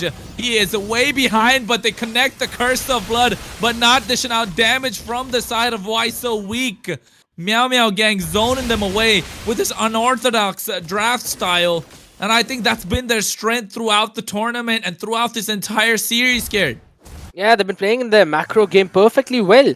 They just wanted someone to match up the rotation of Charizard X onto that Gutout and that EXP lane. They're doing the work perfectly fine. Julius went in a bit too ahead though, but they have to concede the mid. Oh my god. Oh my goodness, Wisteria Thorn Rose, he could get out of there with a puncture. No, he doesn't. Bites the dust this time around. ASAP Kelly finally gets a kill. And I think this is where you want to be if you're the alpha. You want to get the kill. You want to start snowballing. But the space not provided to him by his team, Scared. All thanks to this Hilda on 27. And of course, Karma hits on that Hylos. Look at that. They go in with the Art of Wilderness. Power of Wilderness used as well.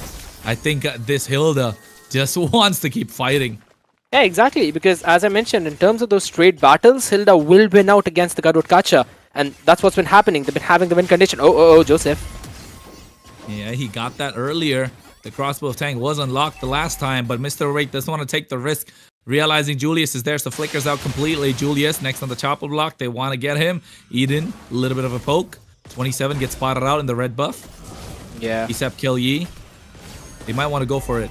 Yeah, they're just trying to go in for a bit more brawl, but 27 wants to force the retribution. Oh, here we go. Ooh. Spear of Alpha connects. The taunt is right on time, but guess what? The Blessing of Wilderness, along with the Revitalize, keeping 27 alive. He gets a little greedy. Charizard X went for the AOG, but he's still able to survive. Wisteria, he went in with the Phantom Execution, got the kill, but now this time around, they get the kill again with that Frigid Glacier to try to stop them, but ASAP Kelly picked it up, slowly making their comeback, but the goal lead already slipping in there from their fingers. 3.5k in the hands of Meow Meow Gang. They're gonna probably lose onto this turtle as well because Wisteria is just not there. Finally, an important opening coming in for the side of Why So Weak, maybe not. Oh, and look at that. They get the crossbow of Tang unlocked, but didn't use it. Actually, I think he did as well. He did. Went down thanks to the Frosty Breeze alongside that CC that was provided. And I think Scared. Meow Meow Gang are dominating the game, but what does Why So Weak have to do to make that comeback? At this point, I'd really just think that they have to work around with the overextension that Meow Meow Gang are actually having. Yeah, look at that. Wisteria gets caught off with the Deadly Grasp. AOG comes out after the Thorn Rose. Beautiful connect from Charizard X, but the crossbow of Tang is unlocked. But 27 in the midst of it gets taken down. And right now, the Curse of Blood did connect. Eden should be next. Flickers out. Glorious Pathway. And even the Frigid Glacier to zone them out, but the SOD connects. And I think Joseph is there trying to save them, providing the insurance that they need, that Julius can't come in and dish out the damage. So they're buying time. It's slowly coming to that boiling point, Scared. And I think Meow Meow Gang need to start thinking about the end game right now. My greedy nature would have definitely gone in after that SOD connected. I don't care. I just give me the kill onto Eden. I'm going 0-2. I'd rather go in for those kills, but it's absolutely fine. Good patience. But look at the top side yet again. Oh, ASAP Kill Yi went that for the Threads of Flowers. Oh, the Curse Blast coming in from Shenzhou. Picks up the kill, and this is what I was talking about, the greediness, but Julius able to dodge that, gets the Spear of Misery, but the Phantom Execution connects. Wisteria gets caught out with the AOG. He goes down. Charizard X on a killing spree, got the team on his back on this 5-1-3 KDA, able to survive, but guess what? They want to go for the re-engage. I think Karma hits with the Ring of Punishment, trying to do some damage, realizing the Gatot is just a little too tanky, and I think they want to penetrate down the mid side right now.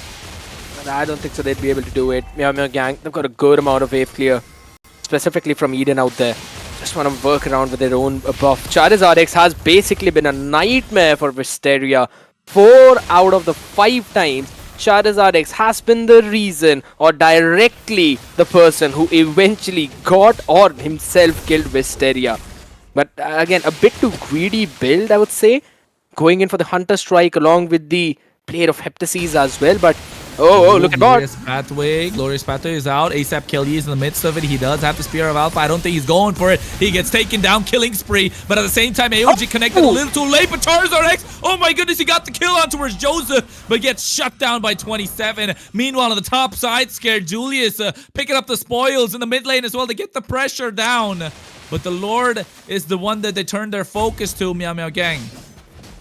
They will be able to take the Lord. It's absolutely fine. But again, a good macro coming in from Why So Weak this time around, at least understanding that they don't really want to go head-on fighting against the other side. You've got Wisteria, no particular way of stopping him until and unless Shenzhou from Ohio lands in a nasty deadly grass, probably catching in and keeping the man in Washington DC. But here's the thing. It's not going to work every single time. He is being targeted by Wisteria on that Lancelot. Even though Charizard X is jumping in, hopping in at the correct time, and I think so this is also the perfect time for Linville to hop into, use the AOG onto the desk itself. But I personally feel like Charizard X has been punishing Wisteria perfectly through the entire duration. I think the area of effect for Linville to jump on right now is right there. It's quite a lot, Linville. What's going on? Hey man, I just got to land onto the 1-1 and I'm just gonna dish it out onto what can be made on the side. But yeah, dude, why so weak? Yeah, really good macro come in. It might look like they'll just be in for a comeback. Just that Lord defense has to be top notch. And I'd say, okay, I'm just gonna ask this to Scared, dude. Who do they need to target? You did point out Wisteria, they don't have an answer for him. So do they ignore him completely? Like he's gone in for. Here's the thing. He's gone for a way too greedy build right now. I think so. You have to bait him out whatsoever. So maybe if again you're Julius, you've got to buy in the Wind of Nature. As for Senzu, just prioritize the Winter Crown right now. You've got to have it. Wisteria is jumping onto you. Bait him into an awkward position. Use the flicker if you really have to. Make sure that he's out in the middle of nowhere where no one can actually jump in to support him. And then you just basically bombard him with the crowd control. AOGs have been perfect by Charizard X. And this man has always been going 1-for-1. Beat any situation. He was 1v3 and still managed to get the 1-1. Mind-blowing stuff. Yep. There's a reason why he's a Mega Evolution. But yeah, more on that there. Cole's gonna be probably excited for that. But dude, Charizard X here. This man, you gotta watch out for him. This is showing the reason why his team is being the ones here in the finals. So quick word, Kronos, before we go in back to the match. Yeah. What's your wishes? Anything you want to say? Yeah, I think I just wanted to say that I heard Why So Weak kind of do a lot of trash talking when it comes to the game. But I think they kind of need to back it up this time around. They're already 2-0 down against Meow Meow Gang. Will the trash talk really work? The mental games hasn't worked so far. Meow Meow Gang is the one playing that mental warfare. Yeah. And I think Wisteria right now with the Lancelot, we want to see that shing, shing, shing go in, I want to see that. I want to see that play. Why do I feel like you're the one who's actually the person behind all the voice changes behind the skills? It could be right now. Because look at Wisteria. He's been playing a near perfect game. I think, he's died 5 times, but he's doing what the Lancelot has to do. He's doing the snowball. Eden, of course, hasn't died a single time, and Joseph having a hard time once again. Every time he goes in, Charizard X is just trying to dish the damage out. They get the holy defense procced in the mid lane Scared, but on the bot side, I think they're trying to bite off more than they could chew. ASAP Kelly gets the kill on towards Wisteria just when we were singing his praises. Oh my goodness. And I think this is the turnaround that the side of Why So Weak we're looking for, but the engagement will be coming in the form of Eden.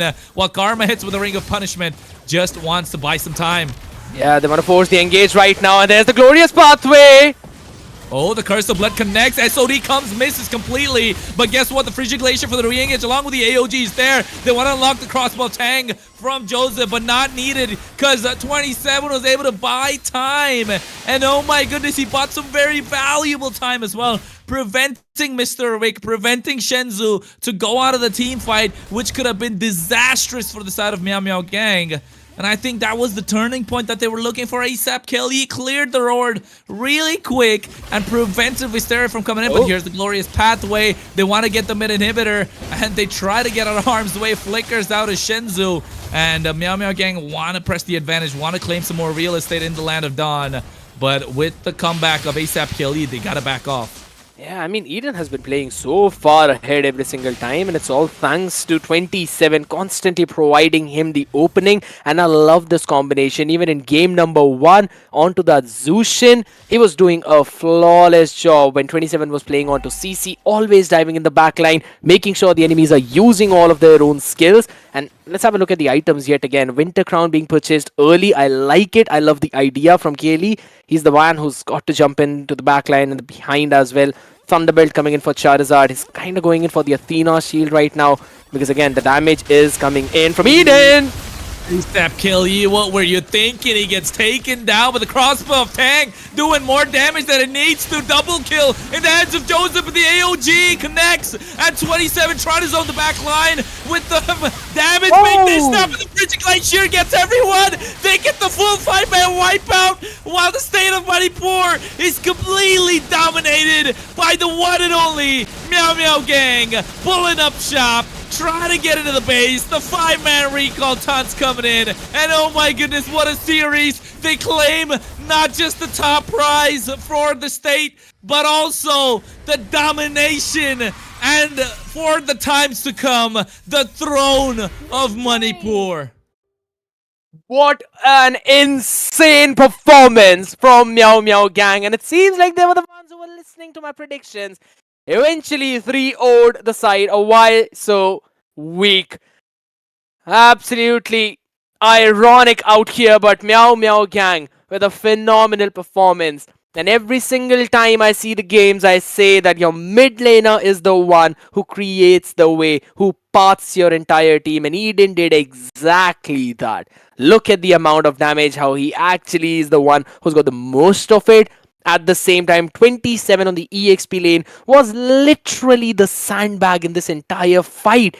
Even over in the game we saw towards the bottom side, when Charizard was trying to fight for his life against 3 people, you had Julius over towards the top clearing out that Lord, and it was a lone 27 zoning out 2 people. One of them was Senzu. Absolutely nightmaric, and what a game. And just as you mentioned, Linville, hop back here, man, because it's 15,000 diamonds that Meow Meow Gang have claimed for themselves. Hey man, yeah, that was quite the game coming from MMG there. Very clean, very well executed. Everyone played their role, which was the important part. And even when we got to the late game, Skid, you need to address the elephant in the room. True. That, yeah, come on. You even have the wallpaper here as a marksman user. The 1-1, dude, the 1-1.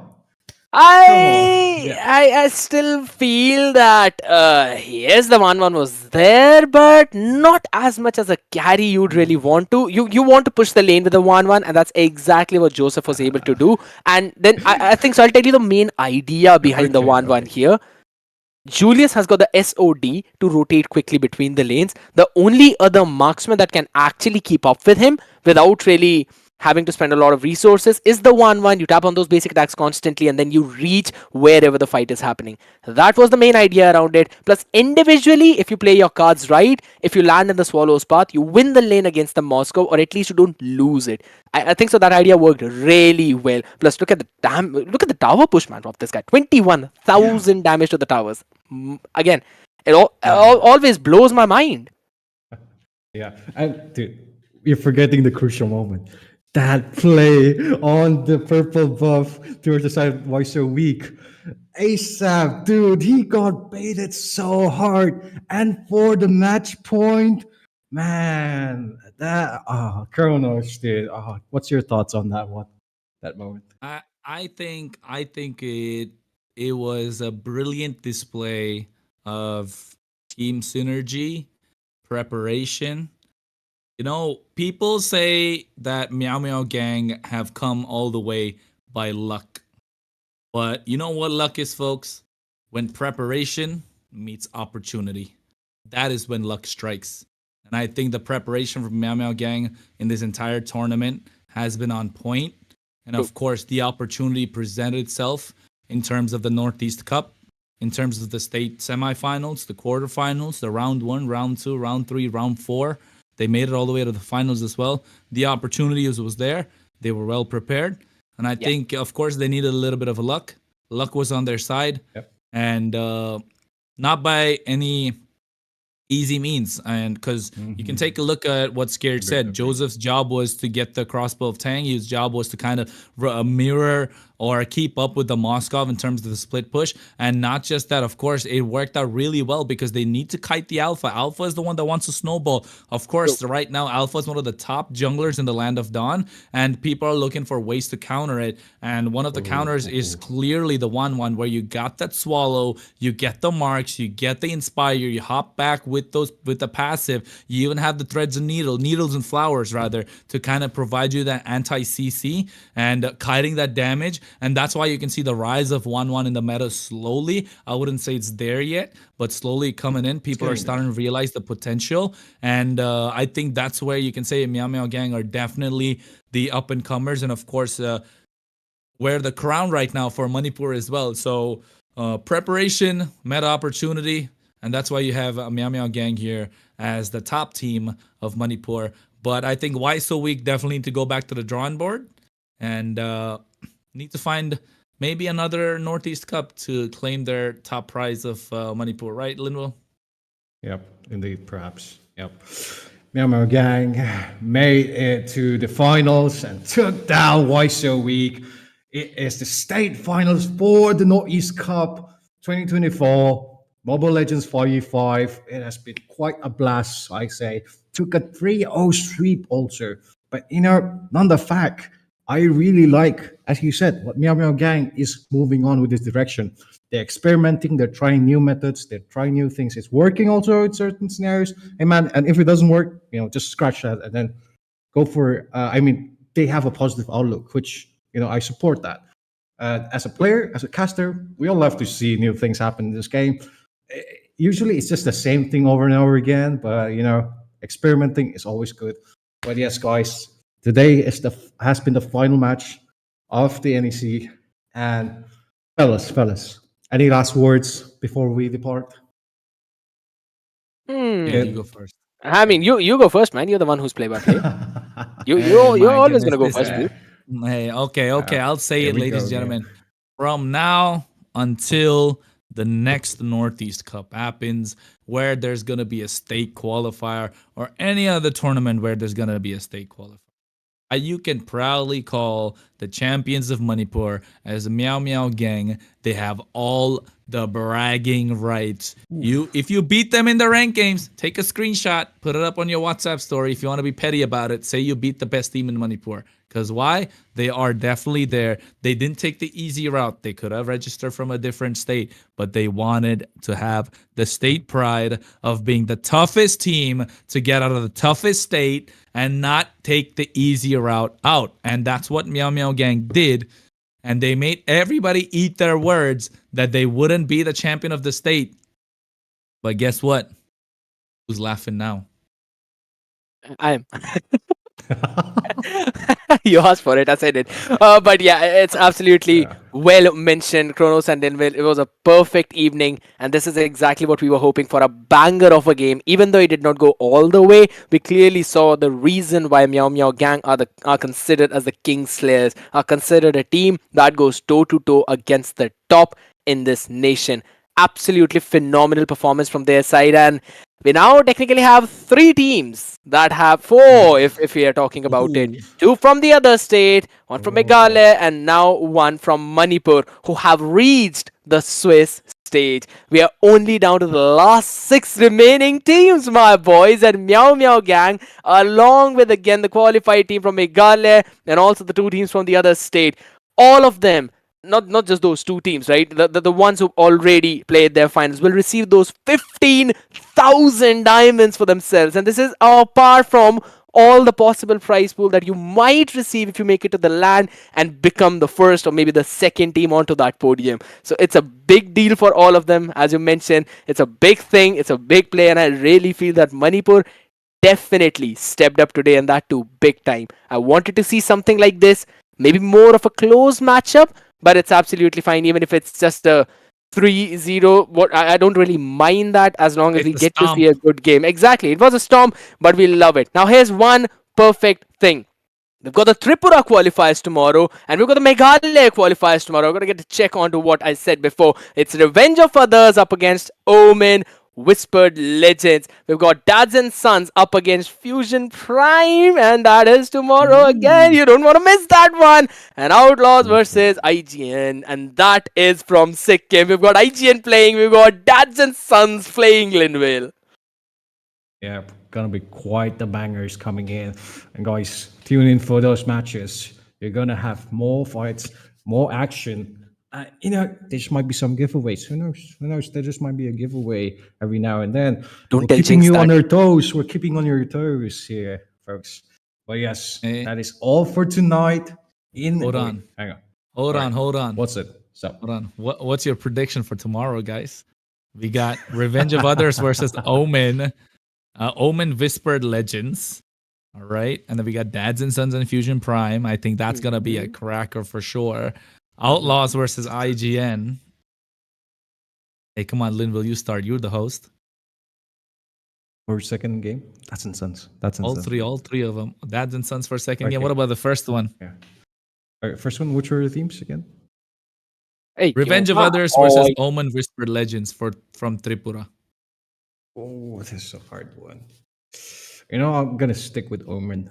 Maybe we'll go to a possible 3-1. 3-1. I'm saying hot take. Yeah, but what about the last one? Sons, the second one. The second one 3-2, possibly. And Fusion Prime is decent, but yeah. What's the last one again? Outlaws versus IGN. We're robots. Oh, are we? I'm gonna go against the meta. I'm gonna stick with the underdogs. Hey. No way. Underdogs. Let's go. Outlaws. Come on. Outlaws. Oh, no Come way. on. Scared. What do you think? I mean, you go first, man. You go first. And I need a bit more time to analyze stuff, You go first.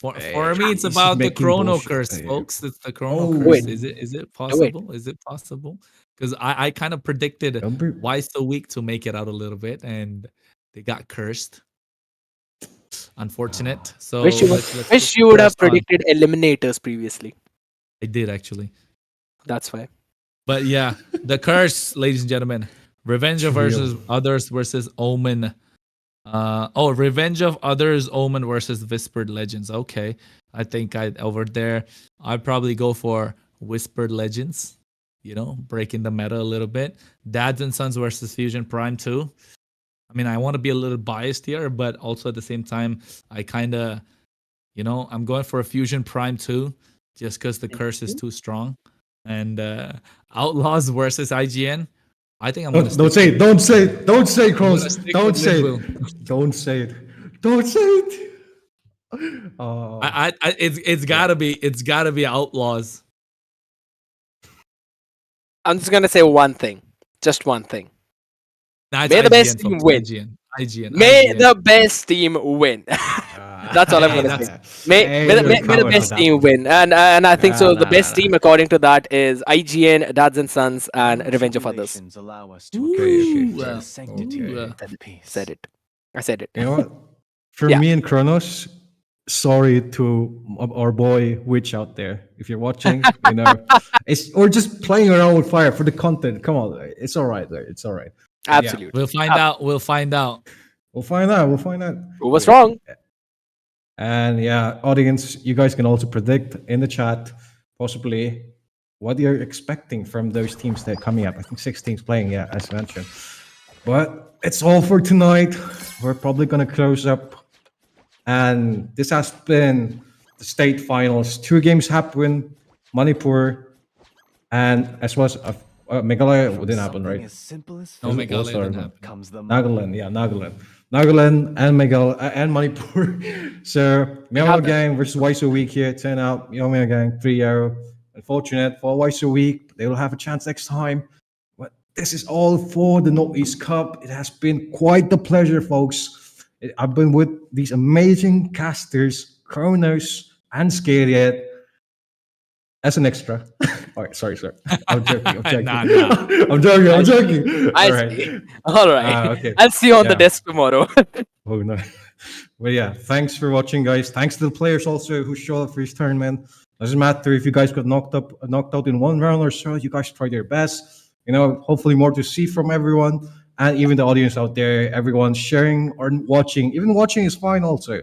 Like liking the stream, supporting your favorite team, supporting your viewers and the staff out there, the streamers here, Issei and Kurama, as well as the referees who always keep the teams on check every single time, and the organizers, who can forget them. Battle but Knights, man, of course. Yeah, it's all for tonight. Good night, guys. Stay tuned for more NEC, and have a good one. Hey, don't forget, it's by Battle Knight Esports. Bye-bye. Yeah. Have a good night. Hi guys, I'm so excited to tell you that I just received my cosplay outfit. I am so excited for the Naughties Cup. Also, just to let you know that the prize money for MOBA Legends cosplay event is 25,000. What? 25,000? Yeah. Like for real, 25,000? Yeah.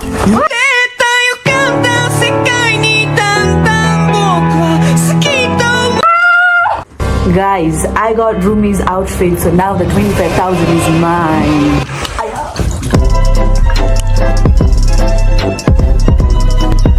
Guys, I'm running away.